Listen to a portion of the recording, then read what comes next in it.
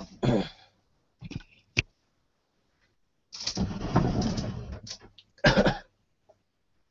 folks, hope everybody's okay. Love to everybody out there. We are looking at Jesus and the Eyewitnesses, and we're looking at Dr. Borkham's scholarship. I don't agree with everything about Dr. Borkham, but it's important the work that he's done, because he did a book in 2006 which has been part of a revolution in New Testament studies. The scholarly academic world has realized that actually the Gospels, Matthew, Mark, Luke and John, have actual eyewitness material within it, and that's revolutionized the scholarship. So I'd like us to look at the book. Now I'm very tired. I've had the builders in the house, and I'm quite tired. So I don't know how long this video is going to be, but I'll try my best to do it as long as I can, and look over as much of the scholarship as I can. As I've said before, nobody has a right to copy this video. Only Christians who are working for a church can use this video. It's on normal YouTube license, and nobody, I repeat, nobody else has a right to copy this video. There is an atheist channel that claims to be my archive channel. They are not my archive channel. They have no right to have the videos that they have been uploading.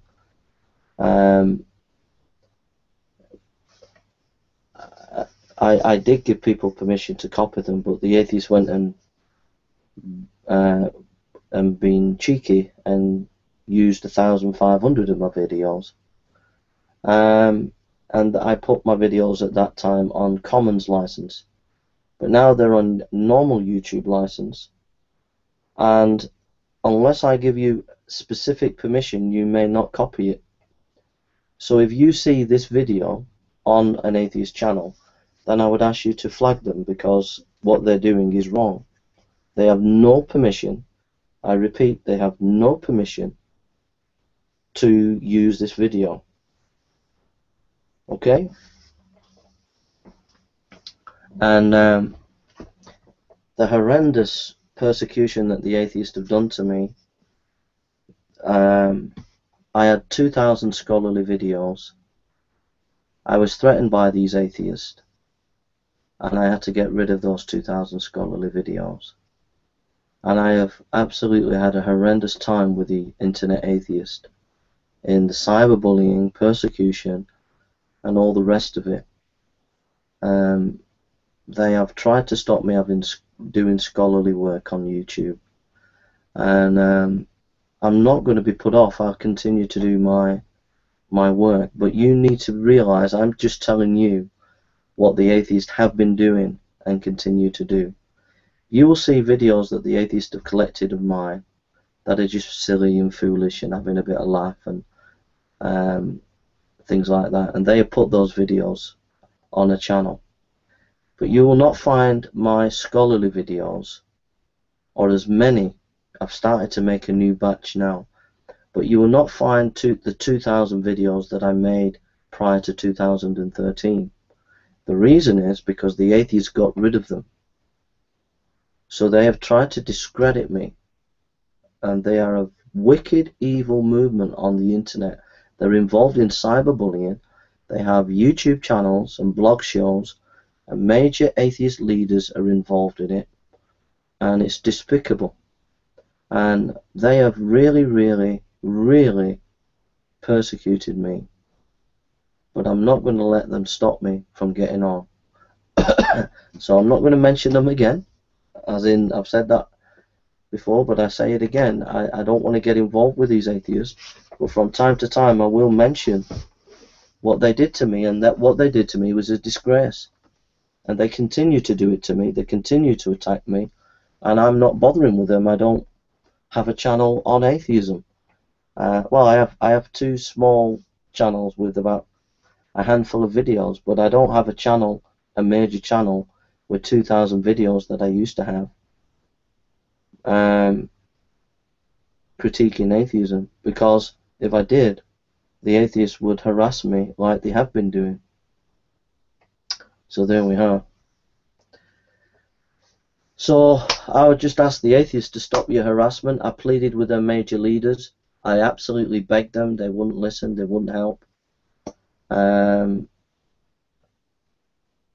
they made my life a misery. They really made my life an absolute misery.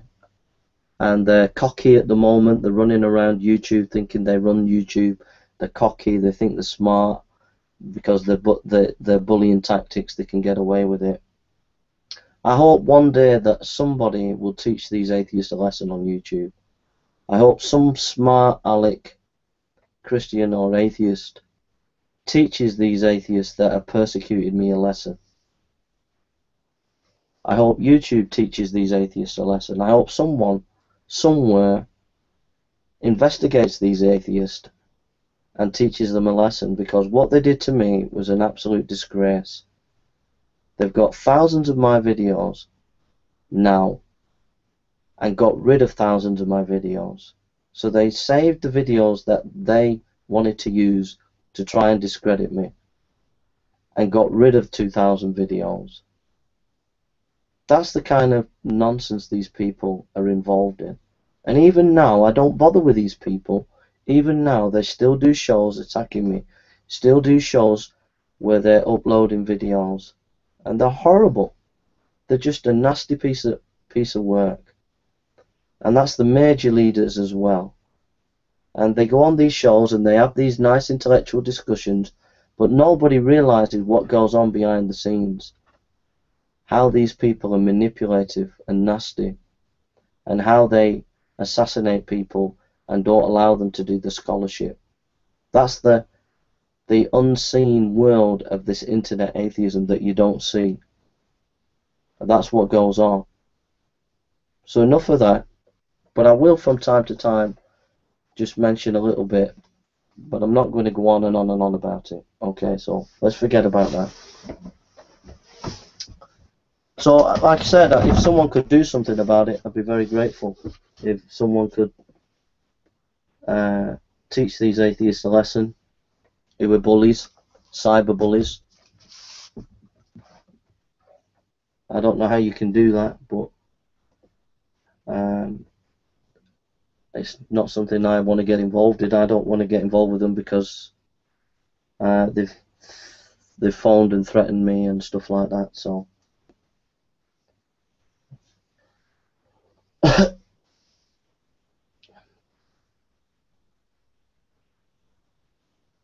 Okay, this is what we're doing today. This is what we're doing. Jesus and the Eyewitness. Okay. We're going to look at this book. We're going to look at this scholar, and we're going to have a good time looking at that. I hope you enjoy it.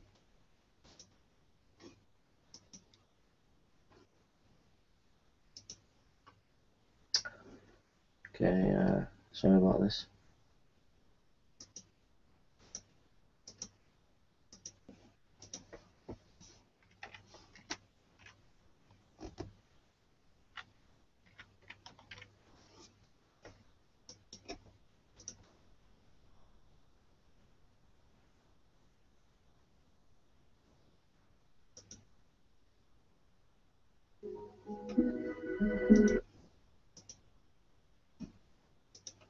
This is the scholar that we're looking at. So I'll just play a bit of this for you.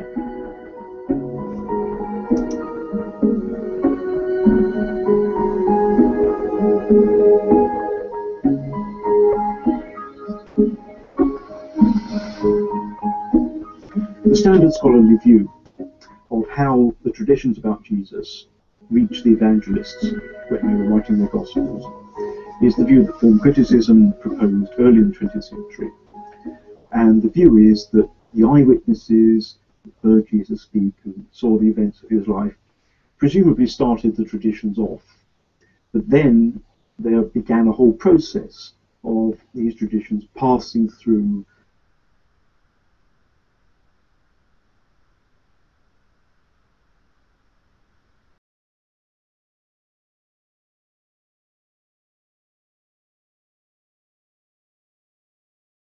been different ways of reading it, managed to read it in a fairly conservative way, as though the tradition preserved the traditions pretty well. But the form critics and the real disciples of the form critics tend not to think that, because they stress that the communities, the oral tradition, was not really interested in history. So they have no real motive for preserving traditions about Jesus accurately. Their motives are much more to adapt and add to and kind of create freely traditions about Jesus and add them to the traditions. And that's why, on the form critical view, you need, if you are going to say something about the historical Jesus, you need criteria to distinguish authentic material in the Gospels from inauthentic material. And that's the way a whole lot of Gospel scholarship has gone. It's been very widely agreed now, I think, that the Gospels were biographies in the sense of ancient biography. This has been debated, but that's becoming the prevailing view, I think. Not in the sense of modern biographies, of course. We have to rule out all kinds of things that modern biographers do. The kinds of things an ancient biographer did are what are appropriate to the Gospels. But further than that, I think we have to see them as contemporary biographies, in the sense they were written while there were still eyewitnesses around. And this is extremely important, because the way the ancients thought about history, writing of history, is that you could only write good history within living memory of the events.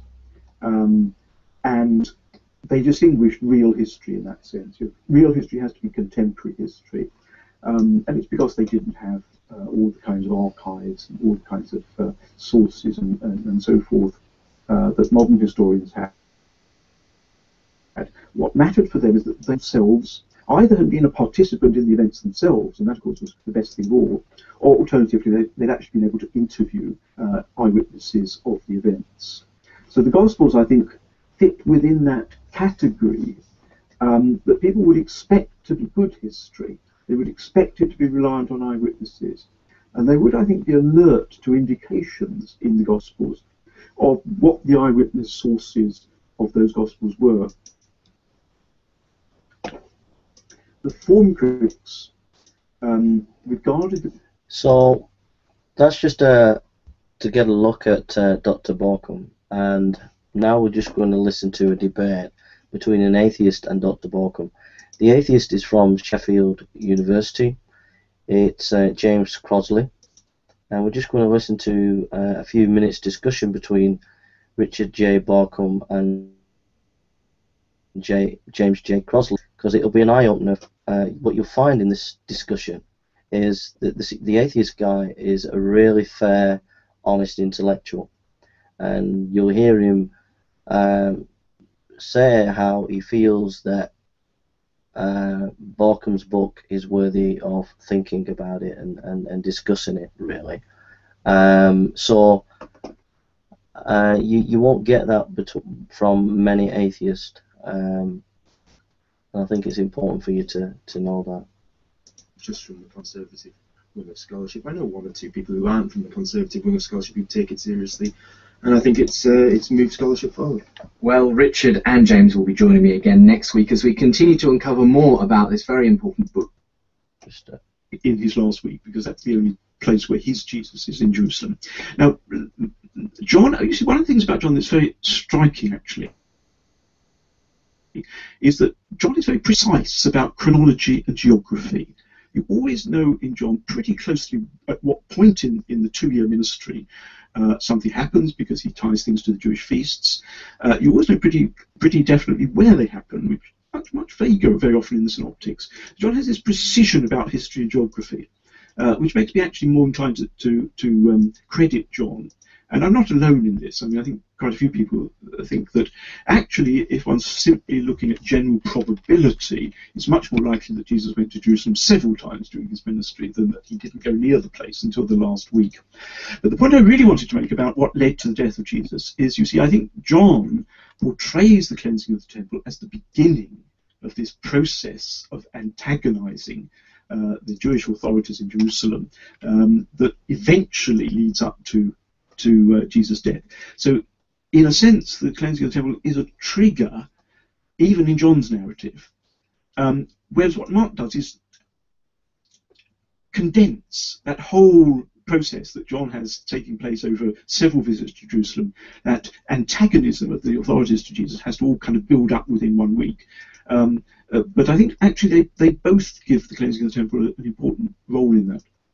Well, join us again in a couple of moments' time when we'll hear from James again and start to wrap up this section of the programme. Well, if you've enjoyed the programme today as I have, you'll want to tune in next week as James and Richard join me again to continue to discuss Jesus and the eyewitnesses. So much more to uncover in this book. Specifically, we'll be looking at the testimony of eyewitnesses, how far that can be trusted in itself, given Richard's belief that it was, if you like, the testimony of eyewitnesses that was recorded in the Gospels. So join us for that as we continue to look into this subject. Let's get back into our discussion as we start to wind up our programme for today. You're listening to Unbelievable on Premier Christian Radio. So, James, does Richard's explanation of the differences between John and the Synoptics, and particularly Mark, work for you? Giving a plausible reason why it could still be eyewitness testimony, even though it differs significantly from Mark, which, you know, essentially what you're saying is John got it, in terms of historically correct, because Mark wasn't so interested in getting everything in its perfect order. He wanted to put everything that happened in one place together in one bit of the story. I mean, it stretches out a little bit too much for me, I think. I mean, I still think there is a element of a good chronology in Mark's Gospel, especially the idea of the last week in Jerusalem where he does something in the temple and he ends up being crucified. Seems, you know, fairly obvious run of events to me. It's again, though, I mean, I agree that the placing of the cleansing of the temple at the beginning of Jesus' ministry in John has this narrative function.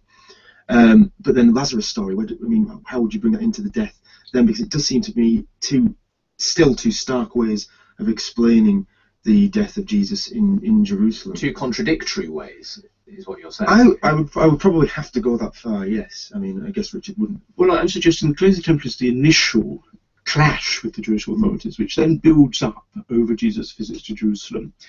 And of course, John has a last week in Jerusalem, but the raising of Lazarus, because you see in John's account, the raising of Lazarus, not surprisingly, has a huge effect on Jesus' popularity with the crowds. So it's a kind of the trigger to this very dangerous popularity of Jesus at the end, which you also get reference to in the Synoptics. You know, the sense that Jesus was a troublemaker. They've got to do something about him because, you know, they have a rebellion on their hands, something like that.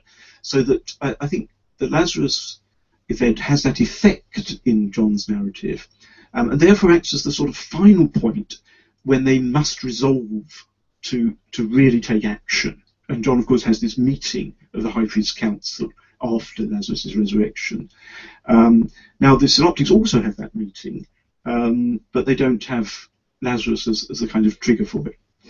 Just time to wrap up, really, as we conclude this section of the programme, with some final thoughts. Though it's been fascinating going through the various sort of differing points and also the points of, you know, agreement between you gentlemen. I mean, ultimately, when it comes to the authorship of the Gospels as a whole, it sounds to me, James, that you're not disinclined to agree with Richard that actually we needn't be as sceptical as some have been in your field in the past, that there might be good reasons that Richard's putting forward here for accepting that actually, yes, these were eyewitness accounts that have been transmitted reasonably accurately. Yeah, I mean, I may be a little agnostic on issues of authorship of Mark, say, and maybe I don't buy the idea of the authorship of John. But yes, I mean, I think the general overall model is a plausible one, particularly with reference to the Synoptic Gospels. I think there's arguments I kind of generally buy, even if I would, be a little skeptical on, absolute precision. But I think it's an important model. I hope people will take it seriously, not just from the conservative wing of scholarship. I know one or two people who aren't from the conservative wing of scholarship who take it seriously, and I think it's moved scholarship forward. Well, Richard and James will be joining me again next week as we continue to uncover more about this very important book, Jesus and the eyewitnesses. We'll be particularly looking at the testimony of the eyewitnesses and how far that should be trusted. What does it constitute when we talk about the testimony of an eyewitness in ancient times? Particularly, we'll be looking at the eyewitness of people like the women at the tomb in regards to the resurrection, whether eyewitness accounts of miracles count as eyewitness testimony, and that sort of thing. So it'll be a really interesting program as we conclude this study, this look into Jesus and the eyewitnesses. Don't forget, if you go to the So there we are. So what we'll do is, from time to time, we'll be looking at clips of Barkham and his discussions with scholars, and we'll be looking a bit more of this one. The reason why I showed you this is James G. Crosley is an atheist, and he's a more balanced atheist scholar and takes Dr. Richard J. Barkham's work very seriously, where most of the internet atheists and the atheist scholars such as Richard Carrier and people like that don't take Barkham seriously, and it's because they have fringe scholarship. But now we're going to get into a bit of meat, and we're going to be looking at this paper now. This is a paper by Dr. Barkham, and we're going to be looking at a few papers, a few of his books, a few of his ideas. So this is off Dr. Richard Barkham's paper, 12 pages, on the authenticity of eyewitness in the New Testament. So I'll read some of it. You can see it there being read, so you can follow the reading. So we're going to look at quite a few academic papers tonight, and I'll try my best. I'm really tired, but let's go. Barkham says, I was asked to speak to you on the authenticity of apostolic witness in the New Testament, and clearly this was an invitation to share with you some of the content of my book, Jesus and the Witnesses. This is the book that we're looking at, which I know some of you have read. It's a big book, and so of course I shall merely pick out some key themes. But I thought that particular title might also suggest that I start in a different place from where I did in the book, and to look briefly at the way in which apostolic eyewitness functioned as a criterion of authenticity in the period from the 2nd to the 3rd centuries, when mainstream Christianity was sorting out what we call the canon of the four Gospels, by which I mean an authoritative collection of four Gospels. No more, no less, the four Gospels we have in our New Testament as authoritative scripture for the Church. This was a crucial process that, in a sense, was early mainstream Christianity's way of defining itself. It meant that to be a Christian was to believe in the Jesus to which these four Gospel witnesses, and that of course remained the case throughout all the subsequent history of the Church. And basically, I think the more radical New Testament scholarship of recent years has not succeeded in changing it. It matters very much for Christian faith that these four Gospels are, in a sense, the early Church meant, which I have still to define, authentically apostolic. So we'll read the next section, and then I'll do some thoughts about what he said.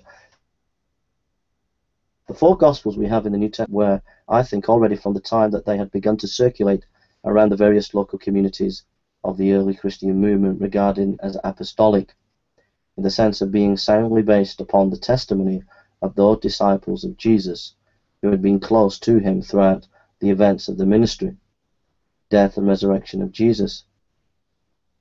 But by the later 2nd century at least, there were lots of Gospels around, and most of them claimed to be apostolic, bearing the name not only of Matthew, Mark, Luke and John, but also of Thomas, Philip, James, Mary and others. How did the mainstream Church's four Gospel canon emerge from that plethora of candidates for authoritative Gospel status? There were, after all, several possibilities. The Church could have opted for just one Gospel as one leader of a Christian sectarian group. Marcion did, choosing Luke, and carefully edited it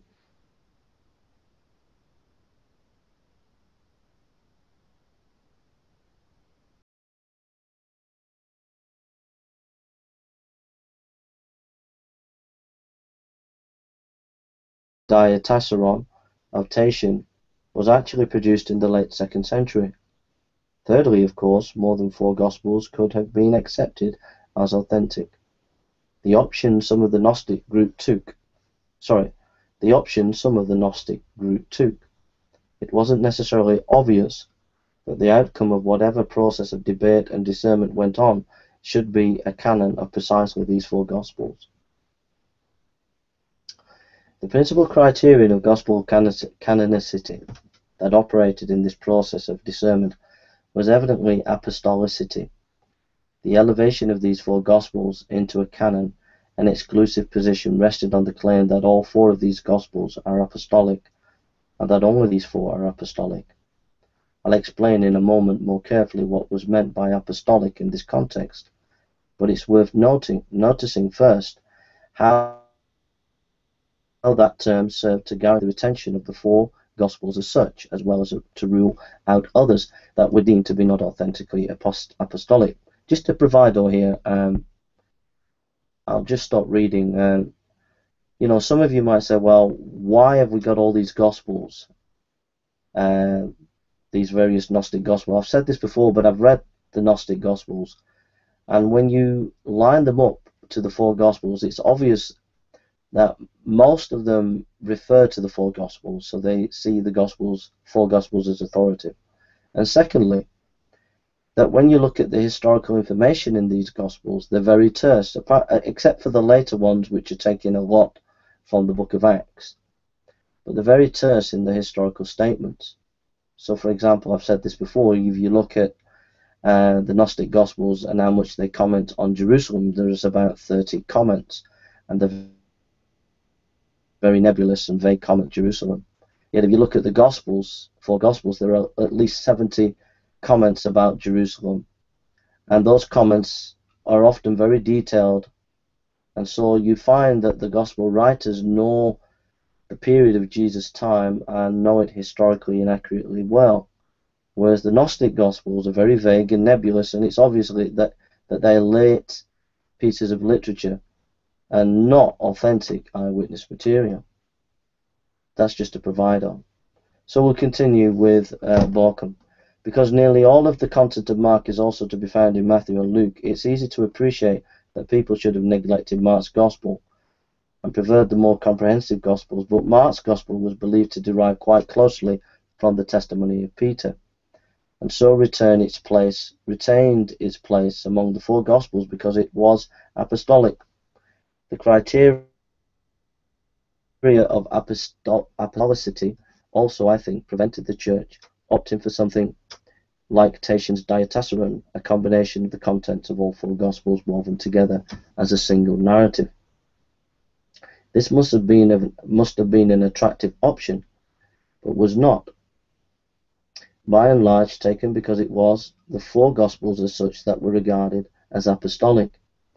The sense was doubtless that they came from the apostolic age and should not be superseded even by a new Gospel compiled entirely from their contents. So, now what was meant by apostolicity? This notion, as used by such authors as Irenaeus and the so-called Muratorian canon, comprises 3 aspects. There was an important chronological aspect. Apostolic Gospels must derive from the apostolic age, which the fathers thought of as ending 100 AD, when the last of the 4 Gospel, John's, was believed to have been written. So we find, for example, that the Muratorian canon disqualifies from canonicity a work known as the Shepherd of Hermas, a book by an early Christian prophet. The author of the Muratorian text actually recommends the Shepherd of Hermas for reading.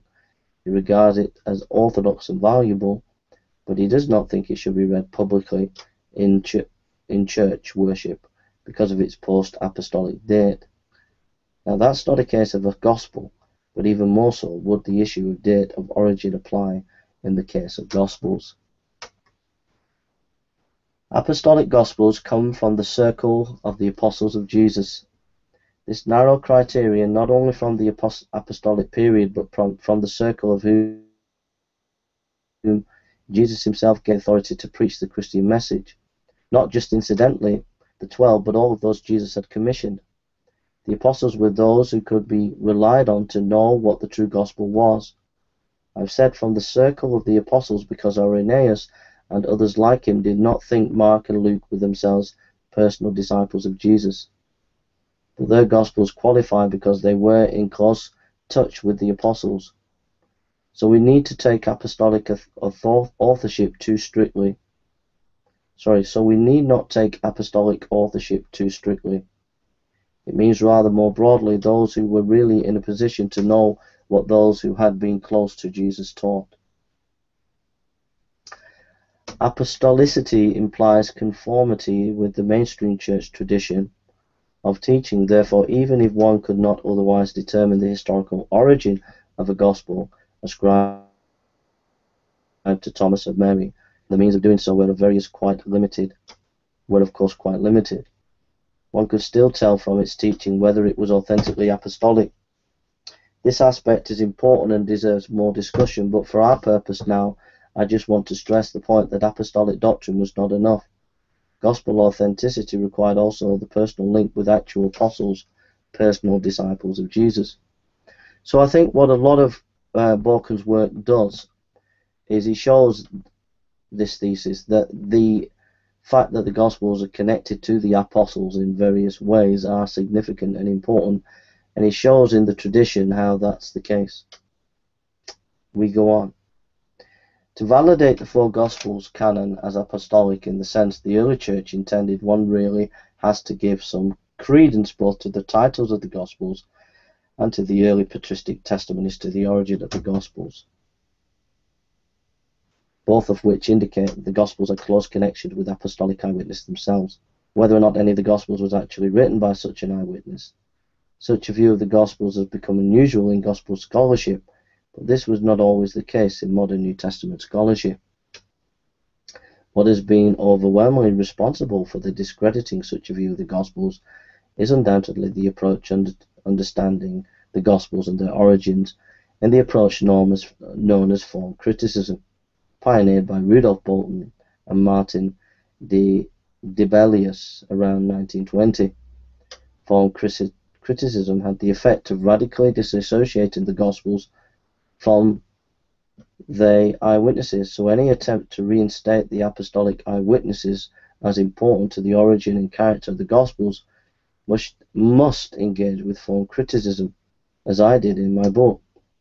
Form criticism, I think, should now be recognized as a fundamentally misleading approach to the study of the Gospels. We need to cut loose from its continuing waning influence and establish a different approach. So he's going to go into the form criticism, and he might say things that I'm going to say, but form criticism by Rudolf Bultmann. Rudolf Bultmann was influenced by existential philosophy.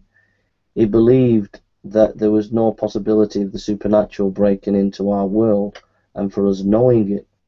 So he had what is called demythologizing, which means strip away the mythological elements and get back to the true gospel. This effect, the other issue was that there was a historical criterion that they had, the form critics, and that was anything first century Jewish must be disregarded as not being historical. Only material in the Gospels that is influenced by the Greeks is truly authentic. This was disastrous. These are my own thoughts now, not Borken's. This was disastrous for scholarship, because the criteria of not taking the Jewish context seriously is obviously going to mean that you're going to leave out vast quantities of evidence that need to be sifted and collated. Thank goodness that this has changed, but it has been a disastrous methodology. We come back to Borken. Absolutely fundamental for the form critics' approach to the Gospels was their conviction that the Gospels are folk literature, which they compared with the material studied by the folklorists of their day. It was axiomatic for them that this type of oral tradition was formed and transmitted by the folk, not by individuals, and that the communities that valued such folklore had no of any kind in history. The Jesus traditions they held by analogy were anonymous community traditions passed down in the early Christian communities, not connected to individuals such as those who had been eyewitnesses of Jesus' history, but only to the community itself. They were transmitted not by people concerned to relate past history, but for purposes orientated solely to the communities present, and could therefore be freely modified or even created de novo in accordance with the community's present needs. I want to unpack this because this is really important. You might not realize the significance here, but it's very significant and important. What the form critics did is they took folklore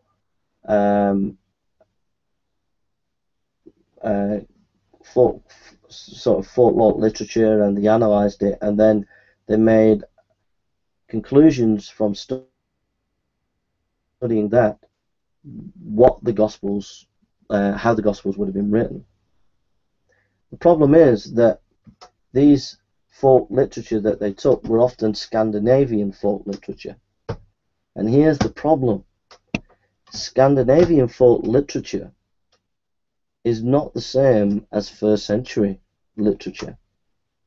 Scandinavian oral tradition is not the same as first century oral tradition or Jewish rabbinic oral tradition. That was the massive mistake again that the form critics made. You see, recent research done by James Dunn in Jesus Remembered has come to the conclusion that when we're actually talking about oral tradition, we have to make sure that the oral tradition is in its historical context of that particular culture, because different cultures used oral tradition in different ways. So that was the second problem of form critics. The first problem. The second problem is, just get my thoughts, I'm a little bit tired, is the issue about individuals and communities and oral tradition. Again, because they're using the Scandinavian model of oral tradition in folk literature, they came to the conclusion that oral tradition was passed on by communities, but individuals were not significant. But if you go to first century rabbinic Judaism, that's precisely not the way oral tradition works. It works by key leaders or key religious leaders or key philosophers, and their students would learn what they had to say and pass it on. Individuals were significant, and individuals connected to the individuals whose teaching they were trying to transmit were significant. So we go back to Borkum now. Working on these assumptions, the form critics attempted to classify the various forms in which the individual units of Jesus' tradition were cast, and to relate each form to a particular function it would have fulfilled in the early communities. Closely associated was the notion of tradition history, utilizing supposed laws of the tradition, standard ways in which the traditions were held to have developed, and the assumptions that each tradition originally existed in pure form. Unlike the mixed and anomalous forms that are found in the Gospels, it was supposed possible to trace the history of a tradition back from the Gospels to a reconstructed original, or at least a form of the tradition back from the Gospels to a reconstructed original, or at least a form of the tradition earlier than preserved in any of the Gospels. In this way, the text of the Gospels were put at a considerable distance from the beginnings of the Gospel tradition. Highly creative developments could be postulated. However, tradition history as such could scarcely be a tool for reaching back to the historical Jesus himself, since there could be no guarantee that even the reconstructed early versions of traditions had anything to do with the historical Jesus. The communities, after all, had no concern with the authenticity or history. For scholars unwilling to give up the quest for the historical Jesus, therefore, the famous criterion of authenticity became necessary. The fact such criteria are usually applied individually to each unit of Jesus' tradition, in the context of a skeptical view of the historical value of the gospel tradition as a whole, follows directly from the form critical view of the oral tradition. Since the search for authentic historical Jesus material runs against the grain of the oral tradition itself, the only way to proceed was to operate extremely rigorous criteria designed to rescue isolated bits of authentic tradition. So we'll just have a break there, and we'll come back to this in a minute, and we'll have a little bit of this discussion, and we'll read a bit more of the essay. Unbelievable webpage. You can find out more about getting hold of the buyers. They will gather around them a great number of teachers to say what their itching ears want to hear. They will turn their ears away from the truth and turn aside to myths. So a variety of responses to that whole issue of predestination and Calvinism. We broadcast that program in a sense to mark the 500th anniversary of the birth of John Calvin. But we moved on to a different topic in our second program between James White and the Forsters. Again, a Christian discussion, if you like, two different interpretations of hell. James White was defending an eternal conscious torment view of hell. Jesus and the Eyewitnesses has shaken up the world of biblical criticism, as he makes a very strong case for the Gospels being eyewitness testimony. And he even goes so far as to make claims of who those eyewitnesses were. In fact, makes the quite audacious claim in many ways that the Gospel of John, the last book many would consider to be able to nail down as an eyewitness account, as being actually written by an eyewitness, namely John. So a really interesting discussion we were having last week, gentlemen. We sort of got from you your basic thesis, Richard. James, you were concerned on some levels. You agreed with much, but were concerned at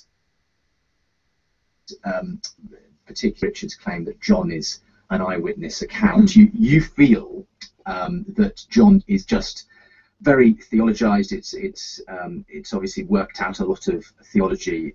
It feels to you too late to have been written by an eyewitness. Is that the sense? Wouldn't say too late. It seems to me that there's some creative writing up, rewriting, inventing going on with John's Gospel now. Whether that's by a community or whether that's by an eyewitness, the same issue arises. You know, I mean, how reliable is an eyewitness testimony ultimately? Yeah, and that's perhaps what we need to discuss today, is the whole concept of eyewitness testimony, which is perhaps what we could look into in today's program. Because, I don't know, when I hear someone talking about eyewitness testimony, I think of a courtroom and someone up on the stand and being asked by a barrister to describe what happened as an eyewitness. And then you'll get another eyewitness come along, and they might have a slightly different version of events, and so the jury will be left to decide who was the most trustworthy. Perhaps one of them was under the influence of alcohol when they were describing it, or whatever.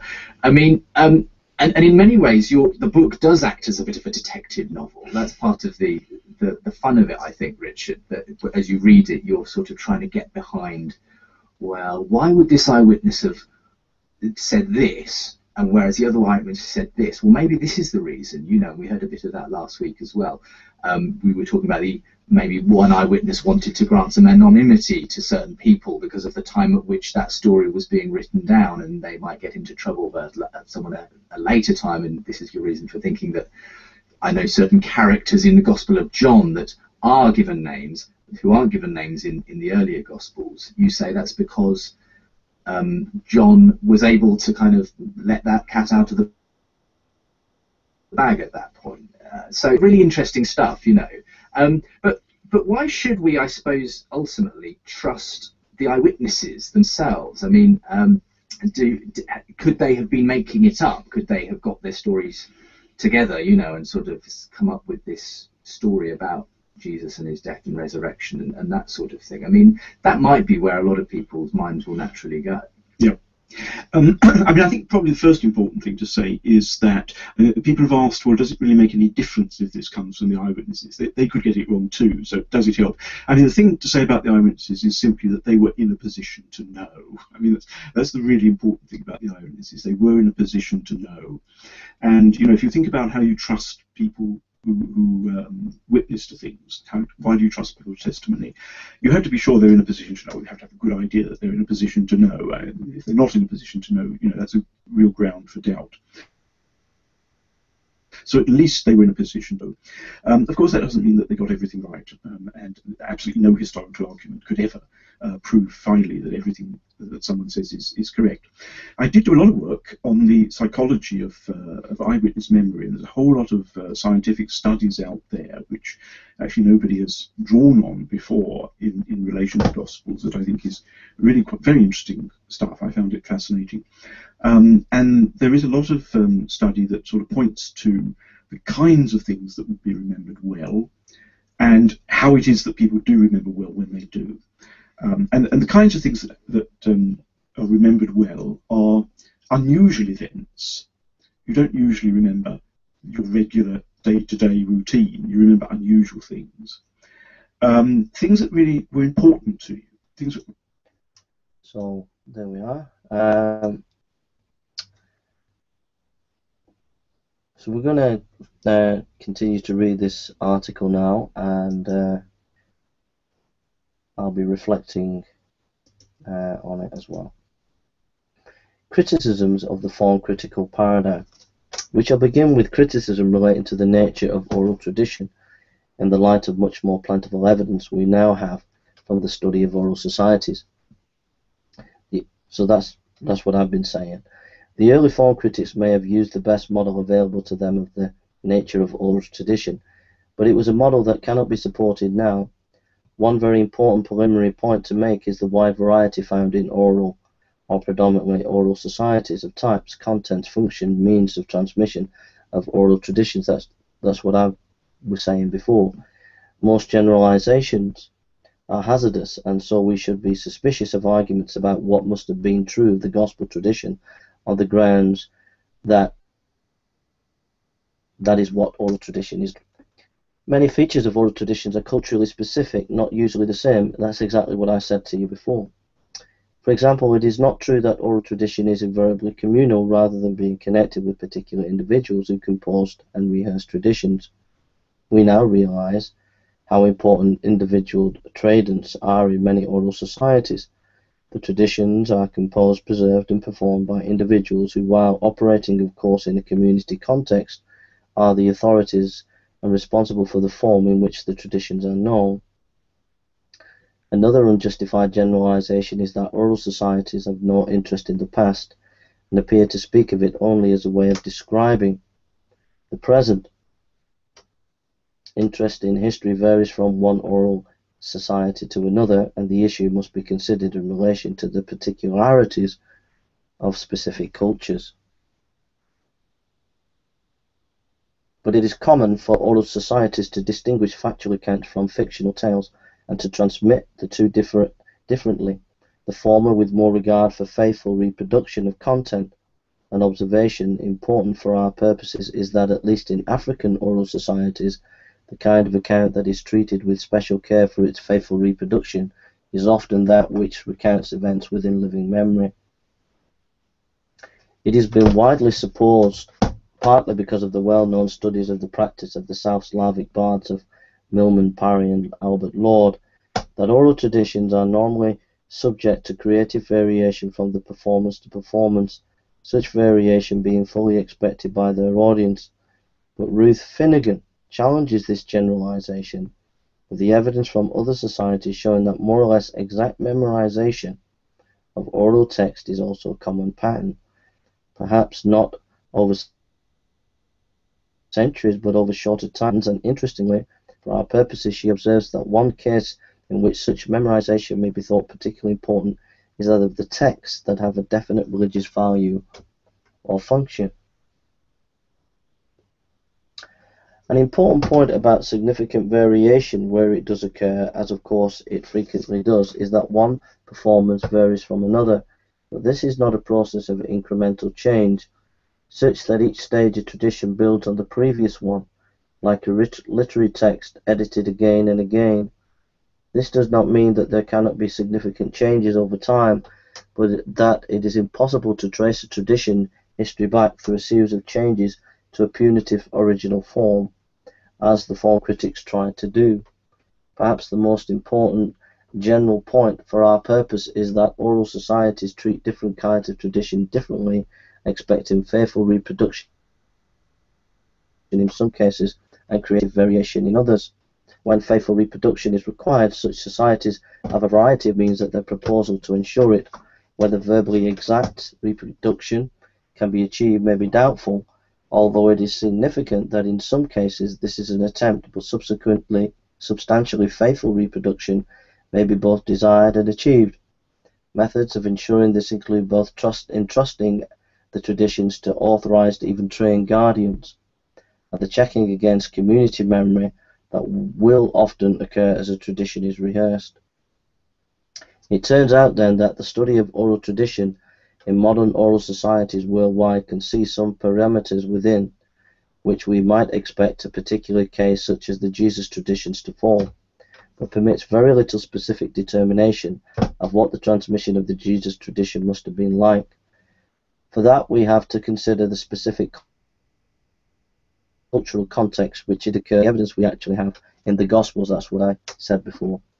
Before we turn to that, there is a more radical and far-reaching criticism to be made of the form critics' concept of oral tradition in early Christianity. That at best they applied a model appropriate to transmission of traditions across many generations to a process that occurred within no more than a relatively long lifetime. While the notion of laws of tradition governing the changes that occur over time is dubious in any case, it's certainly not obvious that the same process of change to which folklore transmitted over centuries may be subject are likely to occur over much shorter periods.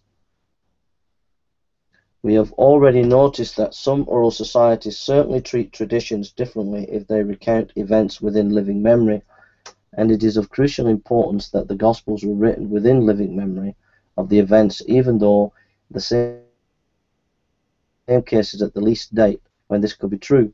It means that the Gospel writers' relationship to the tradition was not that of recorders and users of oral traditions, but that of writers of oral history.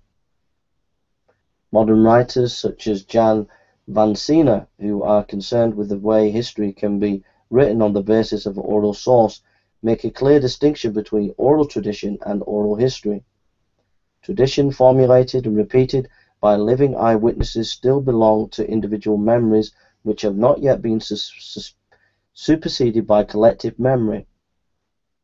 To a significant extent, it was the writing of the Gospels themselves that made the recollections of eyewitness into the shared memory of the community. In the oral period, since it was the period of living memory, we must reckon with eyewitnesses, something the form critics subsequently did not do.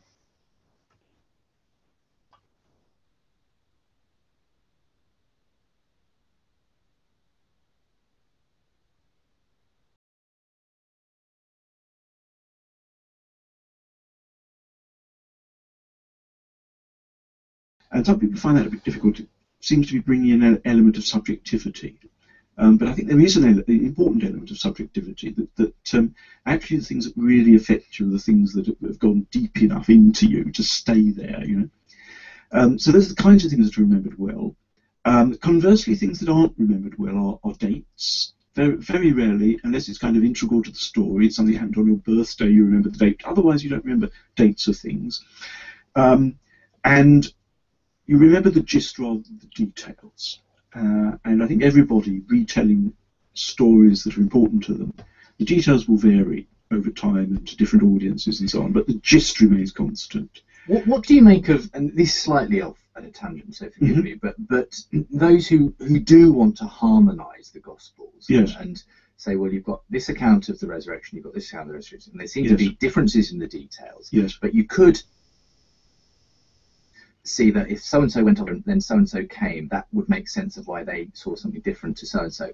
And some people obviously feel that's important, that if you're going to believe in the Gospels, they have to all be telling exactly the same story. Others say, well, look, these are just different people's accounts. But does that mean that if there is something, if there is an obvious contradiction, that therefore someone's got it wrong? Does that mean that the Bible is wrong? Is there then a theological implication about that? I mean, where do you kind of land up on this sort of area? Well, I think there are tricky things going on. That there are certainly different memories. I mean, I think actually there's no real problem regarding the 4 accounts of the visit to the empty tomb by the women, which is a story we have all 3 Gospels, of course. I see no reason why these should not go back to different eyewitnesses telling the story slightly differently. I mean, if it happened, it was an extraordinary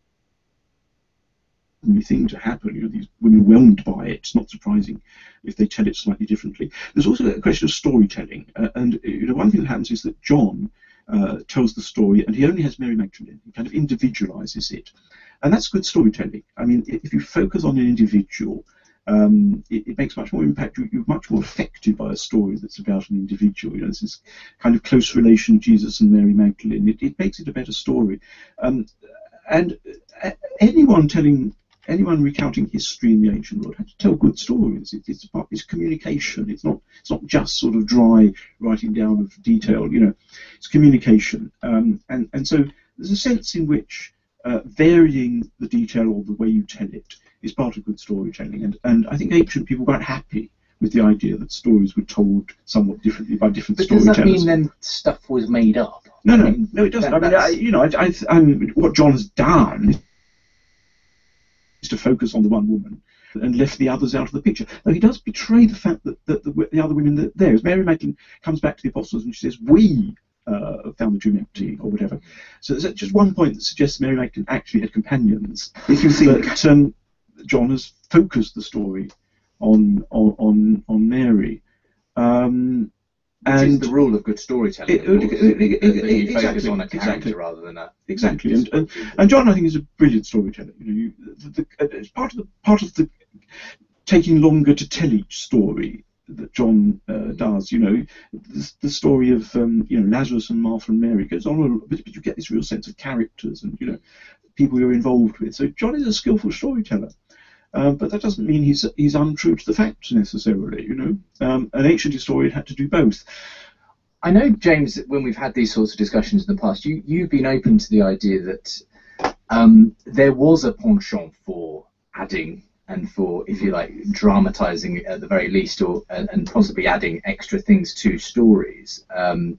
And I remember there was a bit of a to and fro between you and Michael on the whole thing in the resurrection account, or no, Jesus' crucifixion of the dead coming out, and you saying, well, isn't that an example of addition to a historical account? So, I mean, where do you stand on eyewitness testimony? Do you think that eyewitnesses were essentially telling just what they had seen, or were they prone to adding to kind of remembering more than maybe had really happened? Well, I quite liked Richard's idea. The gist is I think that's the important thing about it. You know, we know it's roughly right, so we don't have to be too worried about slight discrepancies as if this is evidence that it didn't happen and so on and so forth.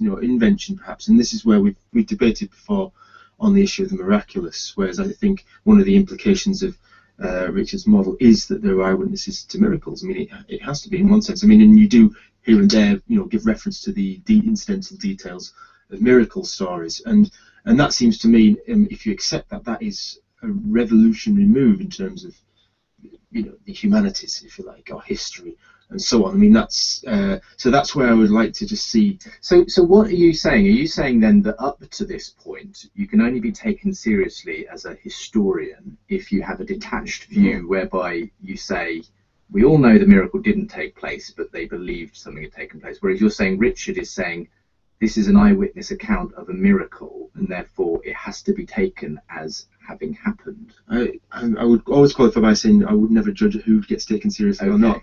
What I would say is it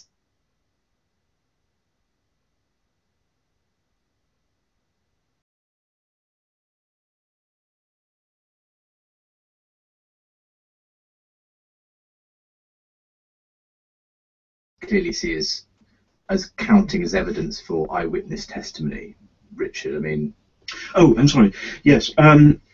well, the thing I did in the book, and I think it was probably a mistake that I didn't explain I was doing this, but I did treat the miracles in the Gospel accounts just on a level with everything else, and I didn't make any special issue of them. And that's the way I do it myself. But I quite see that for many people that's an issue, and I should at least do it. The reason I didn't go into it, of course, it becomes, I think, a philosophical issue whether miracles are possible and so on. I mean, it is, of course, a question of what worldview one comes to the evidence with. And I can quite see that if someone has a worldview which excludes the possibility of miracle, then they're already disinclined to be convinced by the evidence which might well convince them of something much more ordinary.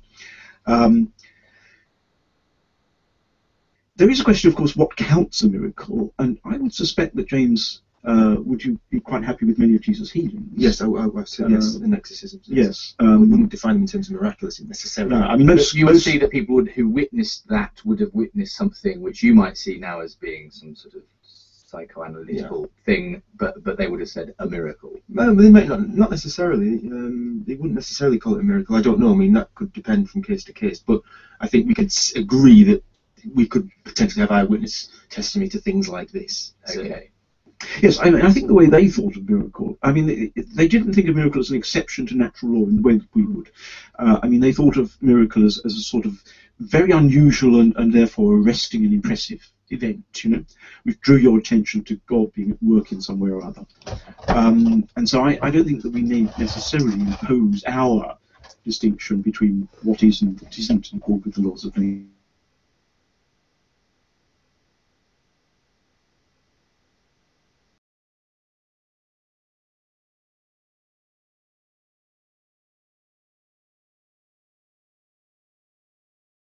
I mean, I think there are a number of things going on here. I mean, one of the... So we'll come back to that highly interesting conversation. So let's just recap where we've got to so far. We're basically reading an article which Dr. Barkham is summing up some of the key issues of his book, Jesus and the Eyewitnesses. And so you're wondering why we're reading that specific article. It's very key to understanding the book. And it's the book, sorry, I've got an itchy nose, it's the book that we're considering.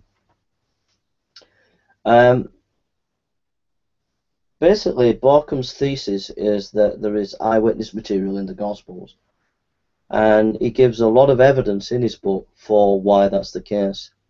But before he can get to his specific evidences, he's got a big problem.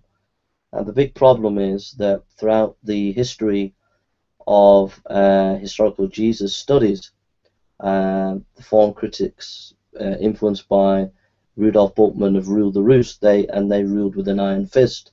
If you were an academic in the 1960s and 70s and you were doing Quest for the Historical Jesus studies, and you were to go against the form critics or who were in the Bultmann school, you would have been seen as very odd and a bit of an outcast.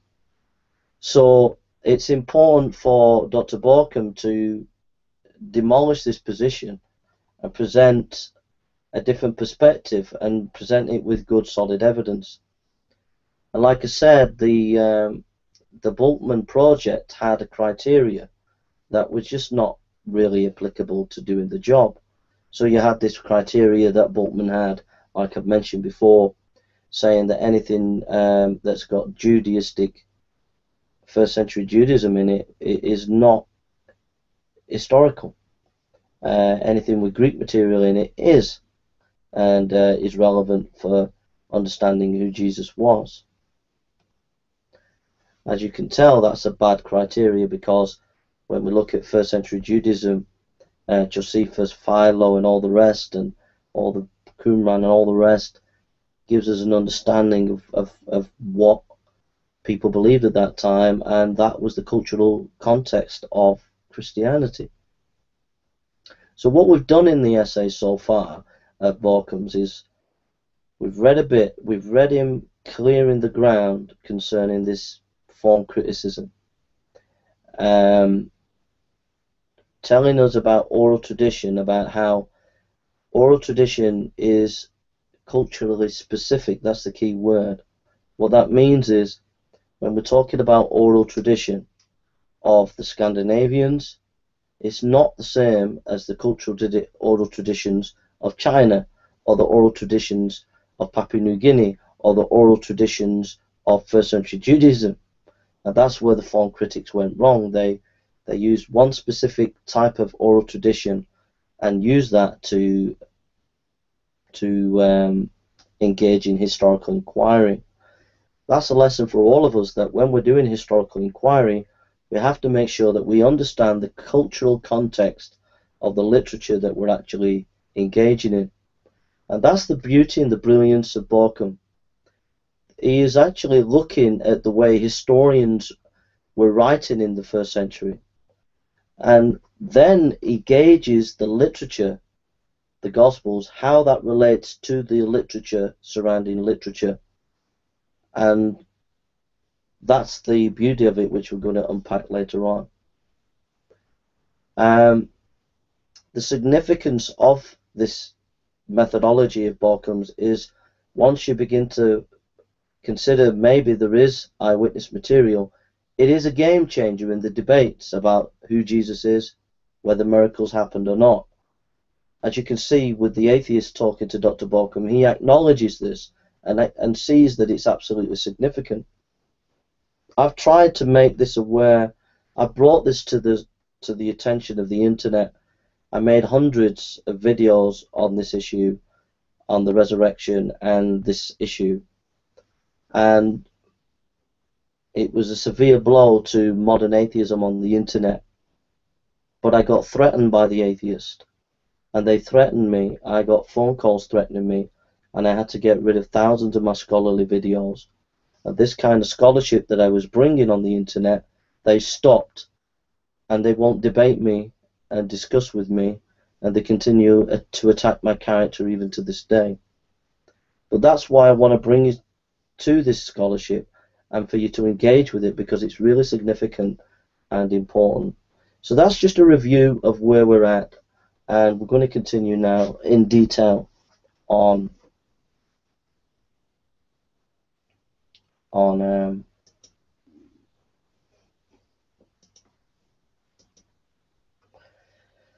aspects of evidence. We have seen that whether a particular oral society has a real sense of history and is concerned to transmit historical tradition relatively faithfully is a matter of specific culture that cannot be predicated as a priori. The case of early Christianity, it has frequently been shown that Christians did have a clear sense of past. Not only the Gospels themselves, but also the traditions they relate, show consciousness of a distinction between the period of the ministry of Jesus and the period after his resurrection. Of course, Christians were interested not in the past purely for its own sake, very few people in the ancient world were, but the religiously relevant past.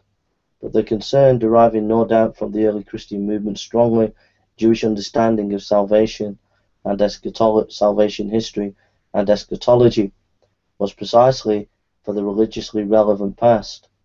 They did not collapse the past history of Jesus into the pure present of his exalted lordship and presence in the community.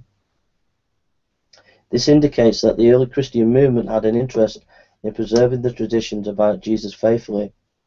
This, of course, need not mean verbatim. It is quite consistent with a degree of variation from one performance to another. This again cannot be predicated a priori for a model of oral tradition, but must be determined from the evidence we have for the Jesus traditions. Our best evidence is the degree of variation that actually exists in parallel passages of the Gospels, especially if we can assume that the Gospel writers varied their source in much the same way that one oral performance might differ from another. It has often been noticed that, as a general rule, there are more close verbal correspondence in the case of sayings of Jesus than there is in narrative. It would be entirely consistent that what we know of oral tradition, if more or less exact reproduction was generally expected for sayings, whereas in the case of narratives, what was expected to remain constant was the main structure and core elements, while essential detail could vary. Once we've abandoned form-critical presuppositions about the way traditions must have developed, there is probably no reason to suppose that the degree of variation in the tradition was ever greater than the variation we can observe in the extant Gospels. We do not need to postulate original versions of traditions differing widely from the extant versions. Finally, since the evidence shows a broadly conservative preservation of tradition, we should not expect sayings of Jesus or stories about Jesus to have been regularly, as a matter of course, invented de novo and added to the tradition as the form critics supposed. In summary, then, the early Christian communities most likely distinguished historical accounts from fictional stories in the way many oral societies do. One performance of a tradition would vary from one another, more so in the case of stories about Jesus than in the case of remembered sayings of Jesus. But variation was simply from one performance to another, not in the form of unlinear development that would enable, I'll unpack this for you in a minute, would enable us to reconstruct tradition history in the form of critical manner. Interpretive modifications were made, but neither these modifications nor the more ordinary performance variations need have created greater differences than we can observe in the parallel material of the Gospels. If all this is correct, the crucial factor that remains to be considered is how the traditions were controlled. The form critics postulated entirely uncontrolled transmissions by the community as such. To establish an alternative paradigm, we need to determine how the substantially faithful preservation of the tradition was achieved. Unpacking this, what Barkham is saying is that oral tradition, being culturally specific, the oral tradition of first century Judaism was often had a literary sense to it. It was telling stories of a narrative type. What that means is there would have been a general core of authentic history within that narrative, and there might have been minor variations, but there would have been a consistency in the general structure of the oral tradition. So that's what he's arguing for there. So I think.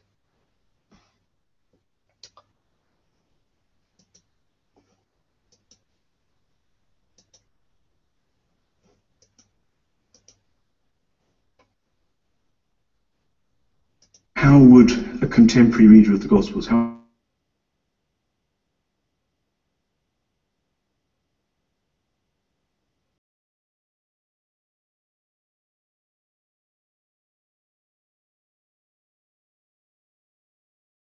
they would expect this to be a record of what happened. They would be looking for historical information. They would not have expected it to be mere legend or an entertaining bit of fiction or other kinds of literature that you could be reading. The Gospels look like a biography. Luke, I know, begins his Gospel by claiming that his work is based on the reports of autoptai, eyewitnesses. Mm-hmm. Can we take that seriously? Yes, I think we should, because it connects very easily with the way historians in the ancient world viewed the writing of history. They actually thought that you could only really write contemporary history, in other words, history within the lifetime of people who had been involved, participants in the events. History later than that is not really good history. You can only write good history within that span of time when there are eyewitnesses still around. And it's also interesting that what Luke actually does is describe them as the eyewitnesses and ministers of the word, which implies that these eyewitnesses of Jesus' ministry and the events of his death and resurrection, these eyewitnesses had a role in the early Christian communities. They were ministers of the word, that is, they were giving their eyewitness testimony.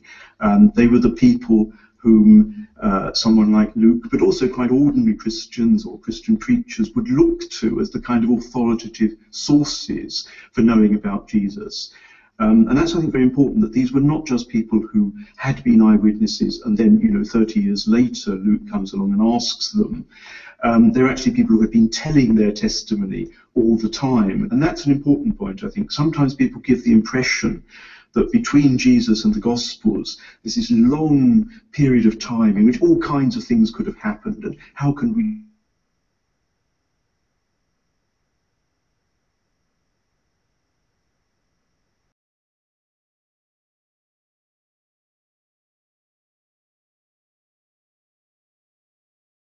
that was the way you did history.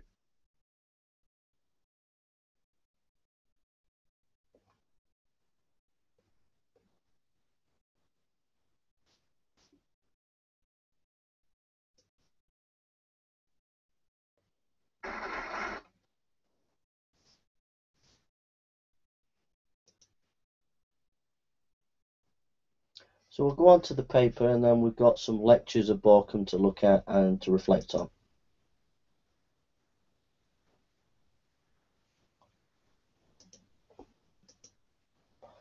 So we'll work through the paper. We're on page 6. An alternative paradigm, eyewitness testimony. An eminent British New Testament scholar of the mid-20th century, Vincent Taylor, who was himself in favour of a moderate version of form criticism, once remarked that if form critics were right, the eyewitness to the history of Jesus must have ascended to heaven immediately after Jesus' resurrection. He went on to point out that many eyewitness participants in the events of the gospel narratives did not go into permanent retreat. For at least a generation they moved among the young Palestinian communities, and though preaching and fellowship, their recollections were at the proposal of those who sought information. The point was that while the form critics allowed that any authentic Jesus tradition must originally have derived from eyewitnesses, the eyewitnesses played no further part in the reconstruction of the transmission of the tradition. By omitting the eyewitnesses from any continuing role, the form critics were able to place several decades of oral tradition between the eyewitnesses and the Gospels. In Jesus and the Eyewitnesses, I have tried to work through the implications of supposing that the eyewitness did not disappear from the early Christian movement as soon as they had formulated some tradition. The eyewitnesses were not only still alive through the relevant period, but were in touch with the Christian communities. The major eyewitnesses, such as the 12 apostles, were very well known.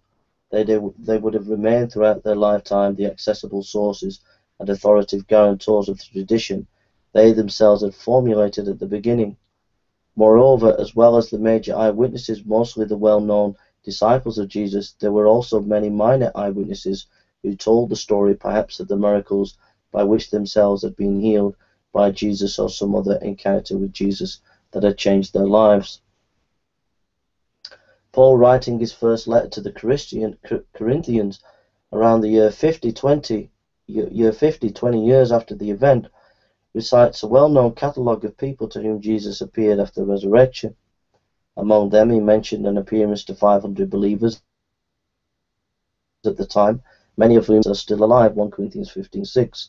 This comment would be pointless unless he meant, if you don't believe me, check it out with some of those people.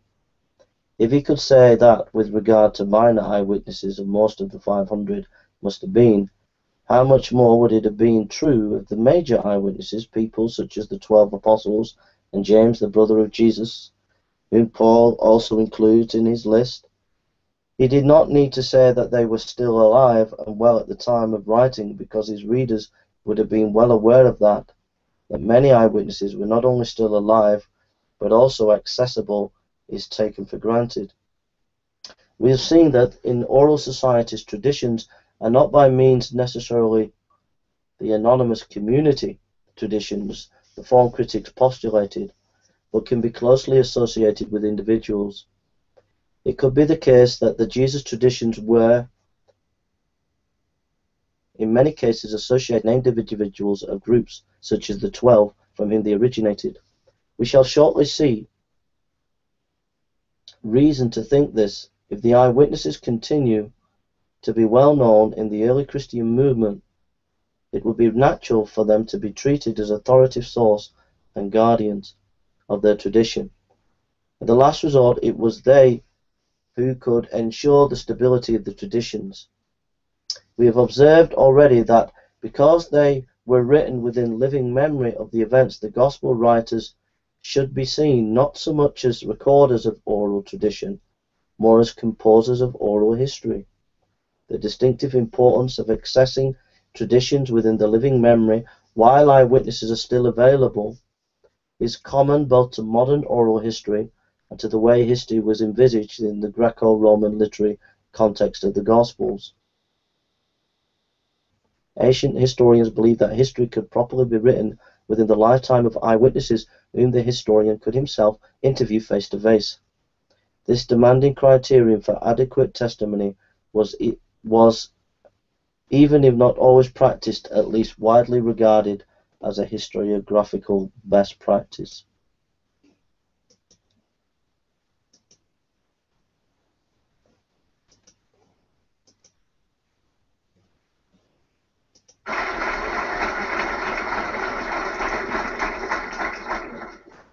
Thank you very much. It's very good to be here with you.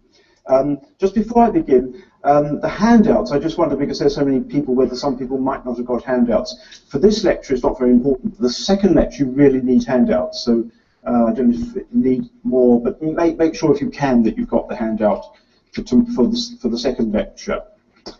Well, as you know, there's a series of lectures I've called the Gospel Histories, and this first one is the Gospels as Historical Biography.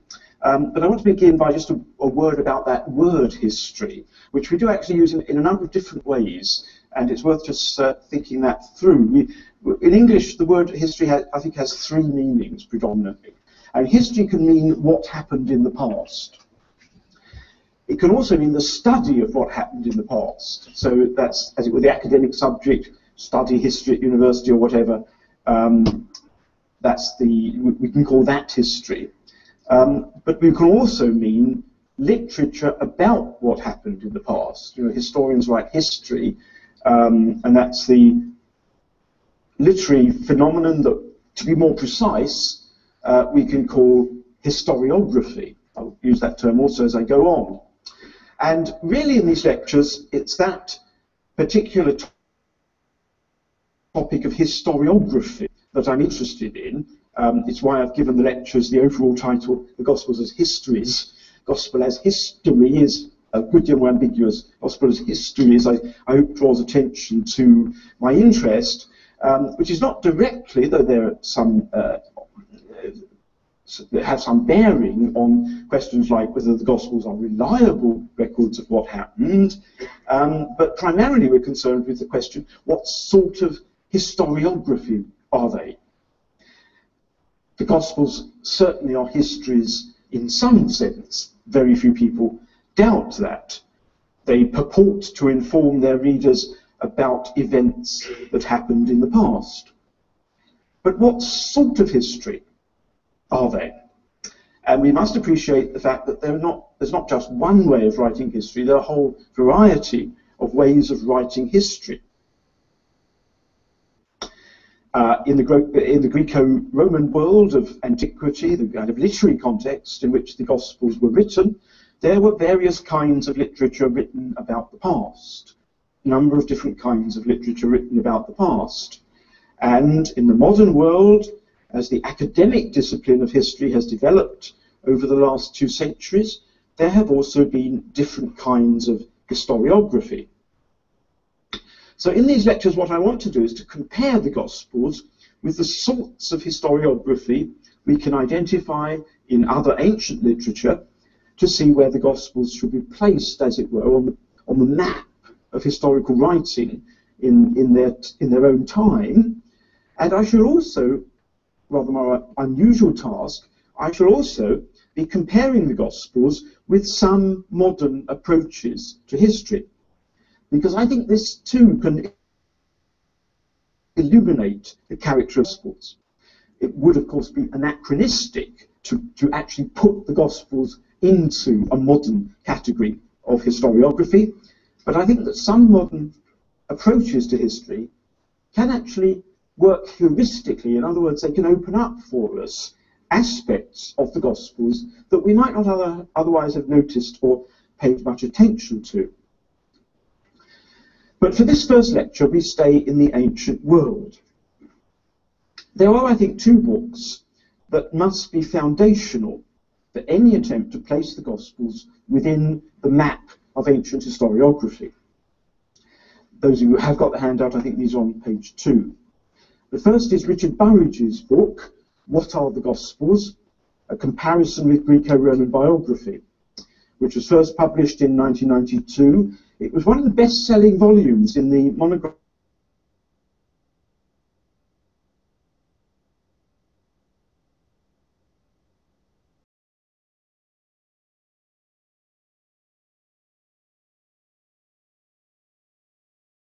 and is entitled it's entitled Story as History, History as Story.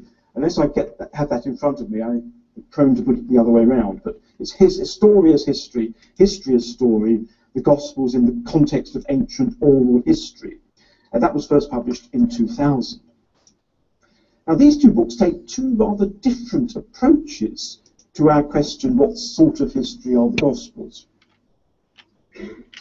Burridge relates the Gospels to ancient biography, whereas Biersko relates them to ancient historiography, and whereas we could quite legitimately use the word historiography to include biography, the ancients actually tended to distinguish between biography and history. And I'll say a bit more about that later. So in a way, Burridge and Biersko are directing us to different areas of ancient historical writing, but I think, as you'll see, I think they're actually both right. And they've laid the foundations on which I think any attempt to approach this topic must be based. So let's begin with Burridge. Now, for most of the 20th century, it was customary for the scholars to deny, often with considerable assurance, that the Gospels are biography. But it's now become common to maintain quite the opposite, that the literary genre of the Gospels is that of ancient biography. Now, it is important to say ancient biography because scholars who take this view are not comparing the Gospels with modern biography, itself, of course, quite varied in character. The genre of the Gospels must be established from the study of ancient literature contemporary with the Gospels, and Burridge's argument is that they are and would have been recognised by their early readers as the kind of literature that the ancients usually called just lives, bioi in Greek, vitae in Latin. Burridge was not the first to argue that. In the later part of the last century, a growing number of scholars had been making the same argument, but Burridge has made the most thorough and convincing study, and the results of Burridge's work have been very widely accepted. Not universally, but very widely accepted by Gospel scholars. Burridge worked with a number of examples of Greek and Roman biographies, and he gathered a whole series of generic features that he argues are criteria for recognizing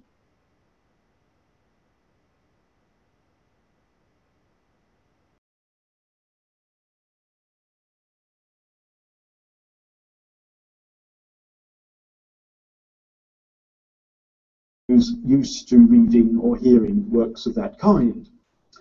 So just roughly the kind of things he looks at, there are opening features such as title, prologue, opening words. Then there are the subjects.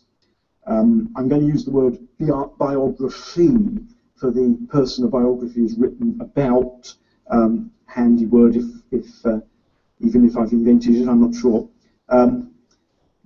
So the subject, which includes in Burridge's work the extent to which the biography is the major acting person throughout the work, and also allocation of space to various topics.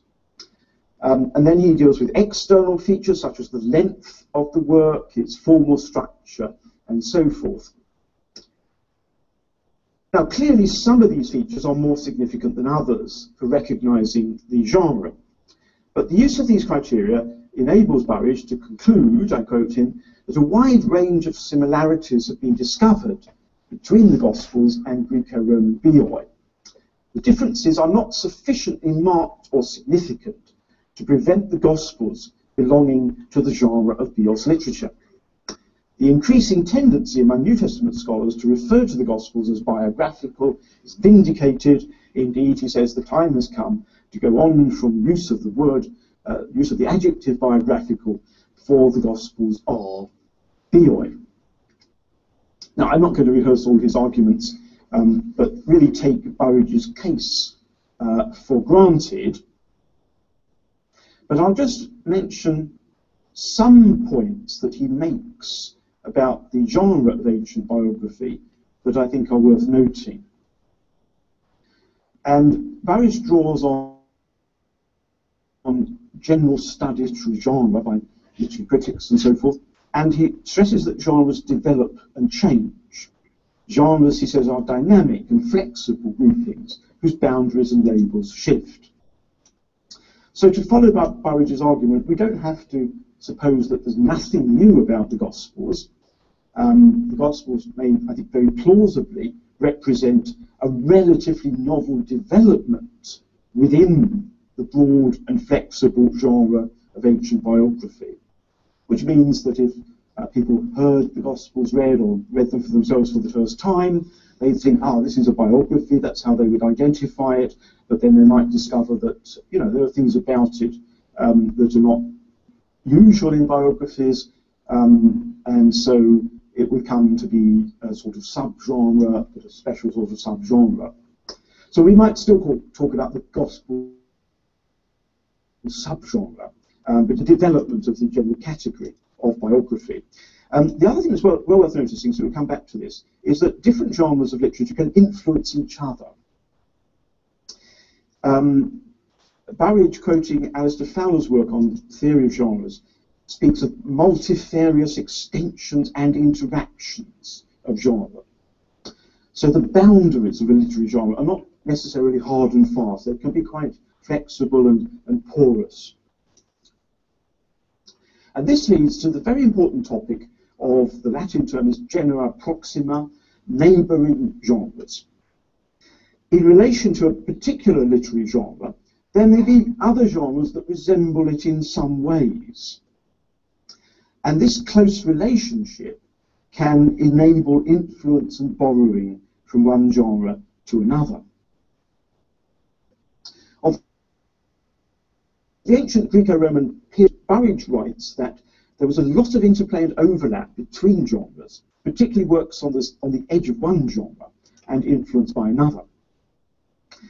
And again, he says the boundary between bios and any of its genera proxima, neighbouring genres, are flexible. And so borrowing or sharing generic features across the border may be expected.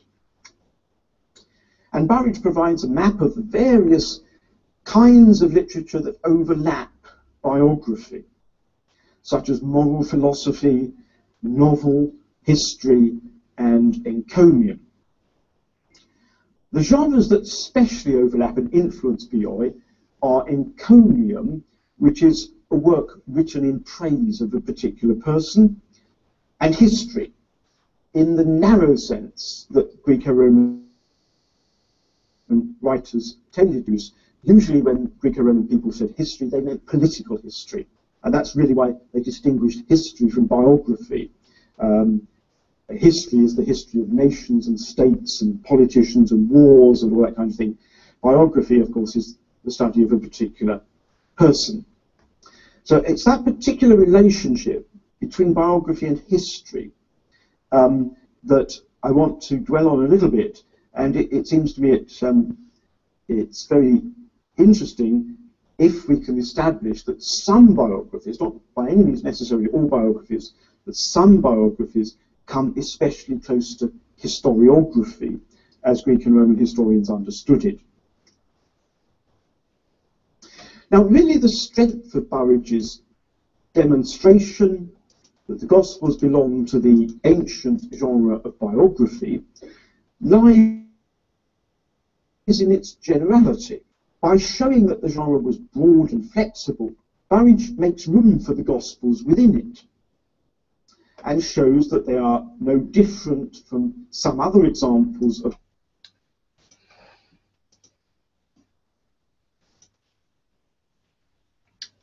Okay, so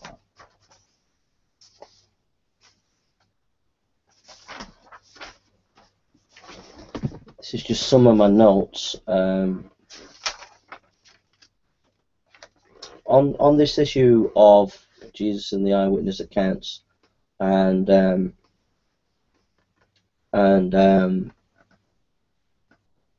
Barkham's book. So what we'll do is I'll just talk about some other issues and take it from where Barkham's just left off.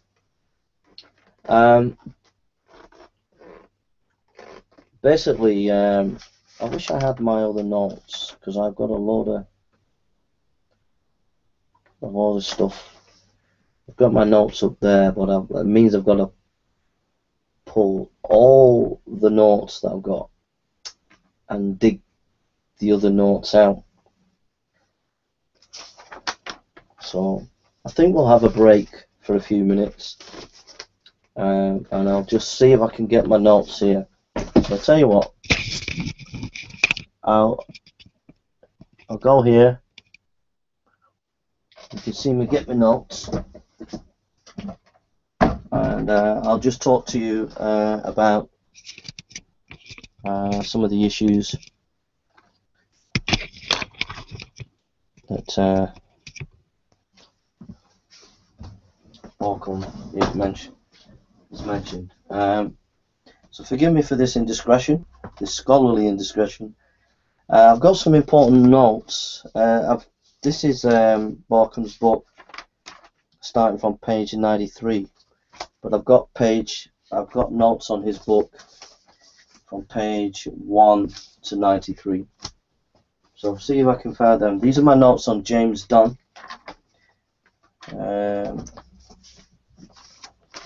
So anyhow, I'll just talk about Barkham. In his book, Jesus and the Eyewitnesses, he talks about key ancient historians, and he notices the Greek historians had a belief. That's what I'd like to find, some of the key details. A belief that eyewitness material was important. What they would do, they would go down to a city or a town and actually investigate an event, what they were going to write about, and then they would write their history based on that material. And there was a lot of debate about what true history was before Jesus and after Jesus, during Jesus' life and after his life. And the debates were whether you are an accurate historian, whether you're actually being faithful and actually showing the eyewitness.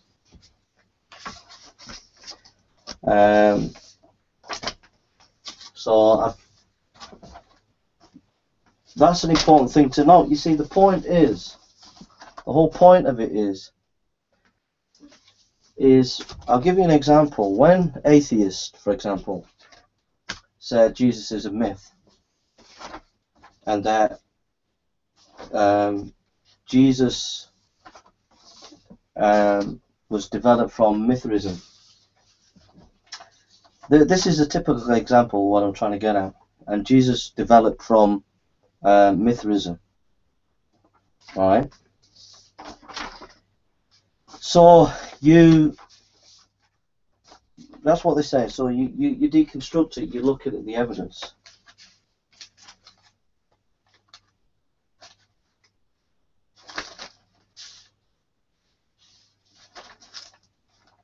sorry about this. You look at the evidence, and you look at the history of Mithraism, and what do you find? Well, what you find is there's virtually no literary sources. Get this, there's virtually no literary sources to confirm Mithraism. When a scholar like Dr. Price talks about what Mithraism is, Mithraism is a esoteric kind of ancient religion. But when Dr. Price and these skeptical scholars talk about Mithraism and Christianity came from Mithraism, and they talk about what it is authoritatively, they've actually got no ancient text like Gospels or anything like that to tell them what Mithraism was all about. So basically, they're just trying to understand Mithraism from maybe pictures or maybe statues that they found. You know, they would have statues of bulls where the bull is sacrificed. So the Mithra scholar would say, well, it's all very similar to Jesus. But you see, they've got no literary text to actually read what they're actually looking at. The literary text that we do have about Mithraism spans over 1,000 years of all the literature that I've read for that 1,000 years, from right about 500 BC right up to about 600 AD. And what you find is the historians that mention Mithraism mention different things about Mithraism over that period of time. So Mithraism changes. Mithraism in Persia in 500 BC is not the same as Mithraism in Greece, and Mithraism in Greece is not the same as Mithraism in the Roman Empire in 180 AD. So what am I trying to say? Basically, the Mithra scholars are not actually trying to understand the historical times. And because of that, they come up with esoteric ideas.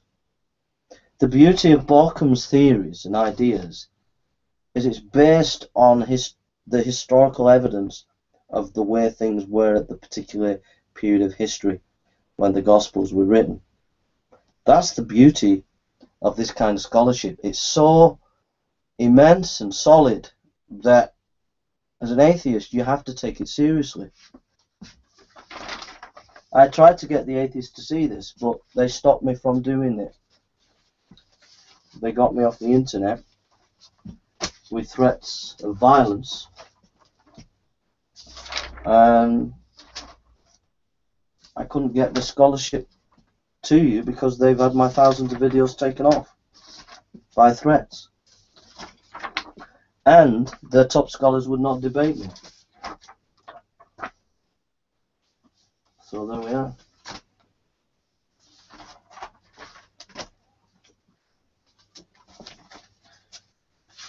Oh, I've got so many notes on this. Studies on Mithra, we might be getting close. That corner. So, what else is there to talk about? Yeah, it was touched upon in the discussion with Crosley and Borkham. It was touched upon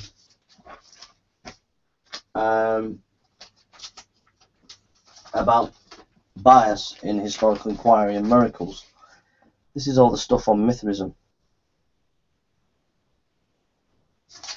Hallelujah, hallelujah, hallelujah, hallelujah, praise ye the Lord. Hallelujah, hallelujah, hallelujah, hallelujah, praise ye the Lord. Praise ye the Lord, hallelujah, praise ye. I found it. First 100 pages, and then after the 100 pages. Woohoo! Yeah, we got it. So we got some notes. We can go through the notes. Thank you for your patience. Very, very kind of you to bear with me at this little date. But it will be worth your wait. It will. It will be worth your wait. Oh, oh. Excellente. Right. So I'll go through the book with my notes here. So we'll do some detailed stuff. Like I said, I did loads of videos. I did hundreds, not thousands of videos on this stuff. And all that scholarship's been lost, and not one atheist on the internet even stood up for me, and my rights were taken away. But alas, scholarship cannot be kept down. So there we are. Sorry for the little bit of drama and singing there. Not very academic of me. Anyhow, let's get on to some detail of the book. So I'm going to go through quite a bit of the book now. Now that I've got my notes. Alright, and we'll listen to more lectures and discussions, and we'll talk about it. He says, page 3, excuse me, all history, meaning all that historians write, all historiography is an inextricable combination of fact and interpretation. The empirically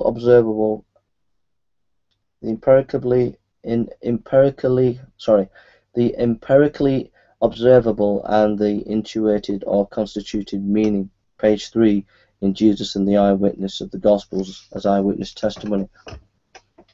Yeah, all history is biased. All history has a particular way of interpreting. So you have Marxist history, you have postmodernist history, you have feminist history, you have the conservative evangelical history, you have Marcion history, you have Athanasius history. Everybody is biased. But that doesn't mean to say we can't know information objectively in history. Just what it means is we've got to be careful about our bias. I was laughing my head off at Dr. Price, forgive me Dr. Price, when he was interviewed by a guy called Ozzy, an atheist, on Live Life 8072 show. And this skeptical scholar said that he didn't have any bias, that he looked at history with fair eyes, that presuppositions do not influence your interpretation of historical facts. That was just absolutely ridiculous. And it was touched upon in the discussion with Crosley and Borkham. If you don't believe that miracles can actually take place when you're investigating the resurrection, you're obviously not going to believe that the resurrection took place, because you're biased against miracles. Unless you're open, and I've heard Ozzy and I've heard others say, well, you know, credulity, we look at evidence in a skeptical way. Yeah, but then there's credulity and credulity. There's healthy skepticism and unhealthy skepticism. There's a skepticism that is so skeptical that we can't know anything. Yes, we have to be skeptical and critically analyze historical information. But if historical information begins to build up and point to an event, then we have to be open to that evidence that it possibly happened. You see? So presuppositions influence our interpretation of history. He says, by comparison with the Gospels, any Jesus reconstructed by the quest cannot fail to be reductionist from the perspective of Christian theology. What that means is any scholar, whether it be N.T. Wright, Dale Allison, Dominic Crossan, and I've looked at them all, will all come with a bias. And there'll always be some kind of reductionism, in the sense that if there is miracles that have happened in history, we won't know about them all because we'll be so skeptical. There is a questioning that, in a way,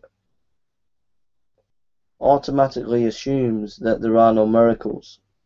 And what that means, that makes it difficult for those scholars like N.T. Wright and others who want to say that there have been miracles within the Gospels, and they have to concede to those historians some ground in order to make their point.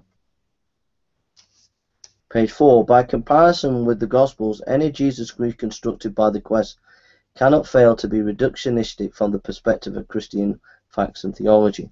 Page 4 again. Trusting testimony is not an irrational act of faith that leaves critical rationality aside.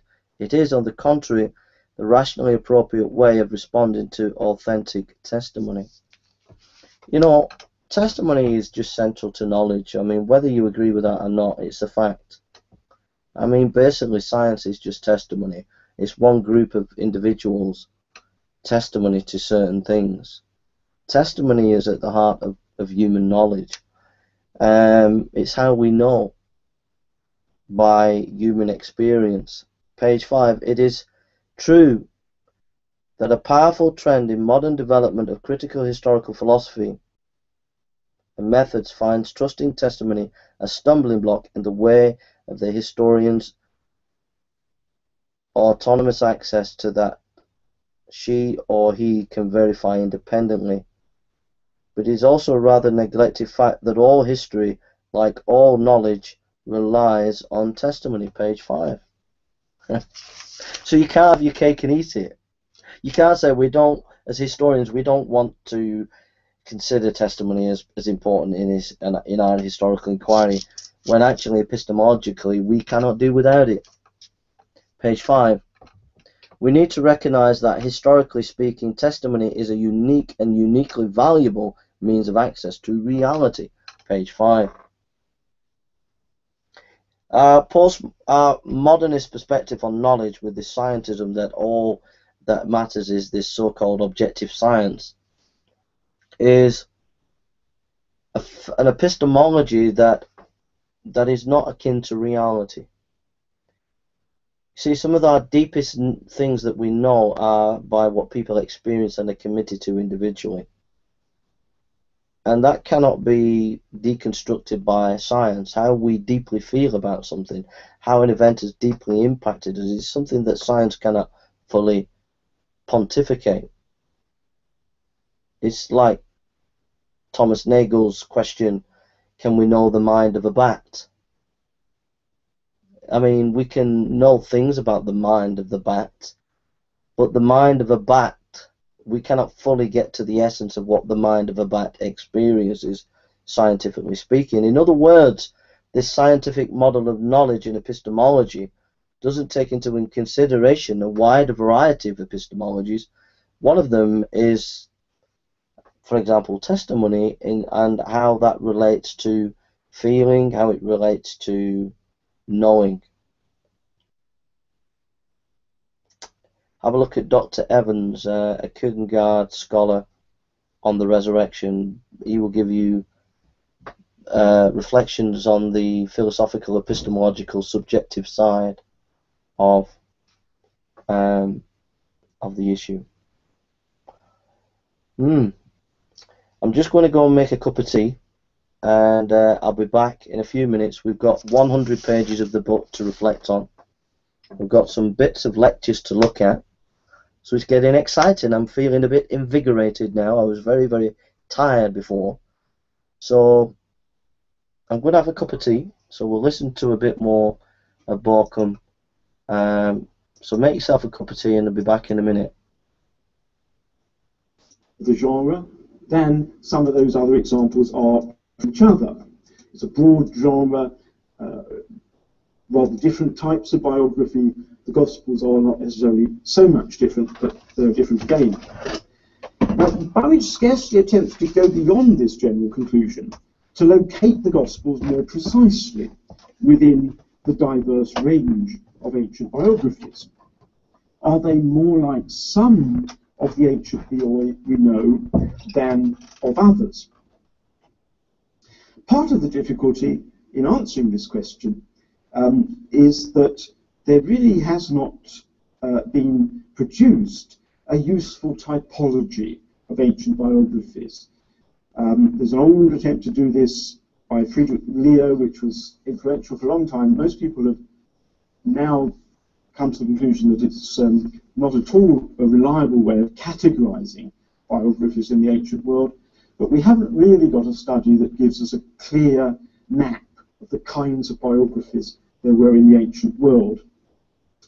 Now, Burridge does, in a sentence, very briefly, offer three criteria that could define subgenres within the broad genre of bios. First of all, he refers to content, which may be either historical or philosophical, he says. He's thinking of biographies of philosophers that tell you a lot about their philosophical teaching. For content, there's structure, which may, he says, be either a chronological structure, what we most likely think of in a biography, simply tracing someone's life chronologically, but the arrangement of material could also be topical, so that's a possible distinction. And the third one, which I think is the most important, is the influence of neighbouring genres, which could make a biography, Burridge says, either historical or encomiastic. I think the possibilities here are greater than he notes. For example, many biographies have content that is neither historical nor philosophical, but literary. A lot of lives of poets and dramatists, literary persons, and as well as novels, as well as biographies influenced by historiography, there are also biographies that are strongly influenced by the genre of the novel or the entertaining story, and overlap with that kind of fictional literature. Now, what I'm going to do now, in the absence of a clear typology of ancient biographies, is to introduce you to, I think, three ways in which we may distinguish between some biographies and others, and in the course of this I think we would come to see how the Gospels fit into this picture. Now, the first difference among biographies is an obvious one. They can be distinguished by the kinds of figures that they concern, rulers or generals or poets or philosophers or whatever. And there are perhaps two main types. There are political biographies, where the biography is a military commander or a politician or a lawgiver, something like that. All of the most famous ancient biographies, Plutarch, we have 50 of his biographies, and they're all of this kind. They're all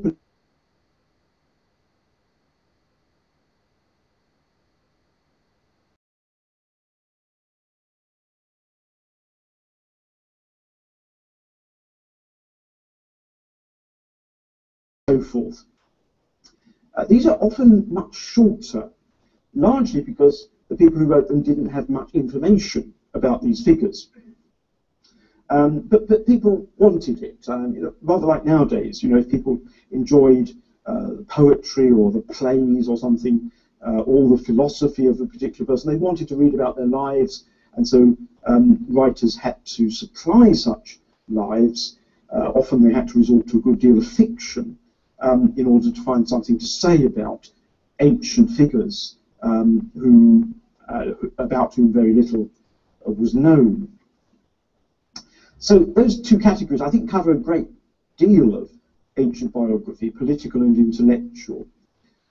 Some people have proposed a third category, which is attractive if we're thinking about the Gospels, but actually much more difficult to identify.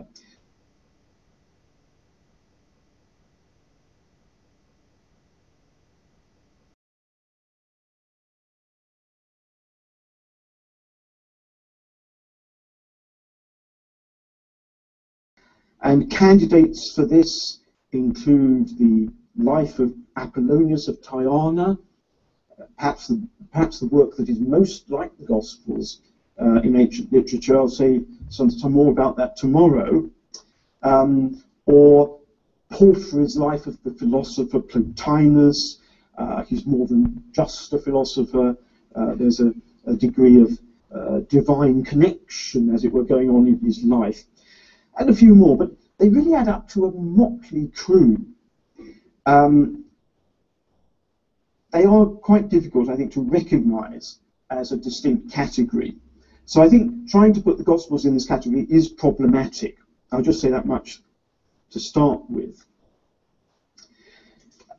Having made that distinction according to the type of person who is the biography, it is also, I think, worth noting that Burridge's argument doesn't require us to put Jesus into some existing category of sort of person in order for the Gospels to be biographies. In other words, in principle, biographies could be about just about anybody. So even if Jesus is a very unique sort of person, it doesn't mean that the Gospels are not biographies. Now, the second way I suggest that biographies can be categorized is by distinguishing between the lives of contemporary figures, contemporary at the time of writing, and non-contemporary figures. And effectively, this is to distinguish a category of lives of individuals with whom the biographer either had himself had personal contact, or at least about whom he had learned from people who did know that person well. And there are quite a number of biographies of this kind. Lucian's biography of the philosopher Demonax. He had studied with that man himself, or Xenophon's life of Agesilaus, the Spartan king and general with whom Xenophon had served, or Tacitus's life of Agricola, the Roman politician, who was Tacitus's own father-in-law.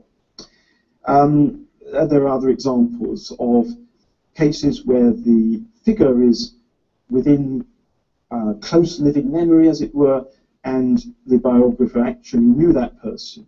Sometimes biographies were even written during the subject's lifetime, as Cornelius Nepos' life of his friend and patron Atticus was.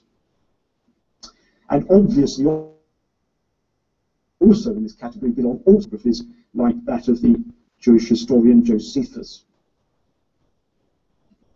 So there's a category of contemporary biographies, if you like. But by contrast, of course, many biographies were written long after, even centuries after the biography's death. And the importance of making this distinction is that it corresponds to a distinction that ancient writers often make between contemporary and non-contemporary history. Non-contemporary history, history going far back behind the writer's time, was written, but it wasn't really esteemed like contemporary history, because in the case of contemporary history, the historian was expected to write on the basis of eyewitness testimony to the events, either his own or that of people he had personally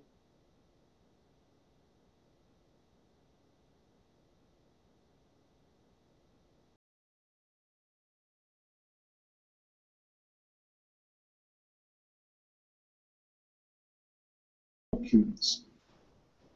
And so by definition, good history, real history, had to be contemporary history, the history of events within living memory. Now, particularly in view of the closeness of historiography and biography as ancient literature, and the overlapping nature of the two, neighbouring genre, we should, I think, expect that that sort of judgment would also apply in the case of biographies. The writer of a contemporary biography would expect it surely to have had personal knowledge of his subject, or at least close contact with people who had known his subject. And the fact that some such biographies were at pains to point out that they had such eyewitness access to their subjects confirms that this is what was expected in antiquity. Now, the Gospels, just to note for the time being, the Gospels, almost everybody agrees, were written within living memory of Jesus, perhaps rather late in that period, but not accidentally, I think, in my view, not accidentally, at a time when there were eyewitnesses still available, still living, who could tell their own stories. So the Gospels, I think, on those grounds, qualify as contemporary biography. Now, my third criterion for classifying biographies is that close relationship between genera proxima, neighbouring genres. And for my purpose in these lectures, the important neighbouring genre is historiography.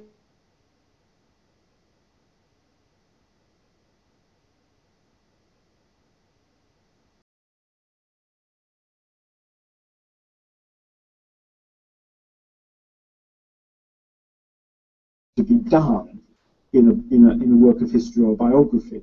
Now, historians and biographers did certainly have different perspectives on the important individuals who appear in both types of work. You can look at Plutarch's biographies, for example, all those politicians. Plutarch writes biographies of them. Other historians tell political history in which those individuals feature.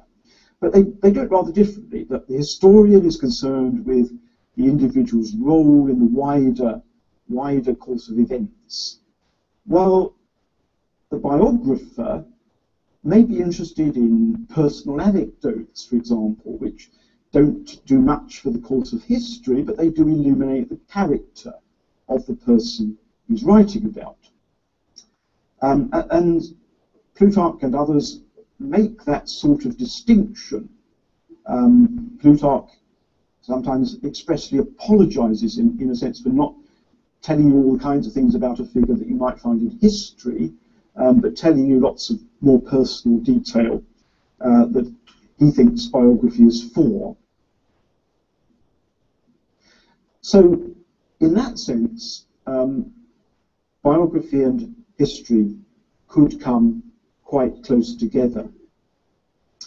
And the key point, I think, here is although the aims and content of biography may differ from those of history, and that's what some of the biographers say, these writers do not suggest that the method of the biographer, his access to and use of sources, should be different from that of the historian. And we can, I think, readily understand that biographers such as this could take what was regarded as best practice in historiography and take that also as the ideal for the biographer.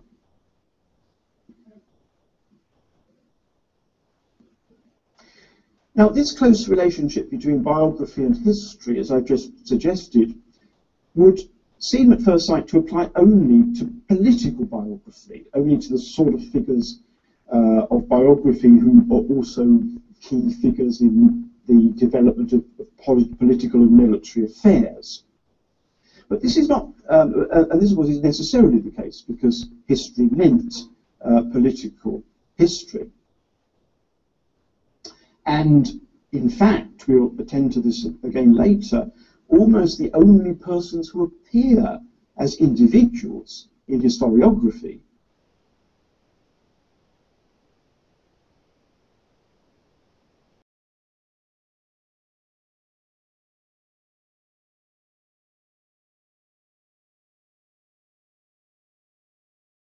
biographies close to historiography.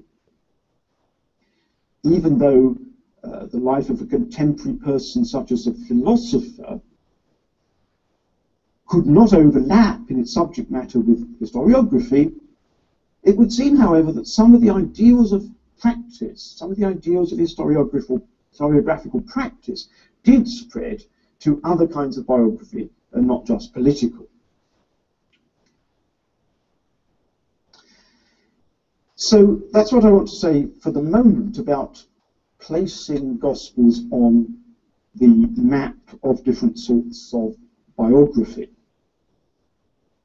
And at this point, I want to introduce that second major book that I referred to as foundational for this kind of work, and that's Samuel Biersko's book, Story as History, History as Story.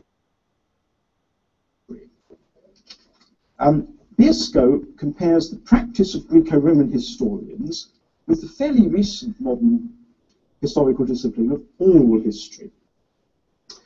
And key element, I think, is that the role of eyewitness informants are very similar in the two cases. I've already noticed the fact that major Greco-Roman historians, people like Thucydides, Polybius, Tacitus, thought that real history could only be written while events were still within living memory. And they valued as their sources the oral reports of direct experience of the events by people who had been involved in the events. Ideally, the historian himself should have been a participant in the events he narrates, as, for example, Thucydides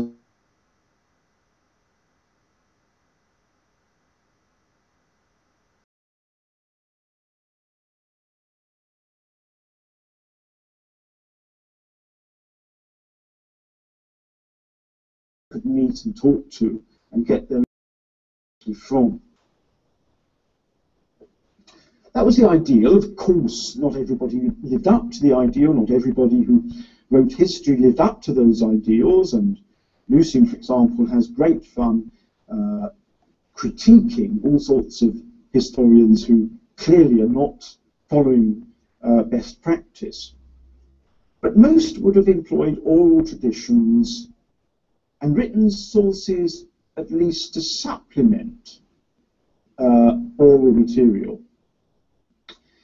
But the oral material was the key thing. And historians really wanted to live up to the ideal. Access to oral reports was pretty much essential. And some of the bad historians pretend that they have access to good sources, but that's sort of backhanded recognition of the fact that this was best practice. Now, a point that Biersko stresses is that for these Greek and Roman historians, the ideal eyewitness was not the dispassionate observer, but the person who participated in the events, someone who's close to the events, someone whose direct experience of what happened enabled them to not just report a few facts, but also to give a sense of the significance of what they had seen. The historian, says Biersko, preferred the eyewitness who was socially involved, or even better, had been actively participating in the events. Involvement, he says, was not an obstacle to a correct understanding of what they perceived as historical truth. It was rather the essential to a correct understanding of what had really happened. And this is important because I think a lot of modern people tend to think that the sort of uninvolved, dispassionate observer will be the best witness. But ancient historians, and I think the authors of the Gospels as well, saw that you could get inside the events from participants in them in ways that you couldn't if you just relied on sort of people who happened to be around and happened to see what was happening. There's a coherence of fact and meaning, in other words. Witnesses were able both to give a sort of empirical report of what anyone might have observed, but also a sort of engaged interpretation which came out of their involvement in the events.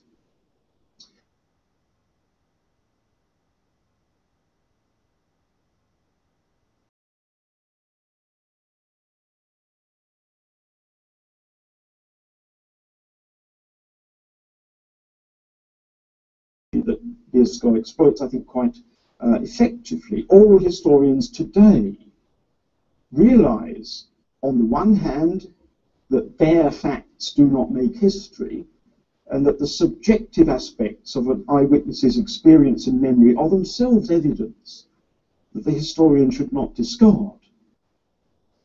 While, on the other hand, modern oral historians are aware, very importantly I think, that the person who's involved actually remembers much better than the disinterested observer.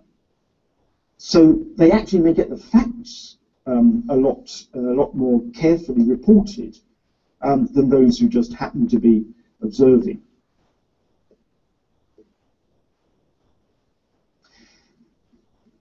So, in a way, the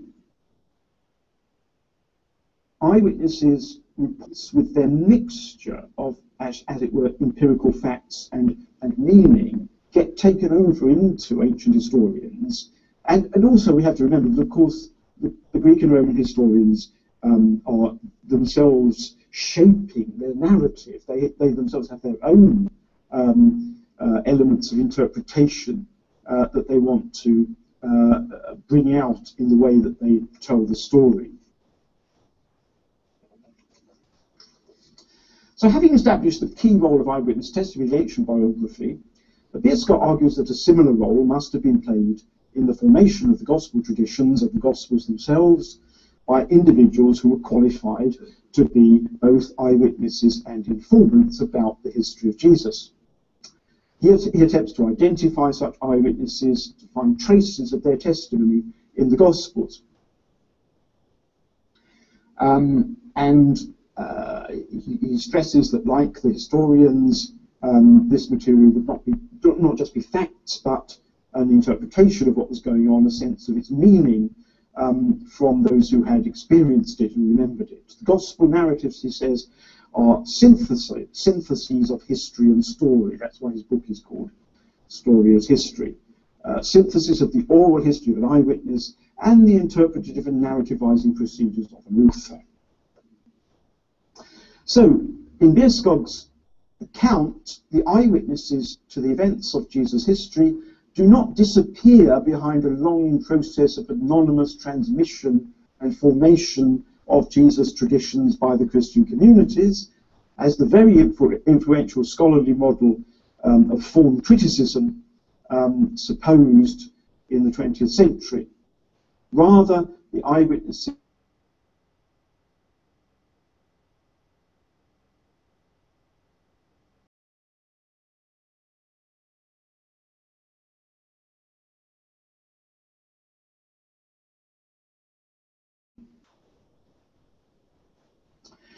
now, Bierschot's work was one of the starting points for my own work on the Gospels and the eyewitnesses in my book, which you now all have seen, I think, Jesus and the Eyewitnesses, the Gospels as Eyewitness Testimony.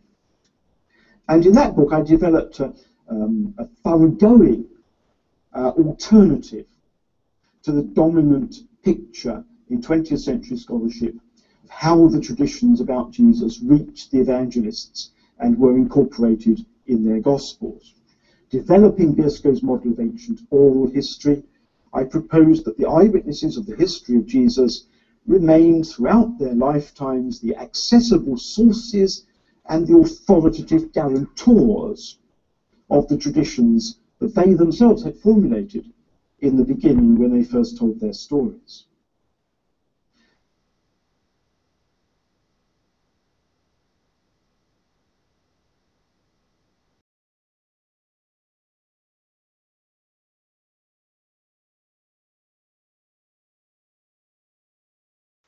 So it was the right moment to write history based on the eyewitness testimony.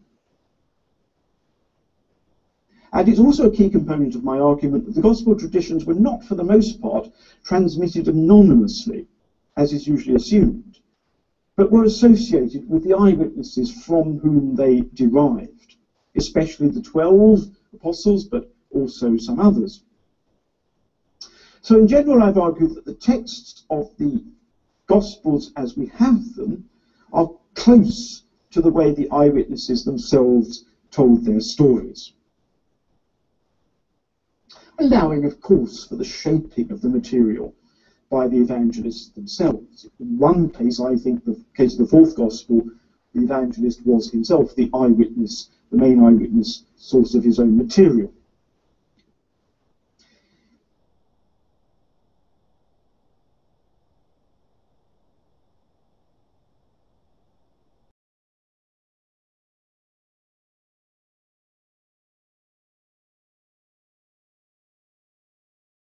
category of is very important for our thinking about the Gospels, and I've developed that at some length in the book.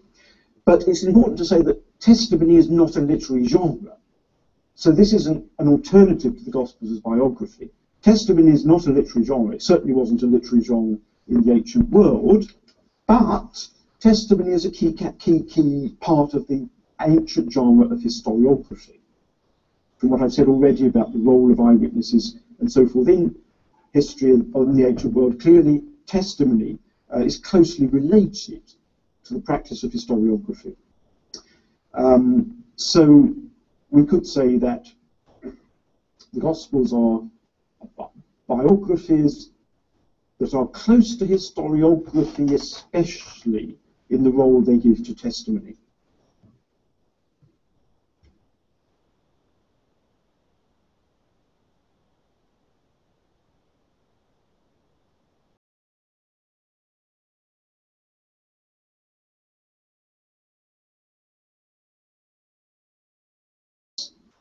They do depend on comparing the Gospels with the practice of Greco-Roman historians, and so they relate quite closely to the argument of this lecture. But to return to genre, Biscoe is content to speak broadly about historiography and not to examine the differences between historiography and biography. Historiography.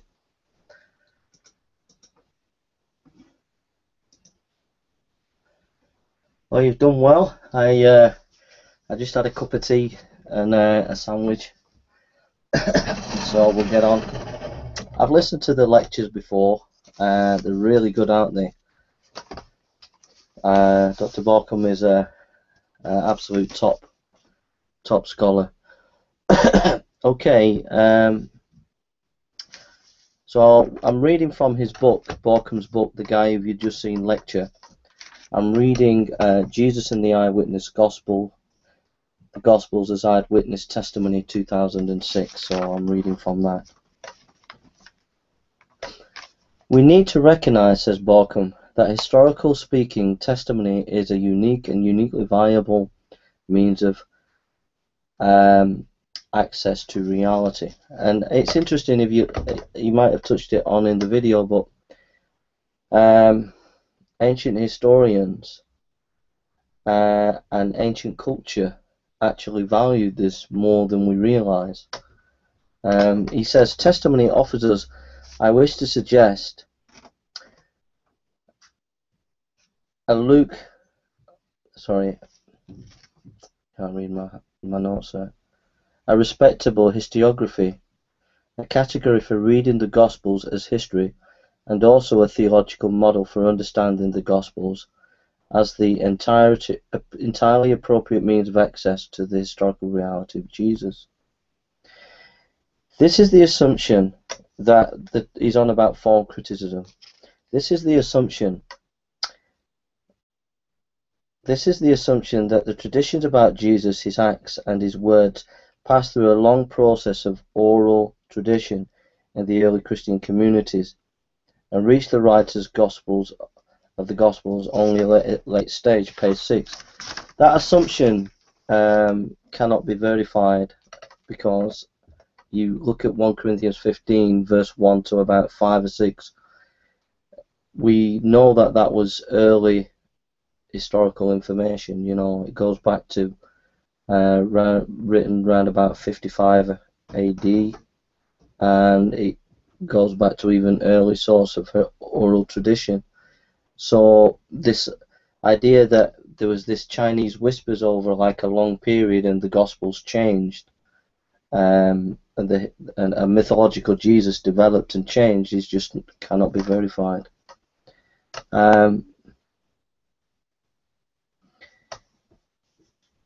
Anyway, this is going over some of what he said in the article.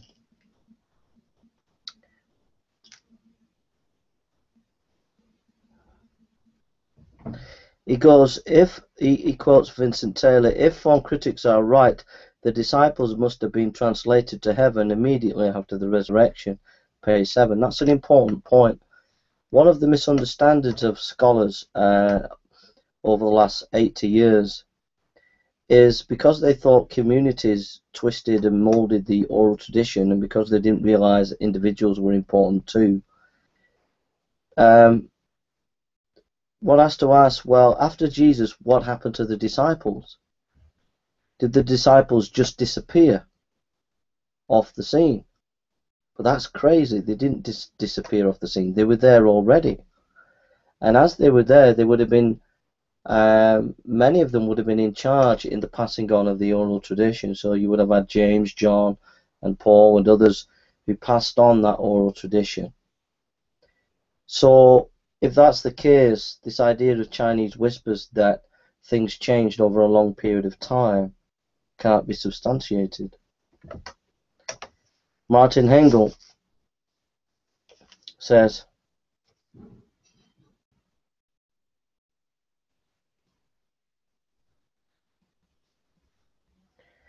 Martin Hengel points out, one of the great scholars, that the idea that these early Christians would have not been able to understand what they were preaching about and would have been patchy on that is unthinkable. He says, Borkham then goes on to mention, I think it's Polybius, an ancient Greek historian. And this ancient Greek historian, I've read some of his work. Basically, he mentions, he actually states in his histories that as a historian, you've got to be faithful in getting eyewitness material, and he gave some criteria about going down to the town or the city and investigating people who'd seen a battle. And if you don't record history like that, then you're an irresponsible historian. Polybius was, prior to the time of Jesus, a few hundred years before Jesus, I think. And his books were standard works in the time of Jesus in the Roman Empire. And they were standard works and seen as important models for writing history. And Polybius used key words like apodia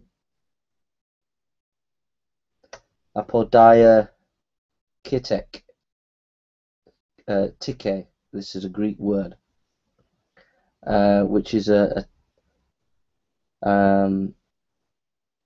technical Greek language for writing history.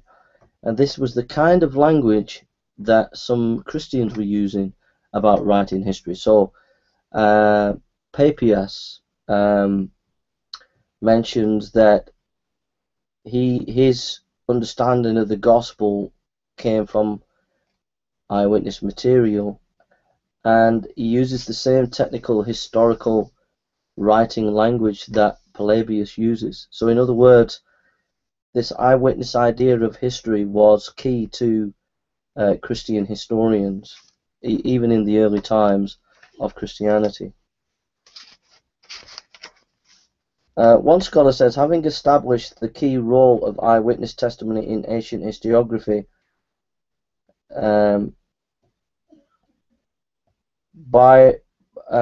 Bierskog argues that a similar role must have been played in the formation of the gospel tradition, page 10 of Borkham's book. So Borkham, using other scholars who looked at like Polybius and other Greek historians, has developed his thesis of this eyewitness material. He says, quoting Byrskogs, page 10, the gospel narratives are the synthesis of history and story, of oral history and eyewitness, and the interpretation and narrating process of an author.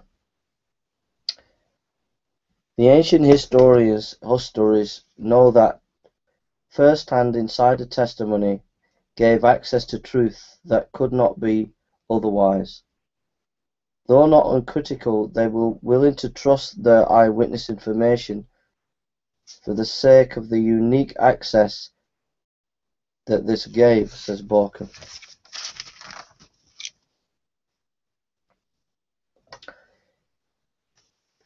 Other technical language that Greek historians like Polybius used is I inquired, A-N-E-K-R-I-N-O-N,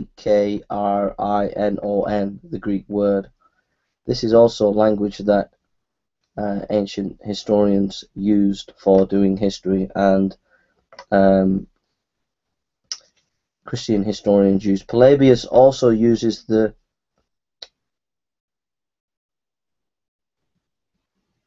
Polybius also uses these kind of technical words for historical inquiry in his histories. Lucius of Samotra also used this kind of technical language, anekarenan. Sounds like anekarenan, doesn't it?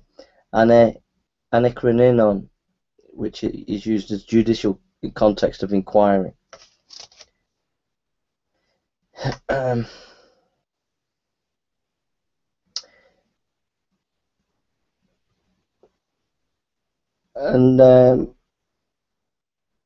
Borkham mentions that these technical words that historians use for gathering eyewitness material that Polybius used, Lucian of Samotra, can be seen in Christian writers, and Jerome understands that Papias also saw these things as important.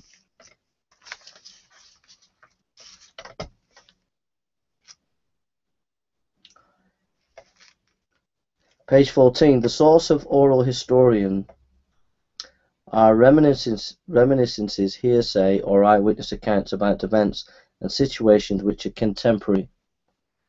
That is, which occurred during the lifetime of the informants. This differs from oral tradition in that oral traditions are no longer contemporary.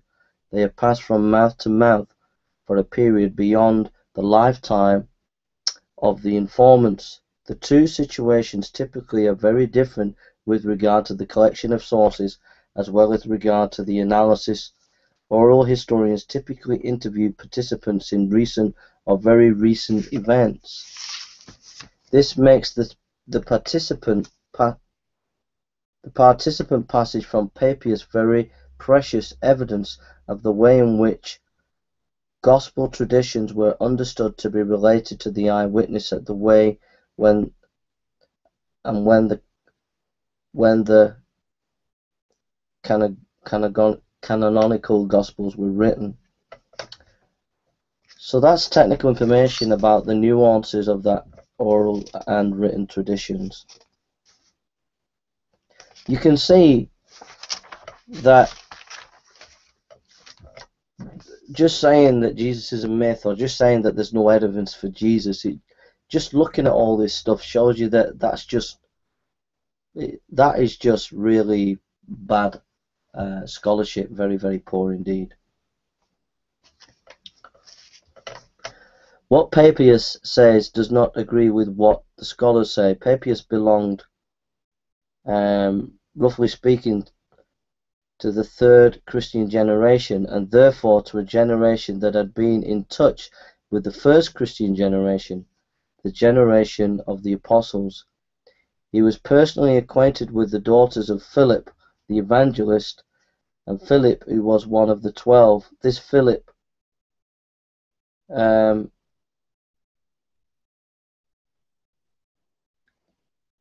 his life was the heir of the apostles and had two daughters who were well known as prophets in Acts chapter 21, 8 and 9. So let's go to that, Acts 21, 8 and 9. This is good. Have a break, folks. Go and have a break. Go and have a cup of tea and come back. You can watch the video later. There's loads of stuff that we've got to go through. Acts chapter 21. Why is Borkham talking about Papias? Because modern scholarship, Papias mentions about the Gospels, who wrote them, It's mentioned in Eusebius. Now, some critics, atheist scholars, say Eusebius is biased and was unreliable. Eusebius wrote around about, I think it was the 4th century or something like that.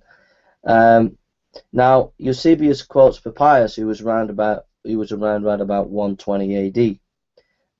Papias, sorry, I always say Papias, but Papias knew people who knew the apostles, and the way Papias understood tradition and how tradition is passed on is key to this whole debate of whether the Gospels are eyewitness material. The thing is that modern scholarship for the last 100 years has dismissed Papias as not important. And what Borkham did is looked at Papias in a new way and thought, no, we've got to look at this in a new way, and actually Papias is very significant and important in understanding how oral tradition was passed on. And as we understand that, it informs us that there was eyewitness material to the Gospels. Very, very important, very, very key to the debate and discussion. So you're probably wondering why he's mentioning Papias. Acts chapter 21. Acts 21, verse 8 and 9.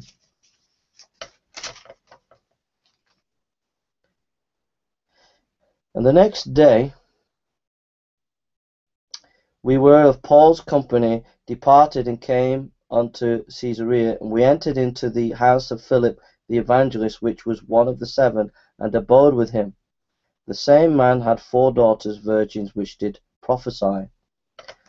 The reason why Borkham quotes this passage, and the reason why he connects it to Papias, is this. What he's saying is the literary culture and the oral culture of the early Christians was that individuals who were heirs of the tradition were significant. They had control and authority in passing on that eyewitness material and passing on and making sure that that material was correct.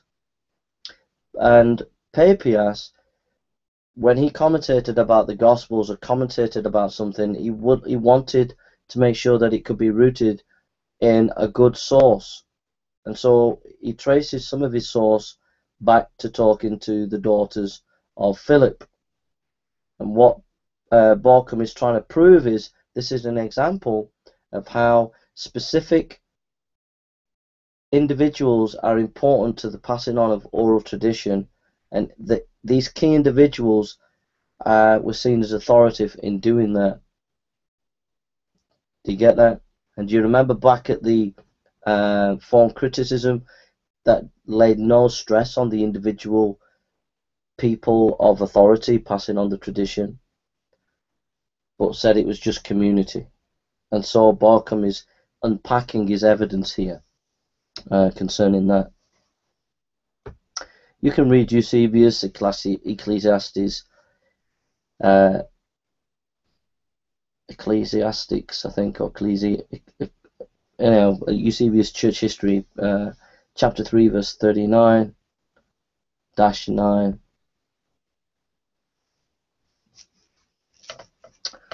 Right.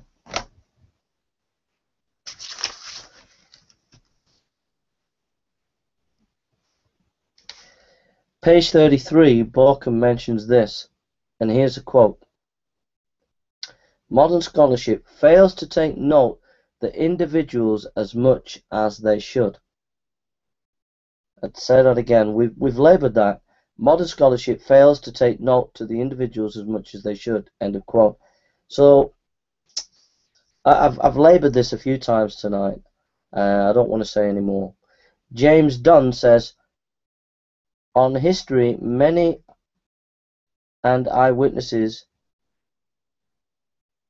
Sorry, James Dunn believes that some of the gospel material is based on eyewitness material and based on collective memory, says Borkham on page 34. Even the Gnostics, says Borkham, using Irenaeus, claims that they passed on information orally. In other words, he's saying that even in the Gnostics there was some similarity in wanting to pass on information orally. I don't know about the details about that. I can't remember. All right. So that's the first 30 odd pages. Now we got some more here. Very patient. Anyhow, that's some of my notes. So we'll continue with the debate. This debate with Crosley.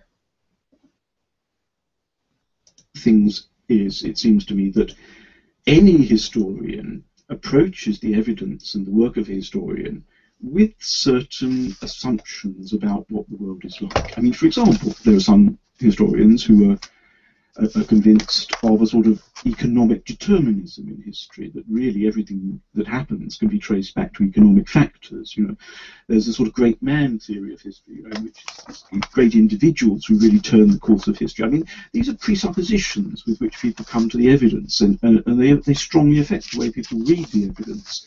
And I think being open to the possibility of exceptional events it is a difference of that kind. It doesn't seem to be, it has to be a kind of completely different form of approach. So I would say that all historians have views of the world that affect the way they read the evidence. And of course those views of the world can then be affected by the evidence, and there's probably a sort of interactive thing going on there. Is part of the problem, James, that you would never think about countenancing the miraculous in other areas of history, which might mention miraculous events, you know, so there may be in pagan histories talk of events, but you wouldn't expect people looking into the history of that to think that that actually happened just because someone says it happened, and therefore why should we treat the Gospels differently in that sense, as though they have a special status where we can do history and talk about these things as having miraculously occurred? Is that part of your... Well, I think so. I mean, if you take Richard's view, then you have to judge everything by that standard. So that's pagan, Jewish, whatever. Those need to be open. I've not actually given an opinion whether I said miracles should or shouldn't be included in history. I think what I think is it's not just a revolutionary idea in terms of eyewitness testimony and views of form criticism. It's a revolutionary method in terms of this would, if Richard's correct, be direct, you know, very clear evidence of the miraculous or something like the miraculous taking place, and that needs to be pursued. I mean, I know the difficult philosophical issue, but we all practice history, and if we're going to include something as dramatic as that, then I think it needs to be fleshed out a little. Is the consequence of that, James, that weighs against, as it were, against Richard's thesis that this is eyewitness testimony? I mean, if you have stories of the miraculous, for you, does that mean they can't have been written down by eyewitnesses because the eyewitness wouldn't have come away thinking it was a miracle, but it's someone who heard about the story in a slightly different format, then attributes it to being miraculous or something? I mean, are you saying that if you have an eyewitness and they describe something miraculous, they just have to be wrong, or so we do have people who say such things, but it would mean that Richard's model would be is questioned a little then in terms of, you know, not necessarily wrong or anything, just questioned in terms of reliability of eyewitness. Did they really see miracles, or what did they see? That kind of thing. I mean, those ideas I think need to be fleshed out as well with Richard's model, because, you know, these are significant. I suppose one that people often come up with is, you know, the feeding of the 5,000, etc. You know, was it really a miracle? Did it actually, you know, people had brought some along with them and they shared it amongst each other and everything. And I mean, but the eyewitnesses, you know, the disciples of whoever passed it on to the people who wrote down the Gospels, said a miracle took place because we only had these many loaves and fishes, and by the time we were finished, we were gathering up baskets of the stuff. I mean, is that where you see maybe the problem being, James, that an eyewitness may think they saw something, but in fact there might have been another explanation. Well, I mean, no, I mean, yes and no in one sense. This is what I'd say. You know, what is the gist of that story then? What is the kind of, what does it get, you know, that was happening in the life and teaching of Jesus? I mean, what my own explanation would probably be, I guess, if I was to write something on this in detail, that it's a piece of creative Jewish storytelling of the sort we find in other texts, without, you know, that seems to me a perfectly reasonable way of explaining why we get stories such as the miracle stories. Now, I might be wrong, of course, and happy to be proven wrong, but it's really questioning Richard's theory. Could you have the creative storytelling as well as the eyewitness testimony? Or if not, what is the gist of something like a feeding miracle? Yes, I mean, I don't think some kind of creative storytelling can be completely ruled out. But I mean, one of the things I think about this is that it's a question of trusting your witnesses, and it seems to me that basic to historical method is that we consider whether a witness is trustworthy. And having decided that there's good reason to think the witness trustworthy, we then have to actually trust the witness, you know. So sometimes this may mean saying that, you know, something really rather unlikely, we've got to take their word for it because they're right about everything else, so we trust them in general. You know, I mean, this is part of my whole issue of methodology in the book, is that what I don't think we can do is take the gospel events, you know, one story by one story, one at a time, one saying of Jesus, and sort of weigh up the probability of each one of them one by one. I mean, the form critical thing required you to do that because that's how they thought that they. Okay, I'm just going to read a few thoughts about the importance of eyewitness material. Lord Darling, a former Chief Justice in England, asserts, "We as Christians are asked to take a very great deal on trust. The teachings, for example, the miracles of Jesus. If we had to take all on trust, I for one should be skeptical. The crux of the problem of whether Jesus was or was not what he proclaimed himself to be must surely depend upon the truth or otherwise of the resurrection. On that great point, we are not merely asked to have faith. In its favour as living truth there exists such overwhelming evidence, positive and negative, factual and circumstantial, that no intelligent jury in the world could fail to bring in a verdict that the resurrection story is true." Michael Green, Man Alive, page 69. John Singleton Copley is recognised as one of the great legal minds in British history.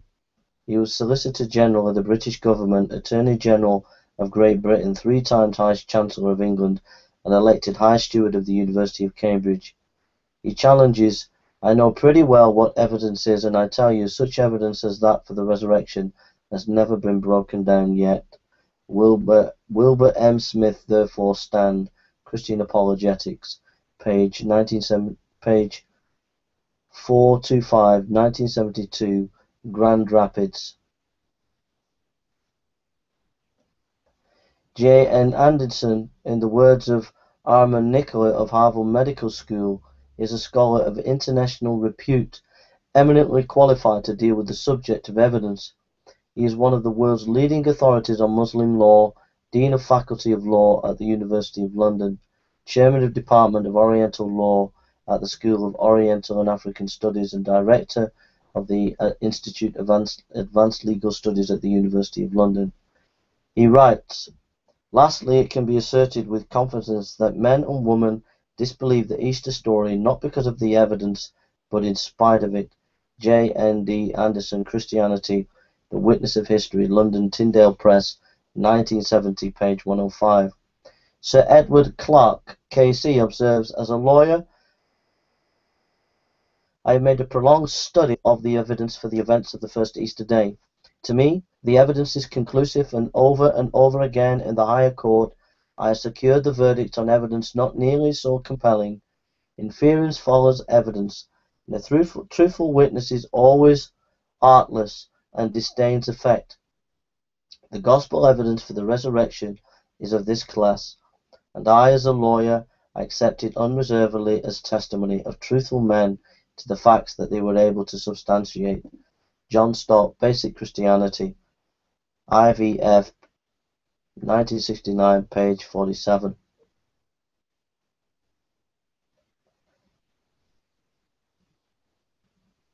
Erwin H. Linton was a Washington, D.C. lawyer who argued cases before the U.S. Supreme Court. In A Lawyer Examines the Bible, he challenges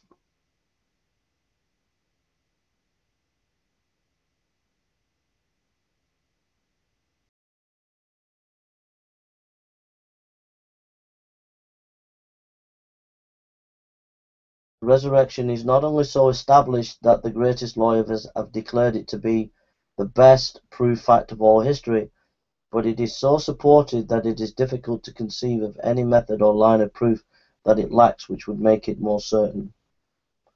He writes, and that even among lawyers, he who does not accept wholeheartedly the evangelical conservative belief in Christ and the Scriptures has never read, has forgotten, or never been able to weigh, and certainly is utterly unable to refute the irresistible force of the cumulative evidence upon which such faith rests. So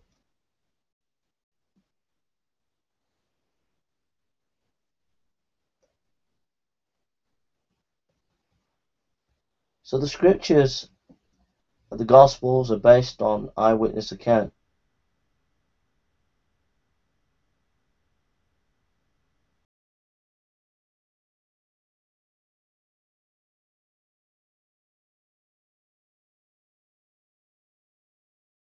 Wait here. You came to the evangelists, just, they'd all come through community oral transmission. And that's how the Jesus Seminar does it. They vote on each event and give it a rating, as it were. I think normal historical method is that you go for the general reliability of your sources. And so we've just got to think about whether Mark is generally a trustworthy witness. There may be special reasons for doubting, this or that within Mark. But on the whole, I think we've got to kind of go for trustworthy sources, and having decided they're trustworthy, go along with them, give them the benefit of the doubt in difficult cases. I think that all kinds of very odd things happen in the world, and there are events in modern history for which it's very good testimony, but I have no idea what was really happening. Fatima in Spain, where hundreds of people saw an appearance of the Virgin Mary, and incredible testimonies to it. And I'm not inclined to think that the Virgin Mary appeared to all these people, but something happened, and I'm not going to, I have no way of explaining it away. So it seems to be a historian can very often, if they feel inclined, say something odd happened. We don't know what it was, but something odd happened. What the historian is not obliged to do is to explain everything. Why should we think we know how this or that happened all the time? We're just dealing with the evidence, and the evidence may just point to something extraordinary we don't know what to do with. And in the case of the Gospels, I think this is the case with regard to the resurrection, which is the important miracle. If we believe that Jesus healed and exorcised, as virtually everyone does, but didn't still the storm or feed the 5,000, that doesn't make a huge difference to our reading of the story of the Gospels. The resurrection does. The resurrection is the extraordinary thing. And of course, Christians have never wanted to say the resurrection is just another miracle. It's quite exceptional. It's something extraordinary happening to Jesus, comparable only with the resurrection of everybody else at the end of history, which hasn't happened yet.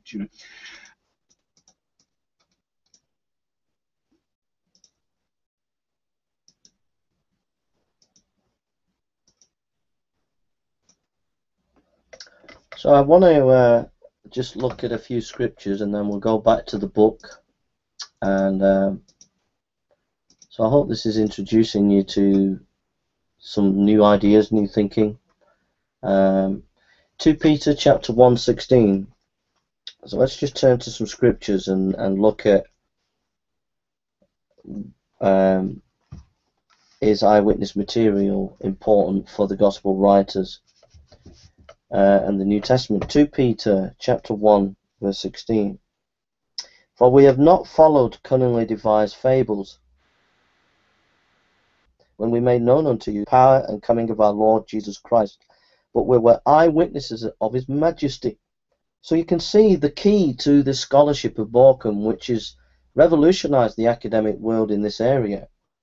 It will be confirming what the writers of the New Testament and the Gospels are saying. For we have put but 1 Peter 2 Peter chapter 1, verse 16, for we have not followed cunningly devised fables when we made known unto you the power and coming of our Lord Jesus Christ, but were eyewitnesses of his majesty. So scholarship is verifying that these writers are actually telling the truth. 1 John chapter 1, verse 1 and 3. That which was from the beginning, which we have heard, which we have seen with our eyes, which we have looked upon, and our hands have handled of the word of life. For the life was manifested, and we have seen it, and bear witness and show unto you that eternal life which was with the Father, and was manifest unto us. That which we have seen, this is eyewitness material, that which we have seen and heard declare we unto you, that you also may have fellowship with us, and truly our fellowship is with the Father and with his Son Jesus Christ. Again, another passage that emphasizes eyewitness material. Luke chapter 1, verse 1 and 3.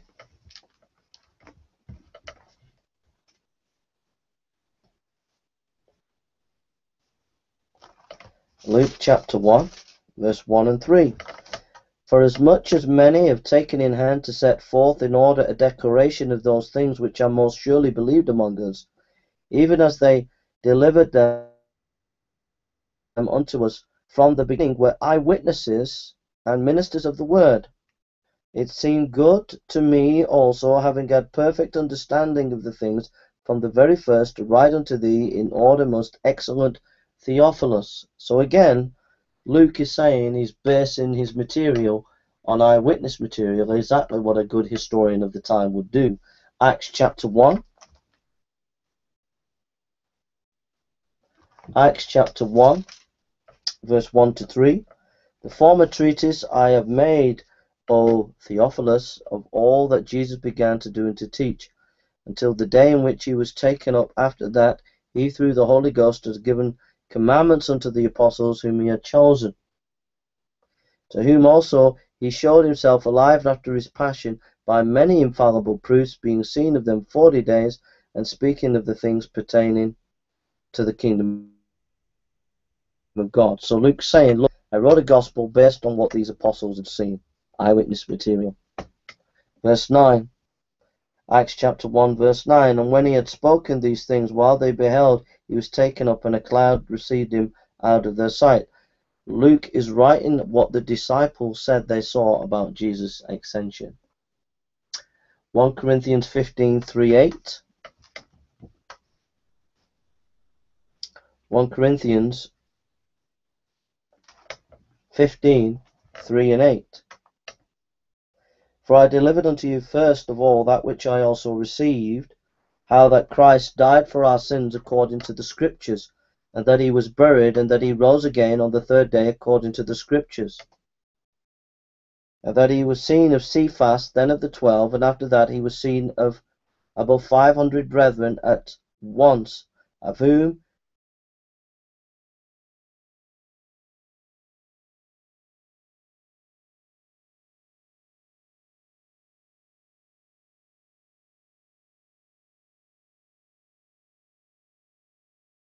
so Paul said the gospel he's preaching was based on eyewitness material. John chapter 20. John chapter 20, verse 30 to 31 says, many other signs truly did Jesus in the presence of his disciples, which are not written in this book. But these are written that you might believe that Jesus is the Christ, the Son of God, and that believing you might have life through him.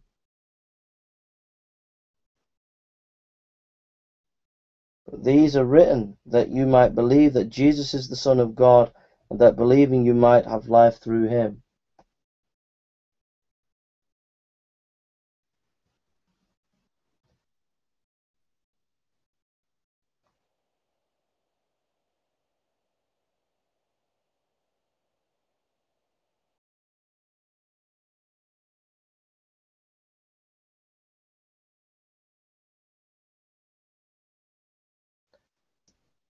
We read in Acts chapter 10,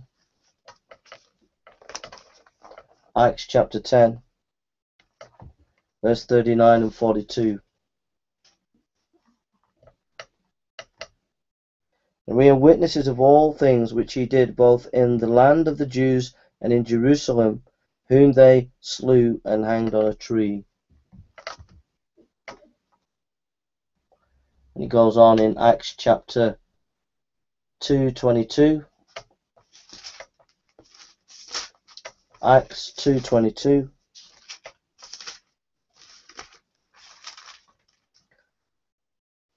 We read, "You men of Israel, hear these words, Jesus of Nazareth, a man approved of God among you, by miracles and wonders and signs which God did by him in the midst of you, as you yourselves also know." In other words, this was so eyewitness material, even the enemies of God knew what was going on. Acts 26:24.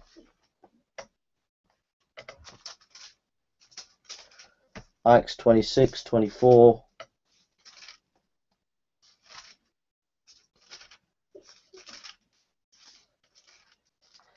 Acts 26:24 to 28. We read, "And he thus spoke for himself. Festus said with a loud voice, Paul, thou art beside himself, much learning doth make thee mad. But he said, I am not mad, most noble Festus, but speak forth the words of truth and soberness, for the king knoweth of these things, before whom also I speak freely, for I am persuaded that none of these things are hidden from him, for this thing was not done in a corner." In other words, saying, look, I'm an eyewitness to this material, and you know that other people who were enemies of this message also knew about this Jesus and what happened to him in dying and rising again. So that's quite a bit of information from the Bible there, showing you that they actually believed eyewitness material was important. So we'll get back to Borkham's book, and we're starting from page 93. Borkham's book, which was just the picture of the book was just up there, and I hope everybody's okay.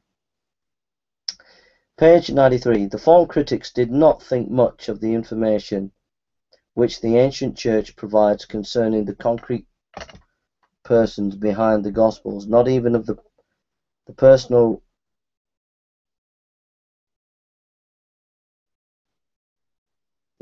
related into the New Testament. The notion of the creative community makes questions of concrete traditions uninteresting.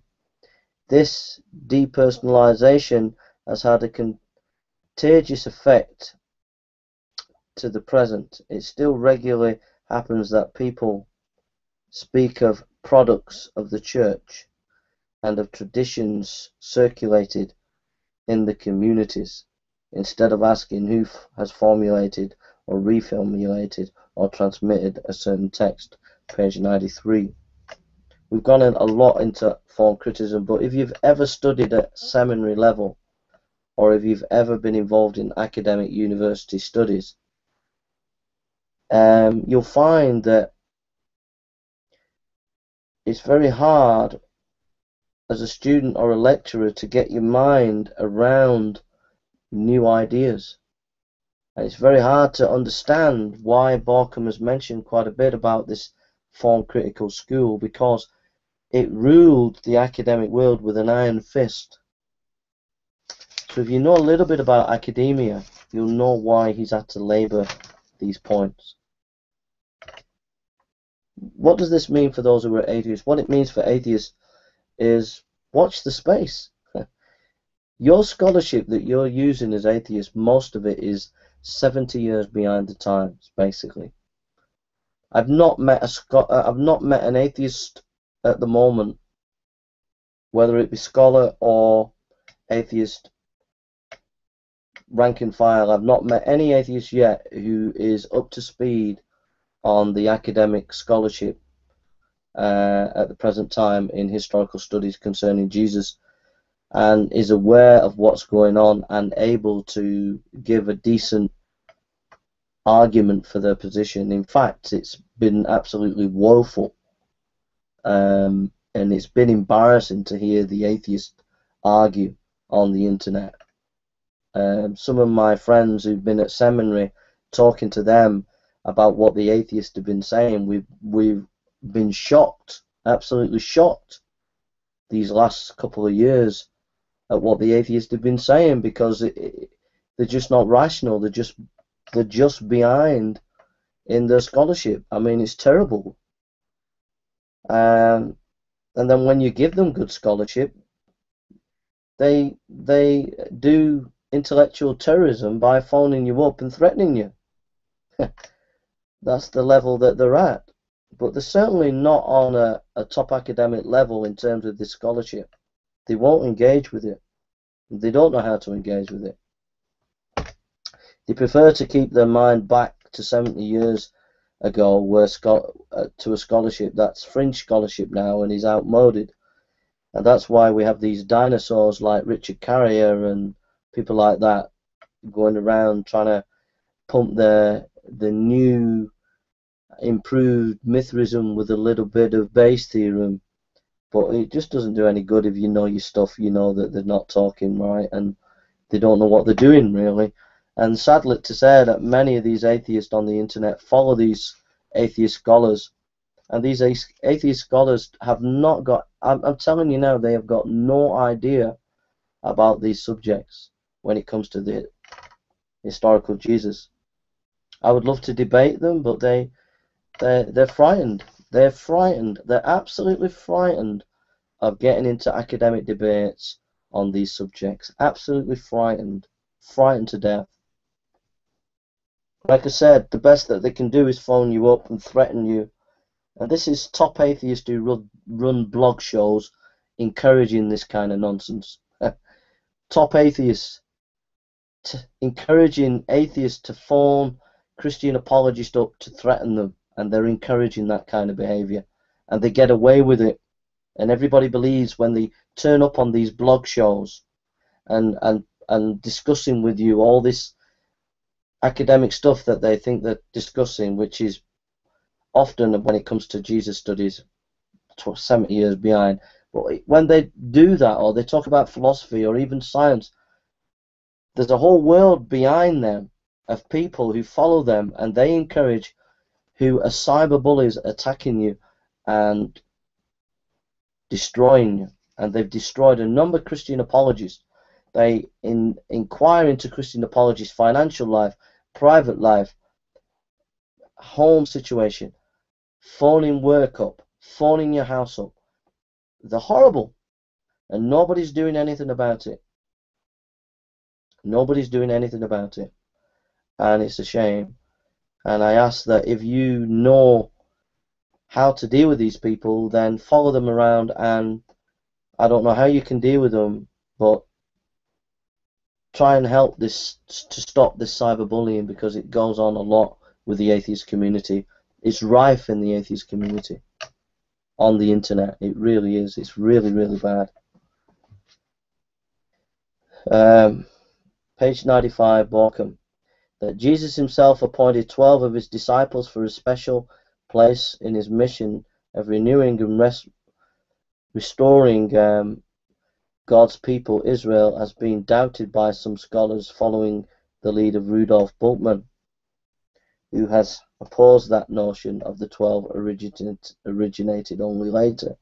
However, a large majority of recent scholars has accepted, especially since it coheres so well with the trend to understand Jesus as thoroughly Jewish terms. Page 95. Very significant comment there.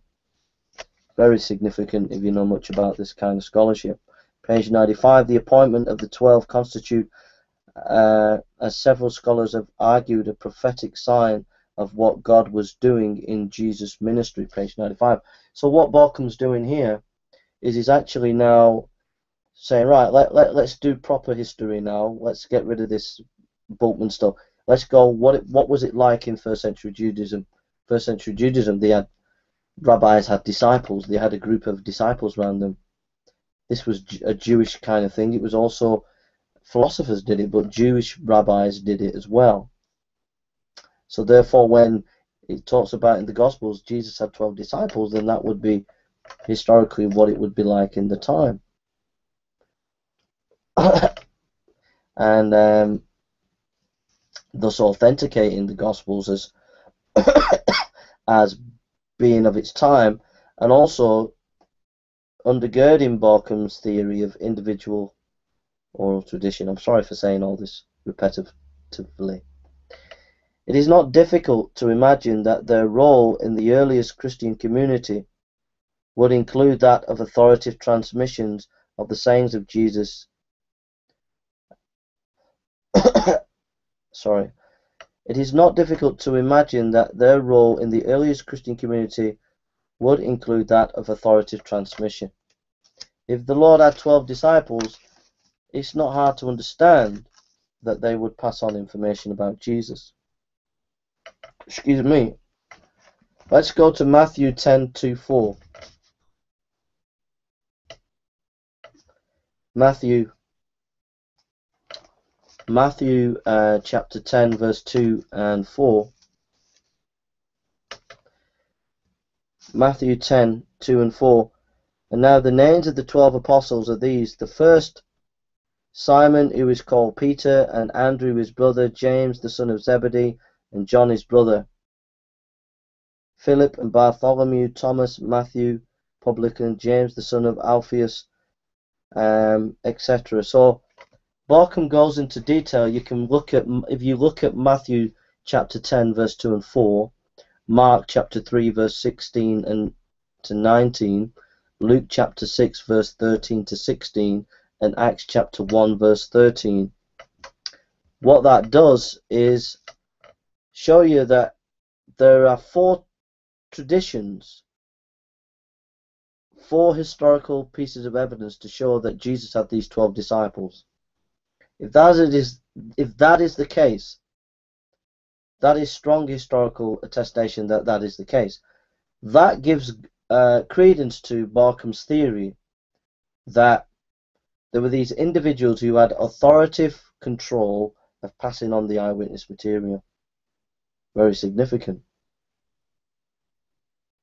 And he goes into detail in the arguments, the academic arguments for why he thinks that's the case. There are some arguments against and for, and it's very detailed, and you can read page 101, page 102, some very significant details and some significant objections to that argument that you would need to go and look at if you wanted more detail. And I think read up to page 122. Then Barkham goes into his book and talks about inclusion. Now, the inclusion was one of the ways ancient writers of ancient historians, wrote. They would have pieces of information, sections of a person's life that they would bring in to expound. So they would have the birth of a writer, of a person, the middle of the person, and the death of the person, and then in between they would have themes of wanting to explore certain themes, and part of that is inclusion. Is what is called inclusion. And Barkham goes into detail how in the Gospel of Mark there are these literary devices that Roman and Greek historians use that you can find in the Gospels. Maybe if you go to page 131 in his book, you'll find this. And he also talks in page 137 of Lucian's life of Alexander and Porphyry's life of Plotinus, who has these kind of literary devices, and they are very similar to the way the Gospels are written.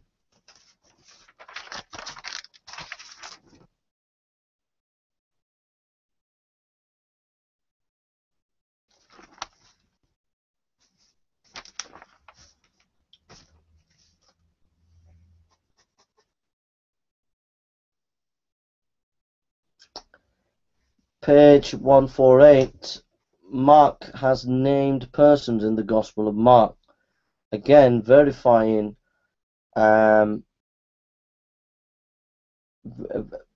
verifying that this is eyewitness material. These specific names were part of this whole theory of individual, get this, individual,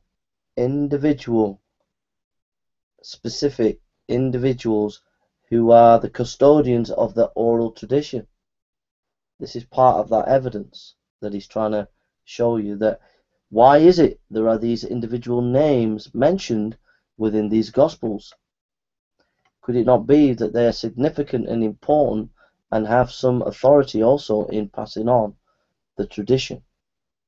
Also that these individuals would have been known by, why name people unless they were known by other people? Do you get it? Just think about that for a minute. Balcom talks about an eclectic article in 1925 by Cuthbert Turner. So have a look at that. That's an important article. Balcom talks about internal focalization. Internal focalization, page 163. Studies of point of view in Mark have missed the plural to singular narrative device, characteristic though it is of Mark's Gospel.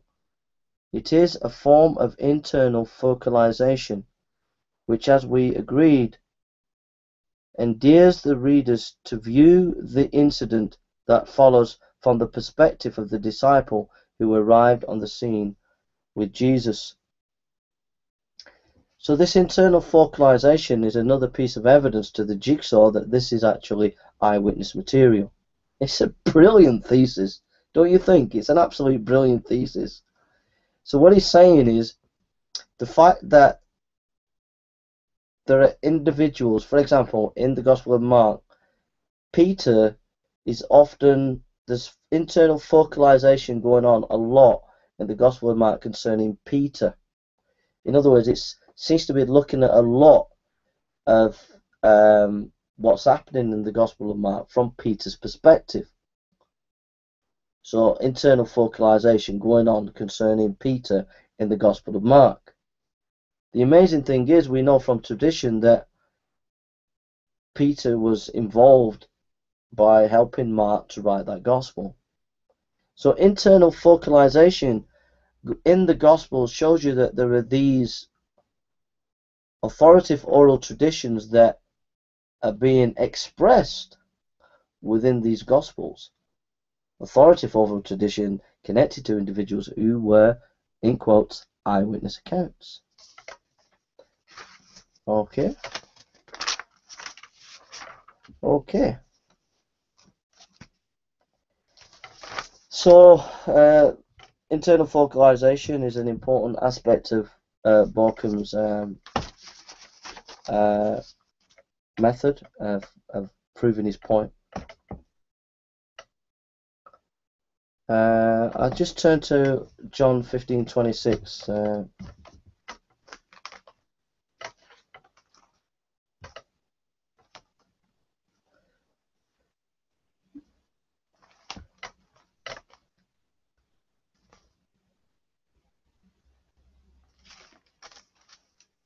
No, it's not relevant. Sorry about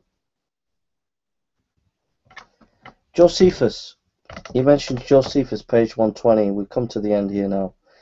He mentions Josephus, page 120. I, on the contrary, have written a veracious account, at one comprehensive and detailed, of the war, having been present in person at all the events. That's Josephus, page 120. I think the reason why Balcom, I think it's, I've got Josephus, page 120, so I don't know if that's reference to Balcom or Josephus, and then I have page 147. So check if it's Borkum page 147 or 120, or Josephus page 120, 147, but either one of those references is to Josephus, one to Borkum. Sorry about that. But Josephus says, I, on the contrary, have written a veracious account, at one comprehensive and detailed, of the war, having been present in person at all the events. That is what Borkum has been saying all along, is that these ancient historians like Josephus, who lived in the time of the Gospel writers, believed that it's important to have eyewitness material. So why would an atheist, if they're intelligent or a skeptic, knows that Josephus and historians in the time of Jesus wanted eyewitness material, why would they pick up the Gospel of Luke or Matthew or Mark or John and not think that they were writing in the same vein? It's historically unfair and historically anti-intellectual.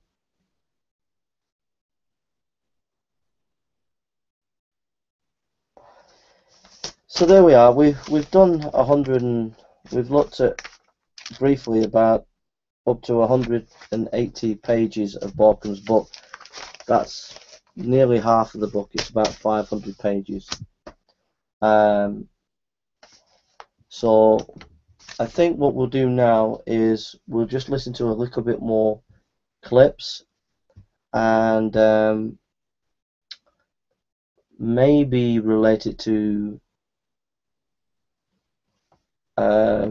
a few of the atheist scholars around and just debunk them for a minute using this stuff by Borkum. But we'll listen to a little bit more of Borkum here. We'll listen to this for 5-10 minutes, and then I'll debunk some of their scholars, atheist scholars, that might object to this.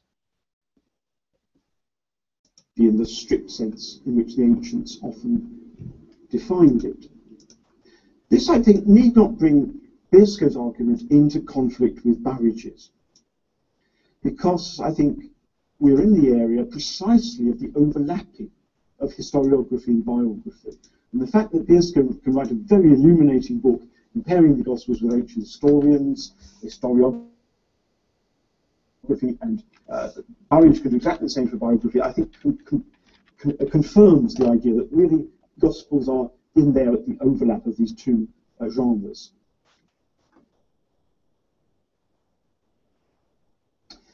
And also the point that I've mentioned before, I think, is very important, that therefore historiographical practice, which is mostly what Biersko is concerned with, how you wrote history, how you researched and wrote history in the ancient world, historiographical practice would very easily cross the boundary and be expected also of biographies, especially contemporary biographies, where eyewitness testimony is available.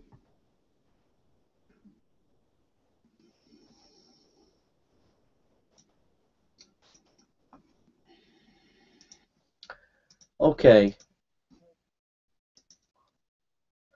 So what I'm going to do now is I'm going to put some of the atheist scholars on now. I'm going to listen to them for 5 minutes, and then using this Dr. Borkum scholarship, we're going to take these atheist scholars apart. Alright, I haven't got all my notes, I've just got my Borkum notes here. I've got a ton of notes there.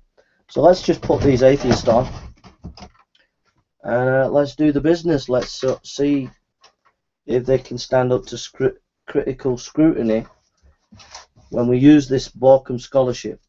Okay, I've given you a bit of a groundwork, so let's see what happens when we put these atheist scholars on. So I'm going to make a few notes.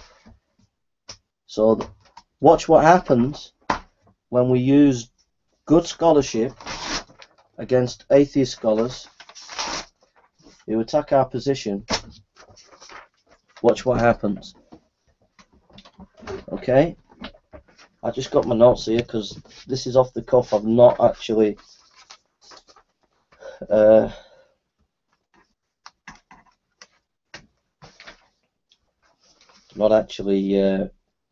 listen to the specific discussion by, okay, this is an atheist scholar, Did Jesus Exist by Richard Carrier. About to watch is so controversial, some of Britain's leading media outlets have banned it.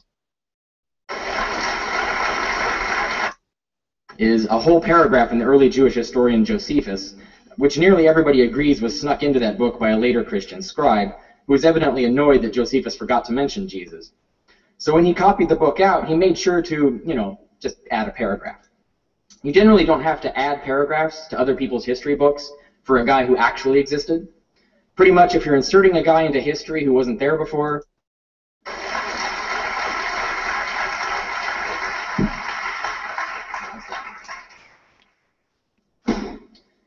all right.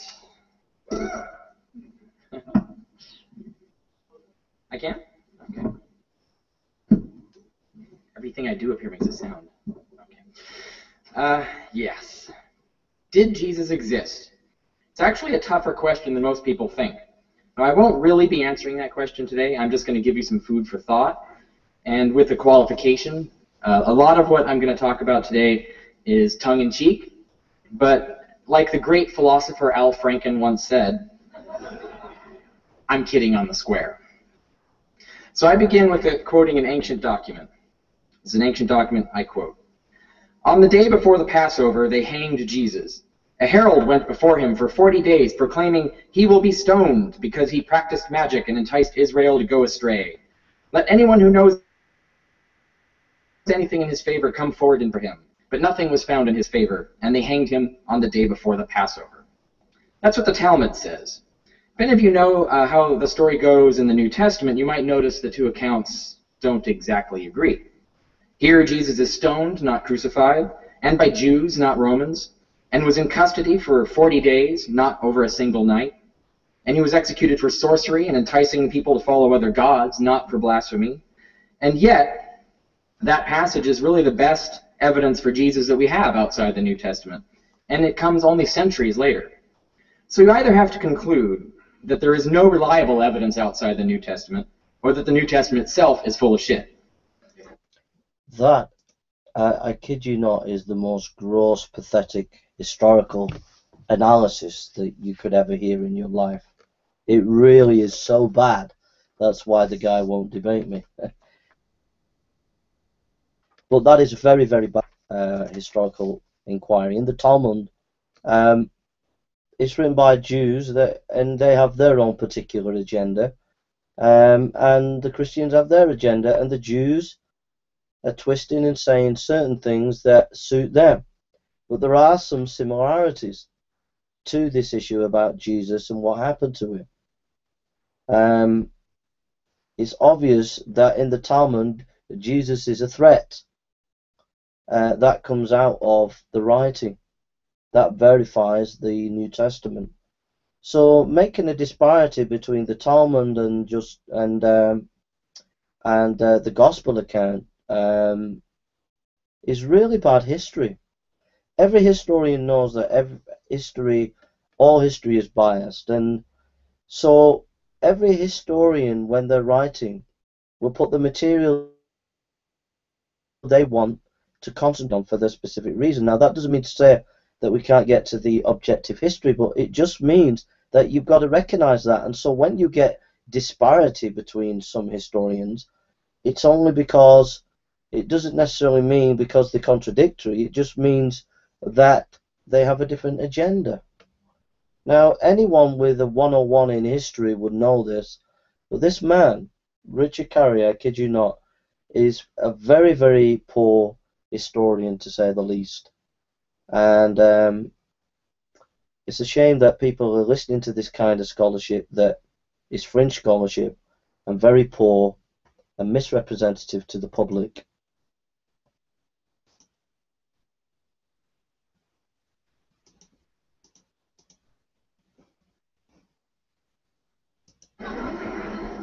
Now, granted, there are earlier references.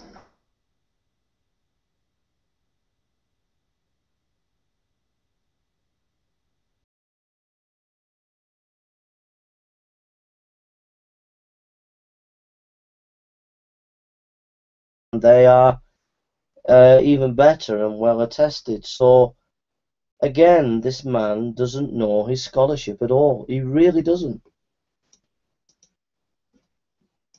They either just repeat what Christians were telling them, Christians who were just riffing on the New Testament, or they are actually fabricated by Christians themselves. And the most famous example is a whole paragraph in the early Jewish historian Josephus, which nearly everybody agrees was snuck into that book by a later Christian scribe, who was evidently annoyed that Josephus forgot to mention Jesus. This guy is so dishonest. Honestly, he really is dishonest and misrepresenting the academic world and the academic scholarship at the present time on Josephus.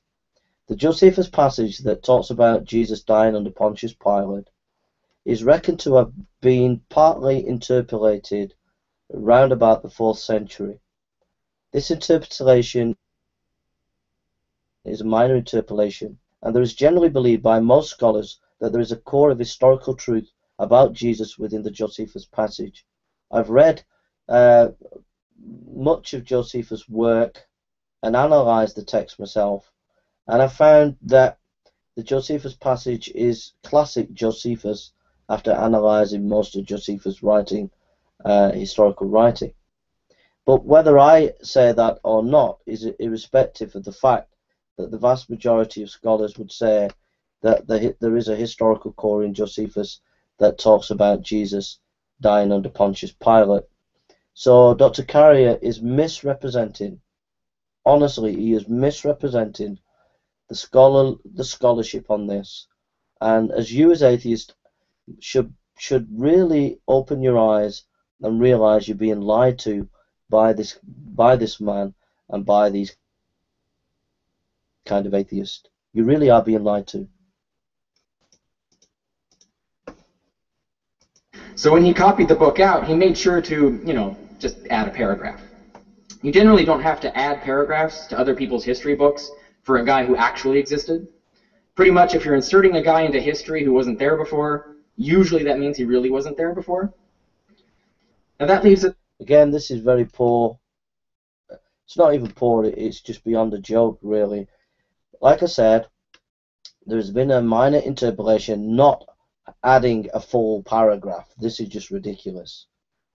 And he fails to mention that there is another passage within Josephus that mentions Jesus Christ and the Lord's brother. Okay, so there's actually 2 passages there, and the first passage that mentions the Lord's brother, that is seen as one of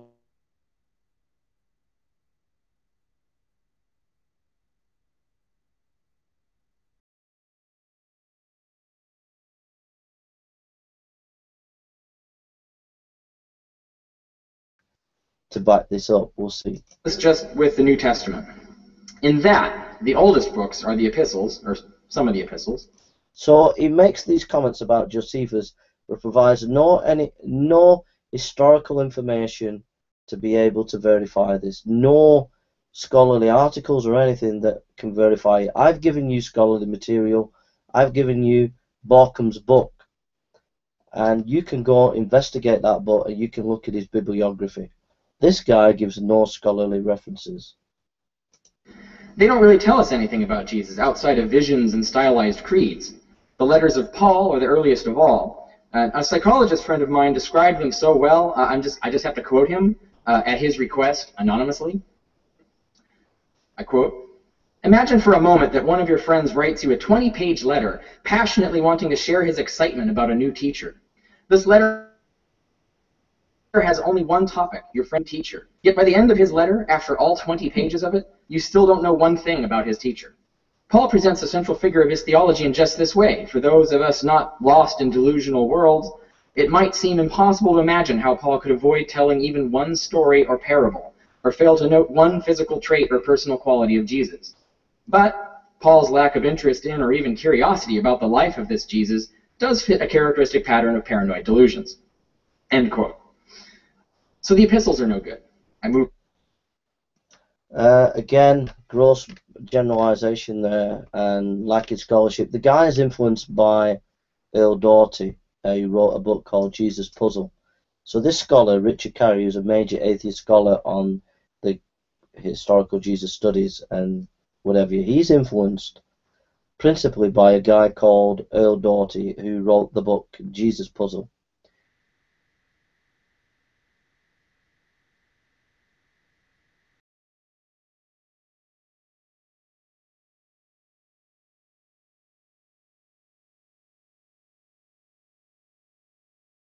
The Tübingen School says that Paul didn't even write the letters of Paul. So basically, this Jesus Puzzle guy, Earl Doughty, he is not a qualified scholar. He has not got an educated post in a university, and he's just rehashing these old theories. Now, no scholar of repute holds these kind of theories that Carey has done. Now, I understand what I'm doing here is using an argument from authority, but let's back it up with some evidence. First of all, 1 Corinthians chapter 15 is well known to have gone back to round about AD 55. We also know that because of the Greek words that he's using of first importance, that mimics the kind of oral tradition that was around round about AD.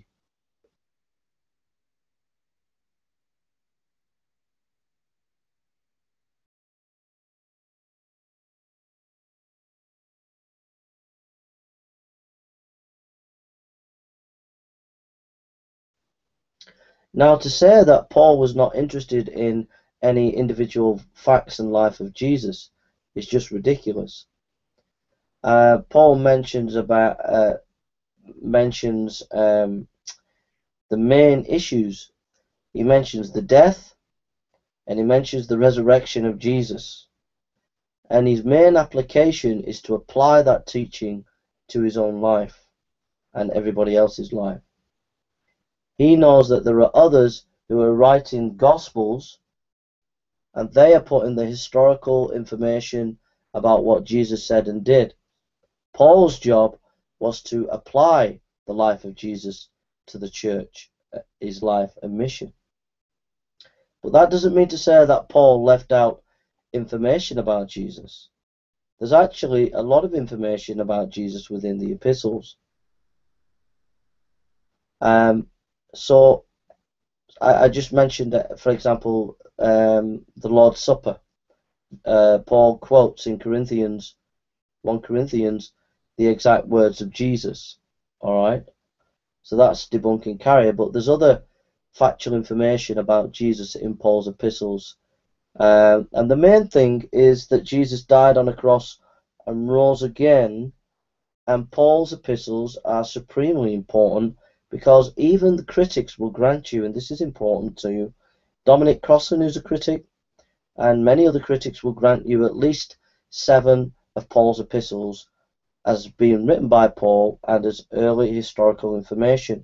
So they are not useless. They're even seen by critics as important for understanding early Christianity.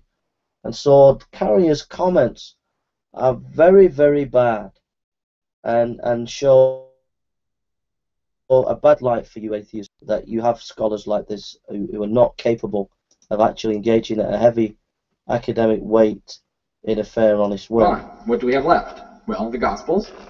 But those tell stories about a God-man who teaches lessons, goes on adventures, suffers a terrible death, and then rises from the grave to become a god, which is actually a story that had already been told a dozen times already. It was actually more popular a story than television crime dramas are now. If they had TV back then, instead of 10 different spin-offs of Law and Order, you'd see 10 different spin-offs of Son of God. A typical TV guide entry would read like this: Yet another resurrected Son of God tells people to get their shit together and is killed for his trouble, but rises from the grave and ascends to heaven to get his future revenge on their mortal souls.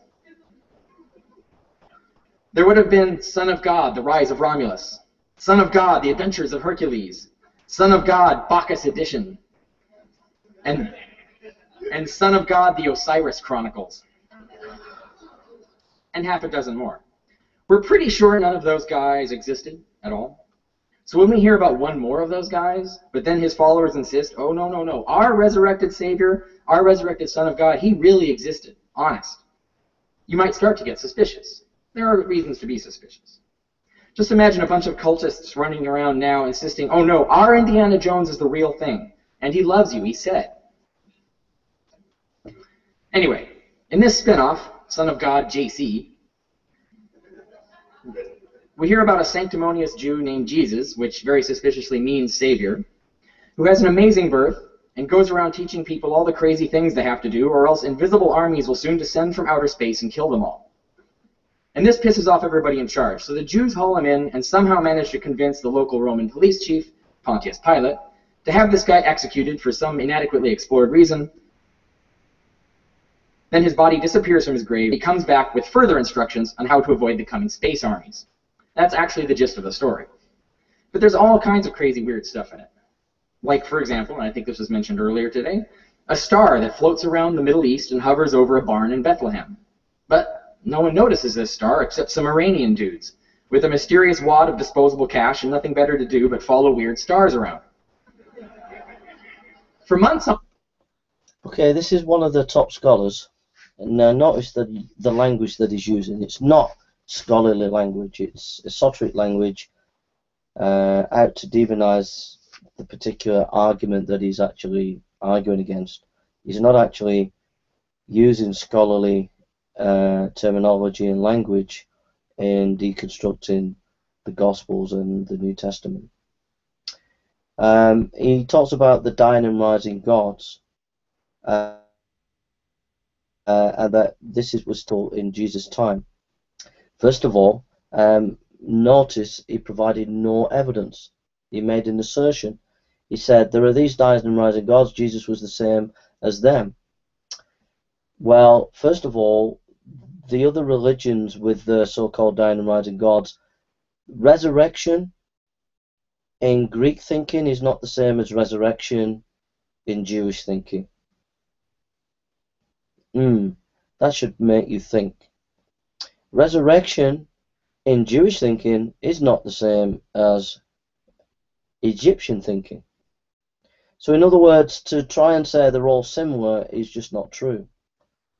When you talk about the dying and rising gods of Greece, what do you mean by dying and rising? It's not the same as the Jewish dying and rising. The physical death of a body and the body being erected is not the same as in Greek theology or mythology.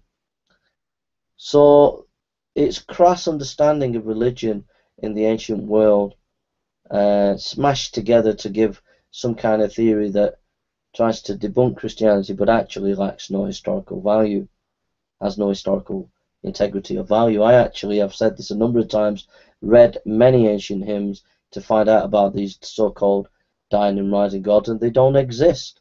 It actually does not exist. I think it was the Orpheus hymns, the 90 Orphic hymns that I read. I couldn't find anything about the dying and rising gods. Greek, I read the Book of Dead of the Egyptians, and there's nothing about dying and rising gods remotely similar to Christianity. Plutarch's essay, which is a key essay in understanding these ancient religions, says nothing about dying and rising gods the same as Christianity. So whichever way you look at it, looking at the ancient hymns, looking at the literary writings of these ancient religions, looking at even historians who were commentating on these ancient writers in ancient times, there's nothing to substantiate what Carrie is saying, so it's only fringe scholarship.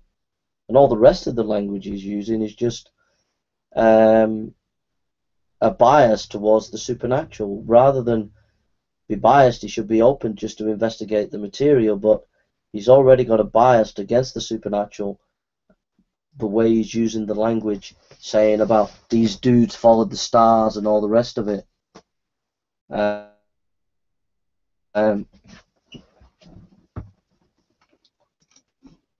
On end, by the way, they walked all the way from Iran to Israel, so you gotta be really hard up about this frickin' star. No one also seems to bother asking why this star didn't melt the Earth. I guess it was a cool star. And no one asks why only 3 Iranian guys could see it. I mean, we could speculate, I suppose, that they had some really good reefer over there. Well, you know, the darkness everybody saw. They mentioned, Thales, a historian, mentioned the darkness when Christ was crucified and it went dark. There was a historian called Thales in 55 AD that mentioned this darkness. So, you know, what more do you want? I'm going to leave Carrie. I find him nauseating. I think he thinks he's smart, and I find his scholarship pretty poor. So that's one of the top scholars, as you can see. Very easy to dig.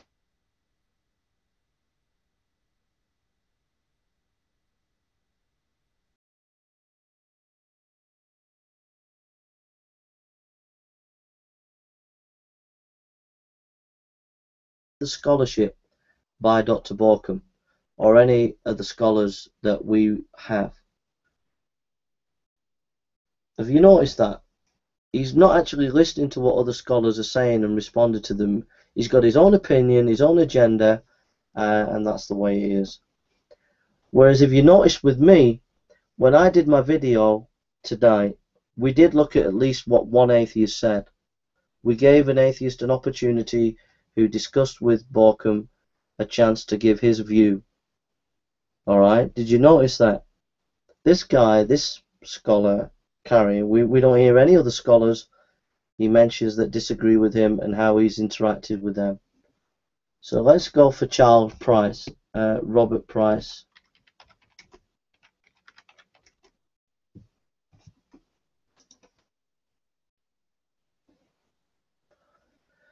Right, we'll see where we go.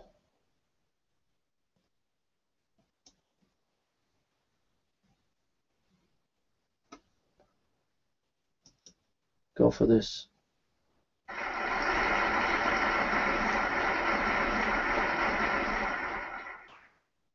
Good evening. I'd like to personally thank everybody for coming out tonight. My name is Scott Butts, and I will be your host for the evening. So this is Dr. Price. He's not an atheist, but he's a scholar that atheists like to use. Okay. So we'll hear what he has to say.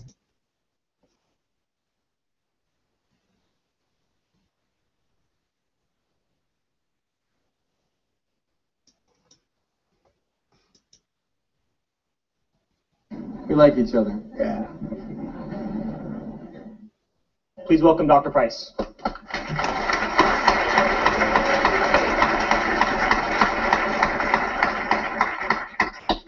You know, if Larry King really did interview him, you know, the question he'd really ask is, what was it like working with Simon Peter?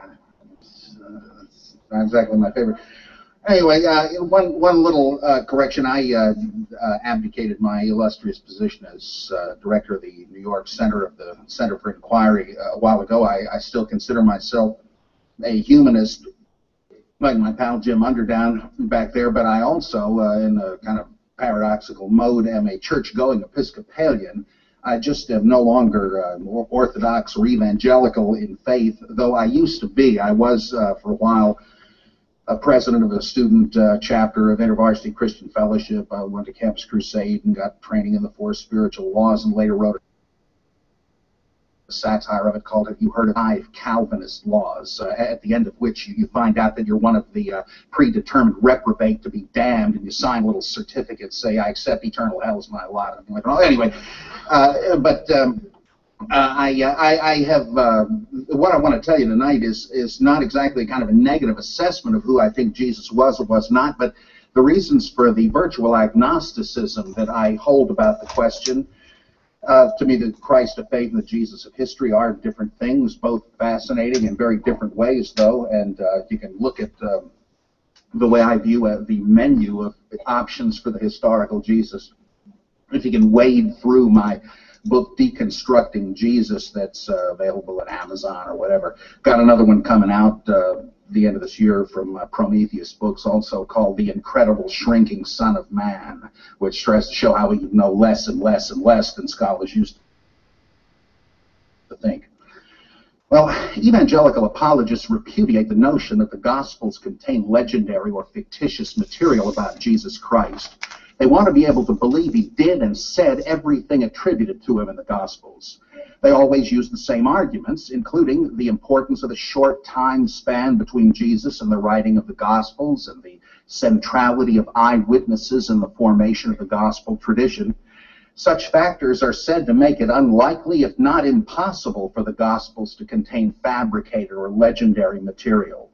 For instance, Josh McDowell says, or whoever got to write this paragraph, somebody in the book said, one of the major criticisms against the form critics' idea of the oral tradition is that the period of oral tradition as defined by the critics is not long enough to have allowed the alterations in the tradition that the radical critics have alleged. End of quote.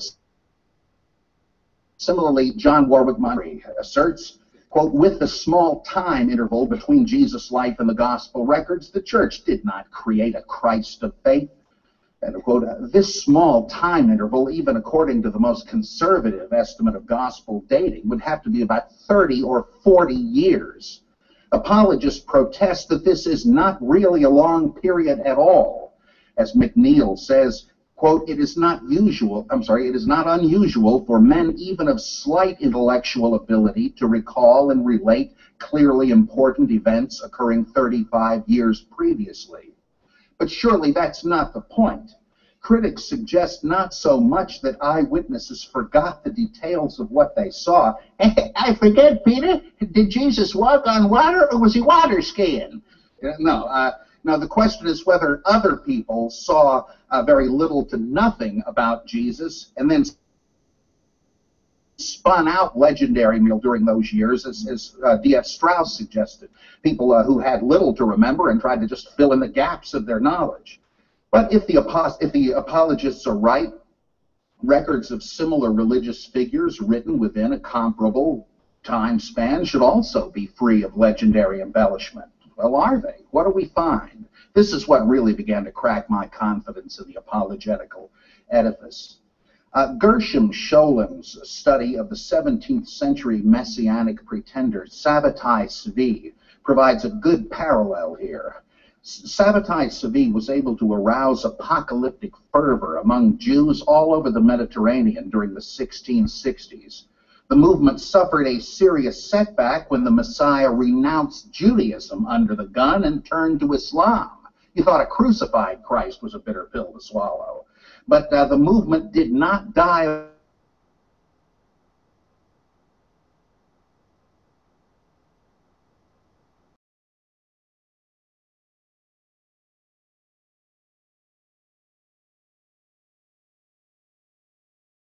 survives him. Well, here too, according to the apologists, legends should have waited at least a couple of generations till they reared their ugly heads. But Scholem speaks of, quote, the sudden and almost explosive surge of miracle stories, unquote, concerning Sabbatai Tzvi within weeks or even days of his public appearances. Listen to this description by Scholem. The realm of imaginative legend soon dominated the mental climate in Palestine while Sabbatai Tzvi was there. The sway of imagination was strongly in evidence in letters sent to Egypt and elsewhere, and which, by the autumn of 1665, the same year, had assumed the character of regular messianic propaganda in which fiction far outweighed the facts. For instance, the prophet was encompassed with a fiery cloud, and the voice of an angel was heard from the cloud.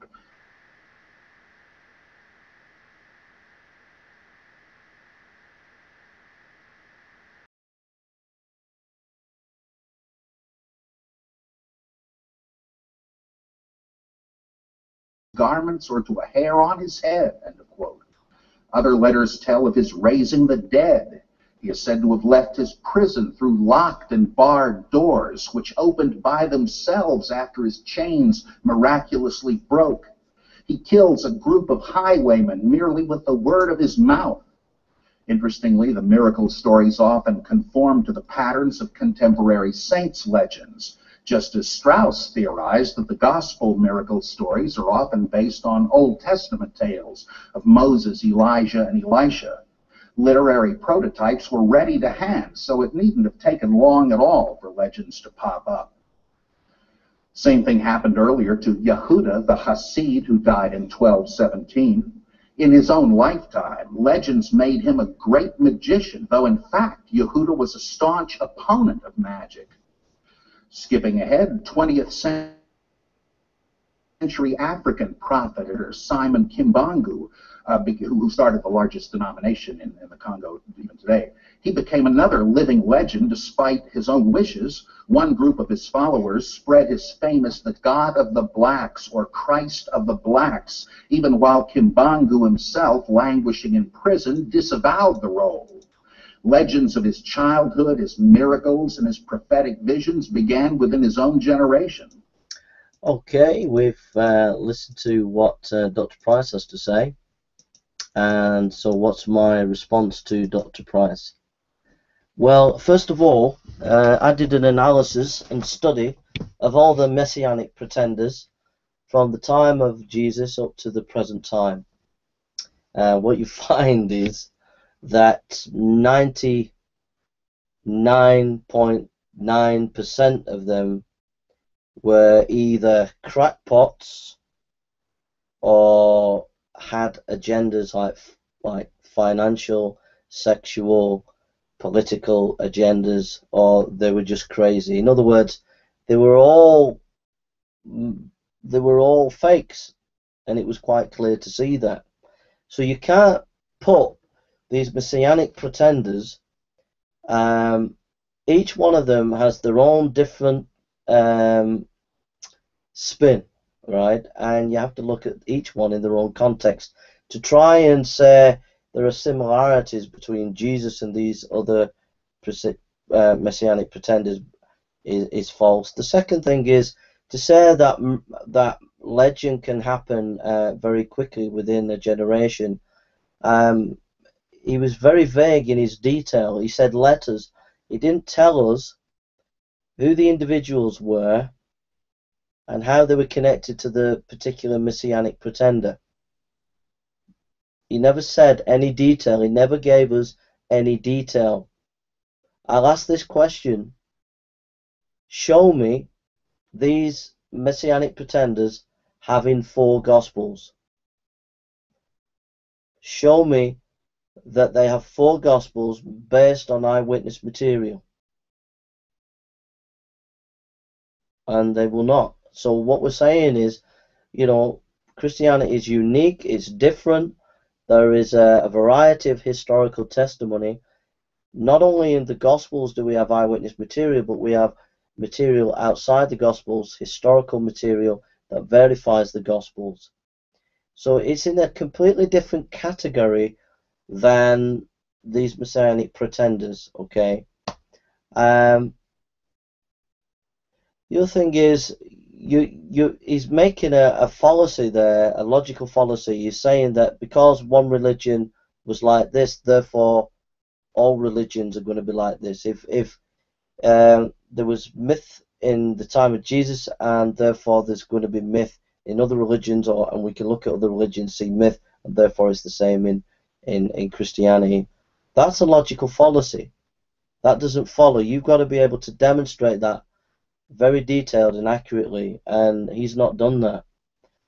For example, there is massive differences between African messianic pretenders and Jesus. For example, when Jesus prophesied that he would die on a cross, when he died on the cross, the disciples psychologically were crushed. They were completely destroyed. They were not expecting a resurrection. Then they are preaching the resurrection in Jerusalem. So we have 2 historical facts there that we can verify. One, that these disciples were crushed and down and depressed, and 2, they were preaching in Jerusalem. Now, what's the significance of that? 2 significant points. Number 1, when they're preaching Jesus rose from the dead, it was not something that they were wanting to look for and invent. It didn't come to them because they were so crushed and disappointed. And if you're saying, well, yeah, they were Christian disappointed, so they invented this resurrection to make themselves better, then again, you're failing to understand the historical context. Jews believed in a physical, real most Jews, or Judaism generally, believed in a physical resurrection. Generally, there's different nuances of Judaism, but there was a belief in a physical resurrection. And Paul was a Pharisee; they believed in physical resurrection. And Orthodox Jews believed in a physical resurrection. I mean, I know you had Sadducees and the rest who didn't, but there were generally a belief in a physical resurrection. So they wouldn't have been going around inventing a myth that Jesus rose from the dead, unless they'd literally seen it. The other thing is the preaching in Jerusalem. Why would they preach an imaginary resurrection when the authorities could have stamped them down and said, no, the body's in the tomb, and proved it wrong and proved them wrong? So the historical context of Christianity is different from the historical context of African spirituality, of some messianic followers who say whatever. Okay, there's a different thing going on there. And Jesus of Nazareth has influenced history more than any other person in history. African pretenders and all these messianic people, they come and go, their followers come and go. They might, some of these African ones might have lots of followers now, but they in no way have the worldwide impact that Jesus had. And so there is a massive difference. So there we are. Those are my thoughts. So those two, one atheist and one skeptical scholar. And we're just going to finish now with a little bit of Borkum, and I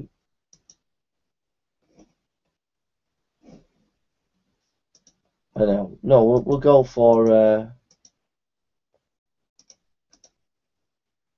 I'm getting tired. I think we'll just have a little bit of Borkum.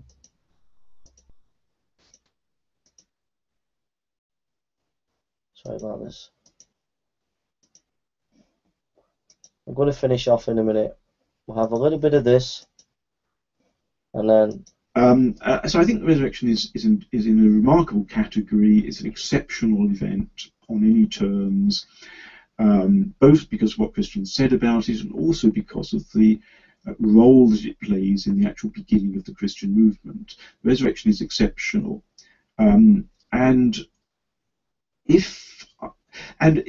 to accept what the early Christians said it meant, of course, you've got to buy into the early Christian worldview. I take that, and if you come with different worldviews, your attitude to the evidence is going to be different. I think if I were not a Christian, I'd have to say something extraordinary happened and I don't know what it was. It doesn't seem to me that it's susceptible to other explanations. So I think all I'm saying is that all historians, faced with these kinds of witness to things that can't be easily explained, need a bit of humility. It's an interesting facet of the resurrection accounts that when it comes to eyewitness, women are the primary eyewitnesses in every account.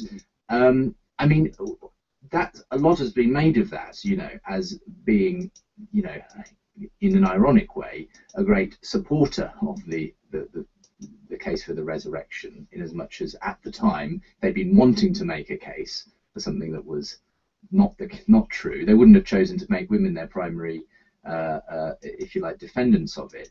I mean, how much does the issue of women's testimony come into Jesus and the eyewitnesses? Do you put that in a special category in terms of where, if they were setting down things that women were saying, would they have had in their mind at the time, oh, people aren't going to believe this if I say that Mary said it, or that sort of thing? I mean, actually, the pagan critic of Christianity, Celsus, in the 2nd century, I mean, we only have excerpts of what he said in Origen's reply to him, but he's the first pagan critic that we have of Christianity, and he says at one point, you're asking us to believe what a hysterical woman said.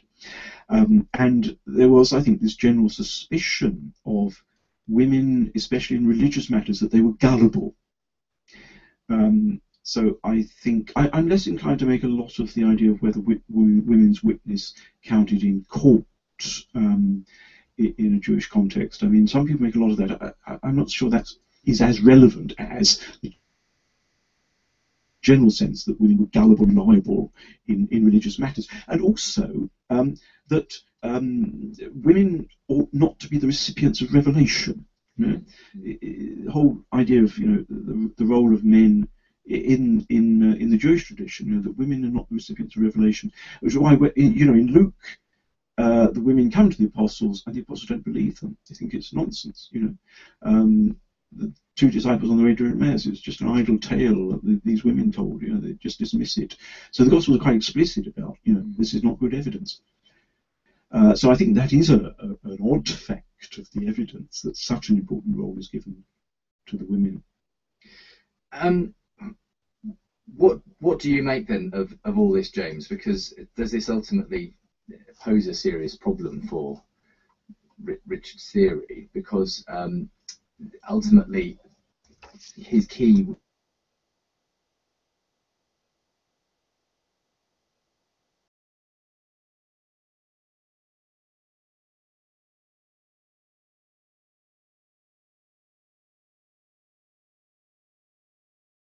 or it was could be seen in some other light, presumably.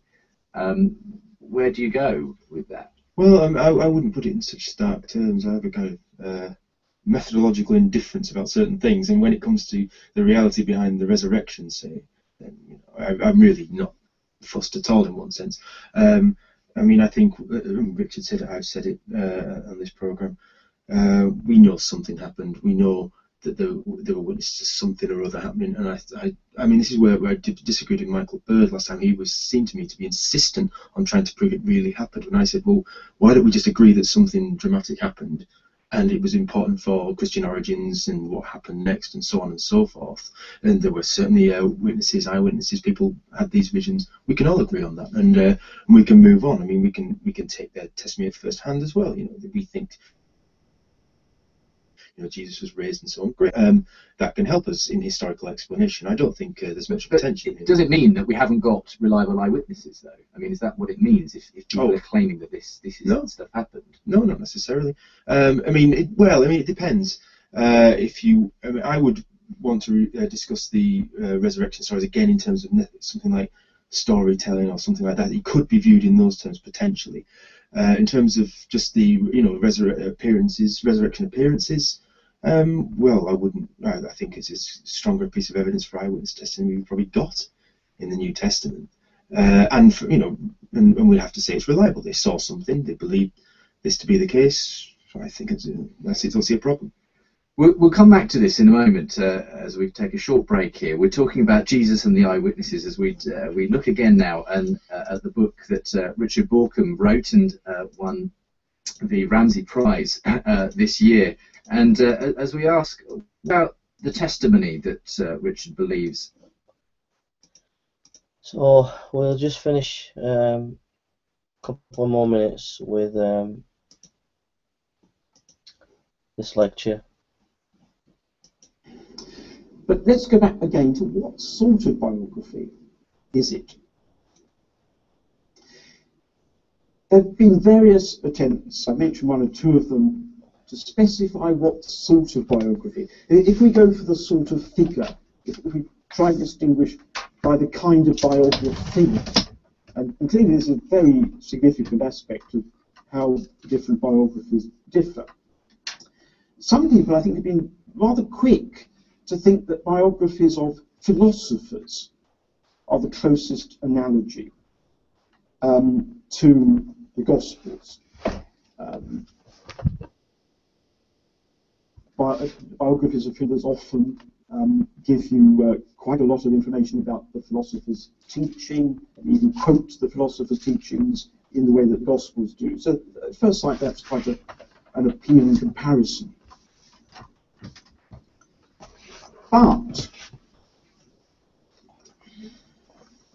I think the differences between the Gospels and philosophical biographies are quite significant. And it is much more plausible, I think, to see Jesus as a unique figure among the biographies of antiquity, rather than associating Gospels too closely with biographies of philosophers. And as I said, this is not a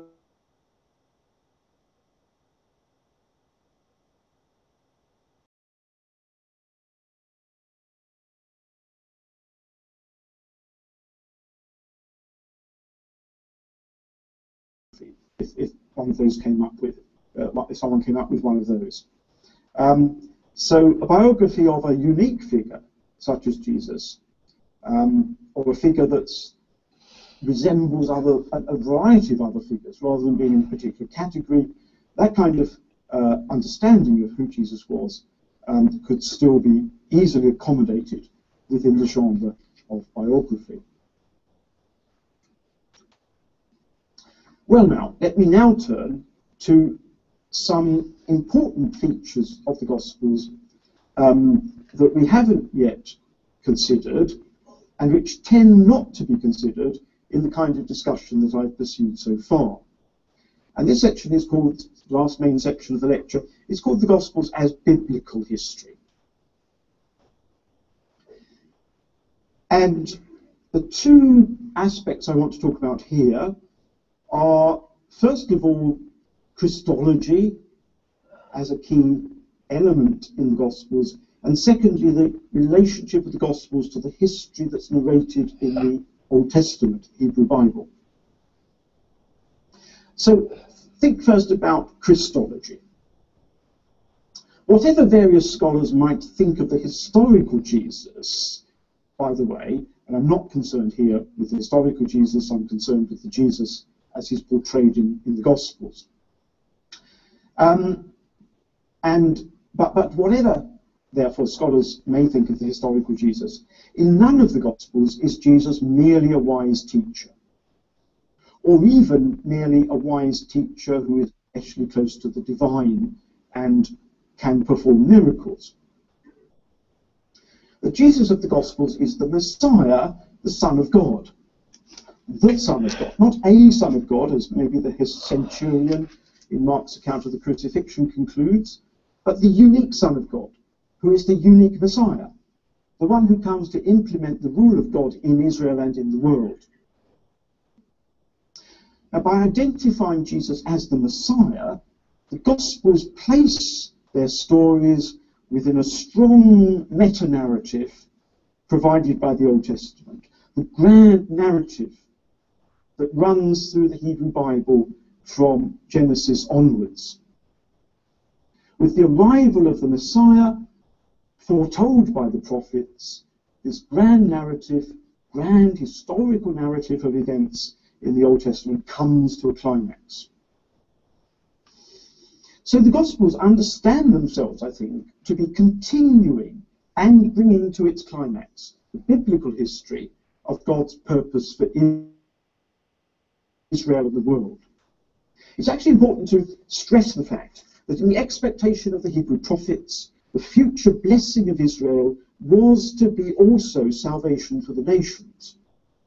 It's an Israel-centered expectation, but it's also an expectation of salvation that will go out from Israel to the world.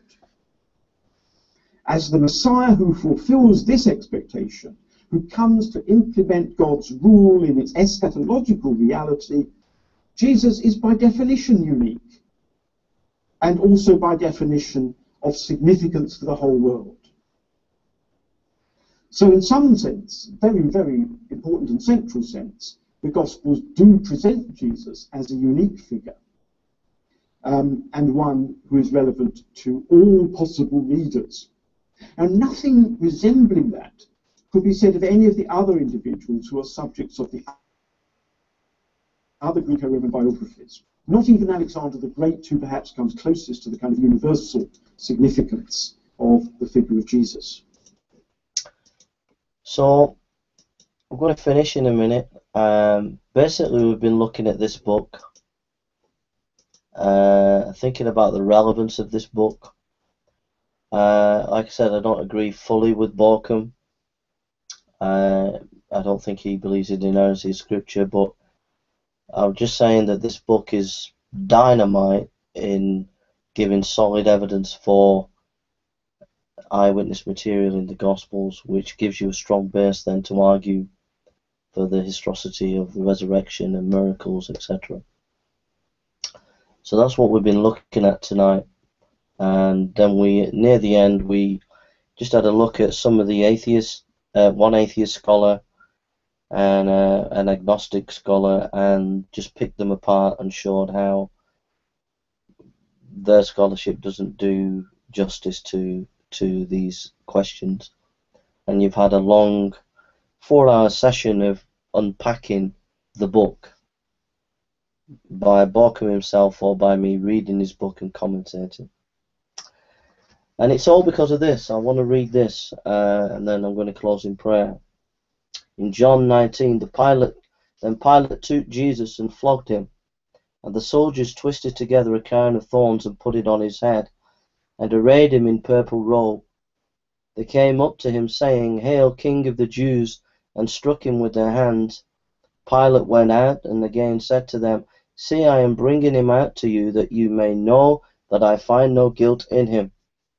So Jesus came out wearing the crown of thorns and the purple robe. Pilate said to them, "Behold the man."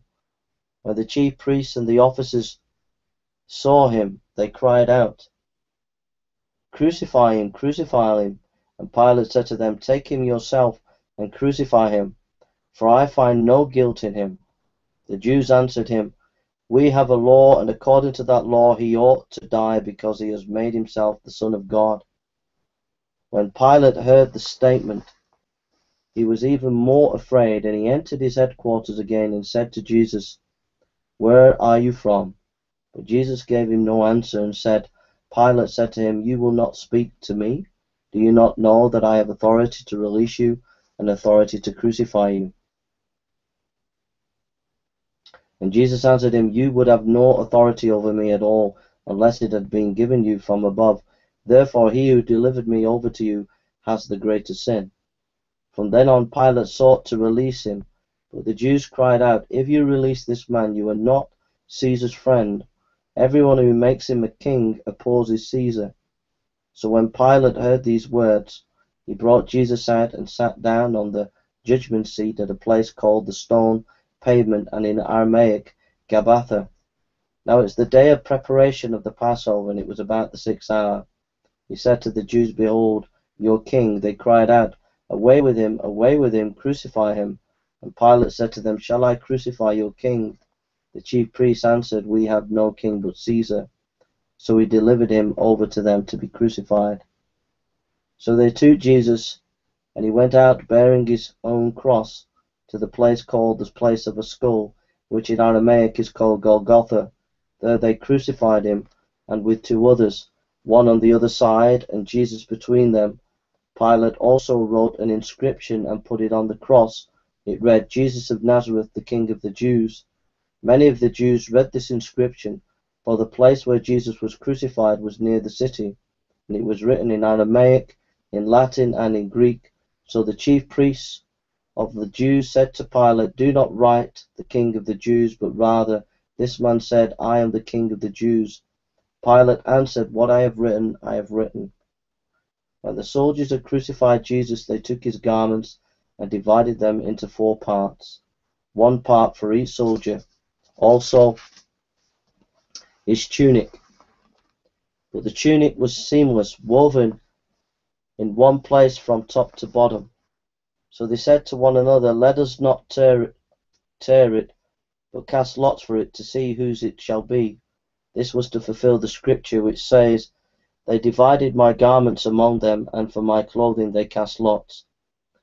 So the soldiers did these things, but standing by the cross of Jesus were his mother and his mother's sister Mary, the wife of Clopas, and Mary Magdalene. When Jesus saw his mother and said, and the disciples whom he loved standing nearby, he said to his mother, Woman, behold your son.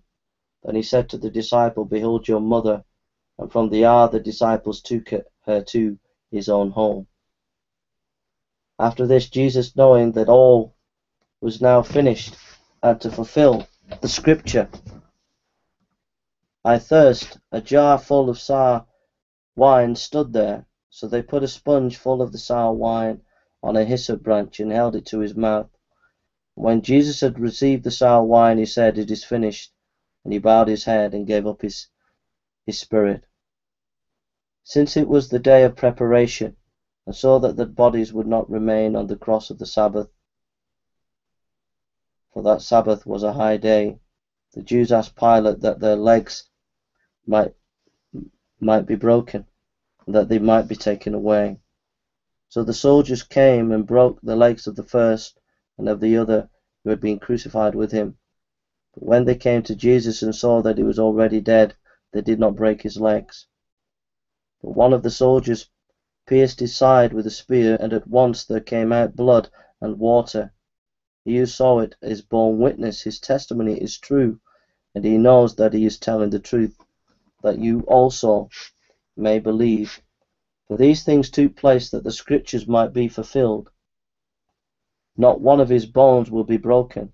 And again another scripture says, They will look on him whom they have pierced.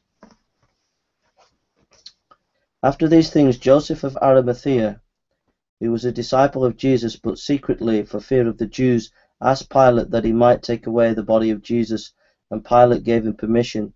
So he came and took away his body. Nicodemus also, who earlier had come to Jesus by night, came bringing a mixture of myrrh and aloes, about 70 pounds in weight. So they took the body of Jesus and bound it in linen cloth with the spices, as is the burial custom of the Jews. Now in the place where he was crucified there was a garden, and in the garden a new tomb, in which no one had yet been laid. So because of the Jewish day of preparation, since the tomb was close at hand, they laid Jesus there.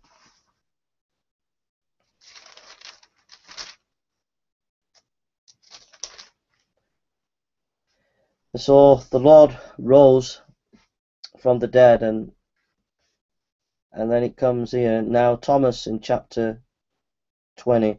Now Thomas, one of the 12, called the twin, was not with them when Jesus came.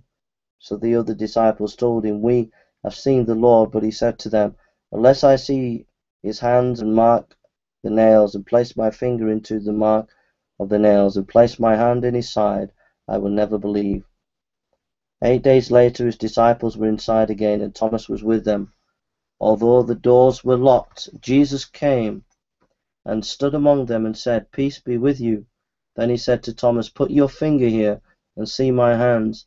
Put your hands and place it into my side. Do not disbelieve, but believe. And Thomas answered him, My Lord and my God. And Jesus said to him, Have you believed because you have seen me? Blessed are those who have not seen and yet have believed. The reason why I've spent so long tonight doing this video, it's a lengthy video. It's been 4 hours or more. The reason why I wanted to do this video is I wanted you to see that evangelicals, when they say they believe in Jesus Christ, it's based on good scholarship. We are not anti-intellectual, and you can't get one of the best. You can't. One of the best scholars around today is Dr. Borkham, and I could have used many scholars, but I just thought we'd concentrate on one tonight. One world-class scholar who's done amazing work in historical research.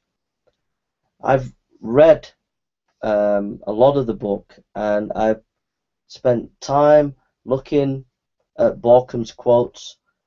He mentioned ancient historians. I would go and read the ancient historians and check it out. So I've done detailed work going beyond Borkham's book, reading ancient historical material to understand what Borkum's talking about. And so what I'm trying to communicate to you tonight is, as evangelicals, we are not anti-intellectual. We want our faith to be based on evidence, and we will use the best scholarship. Now, we looked at, there were 4 scholars tonight that we saw. We saw Borkum, Crosley, Dr. Price, and Carrier. The atheist Crosley at Sheffield University, who was talking to Borkum, was a very gracious atheist, and was one of the most educated, wise scholars of the atheist side. But the rest of the atheist group that's around today and their allies, people like Dr. Richard Carrier, are fringe scholars, and they're not taken seriously in the academic world. Dr. Price isn't taken seriously. But even when you actually sit down and you examine what they're saying, they're not actually basing what they're saying in any solid evidence. It sounds really good, really powerful because it's good rhetoric, but there's no solidity to it.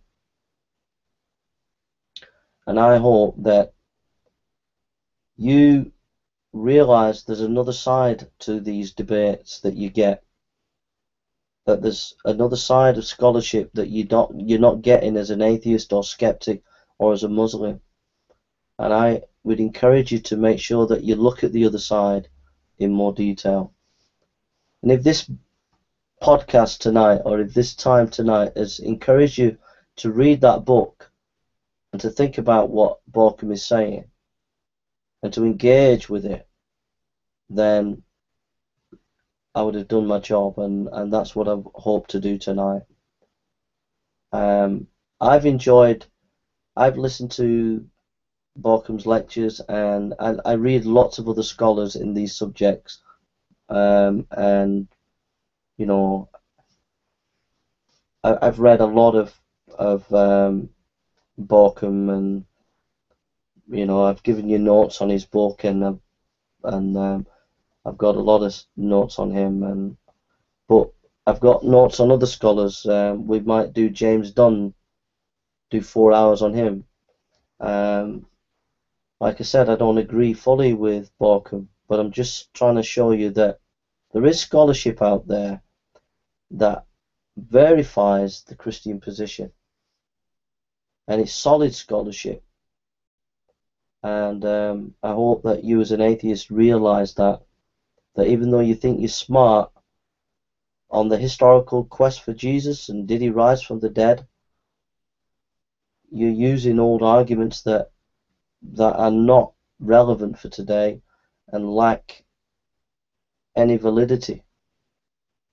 That's what I think. So I hope it's given you a lot to think about anyway. And I'm going to close in prayer. And thanks for stopping by.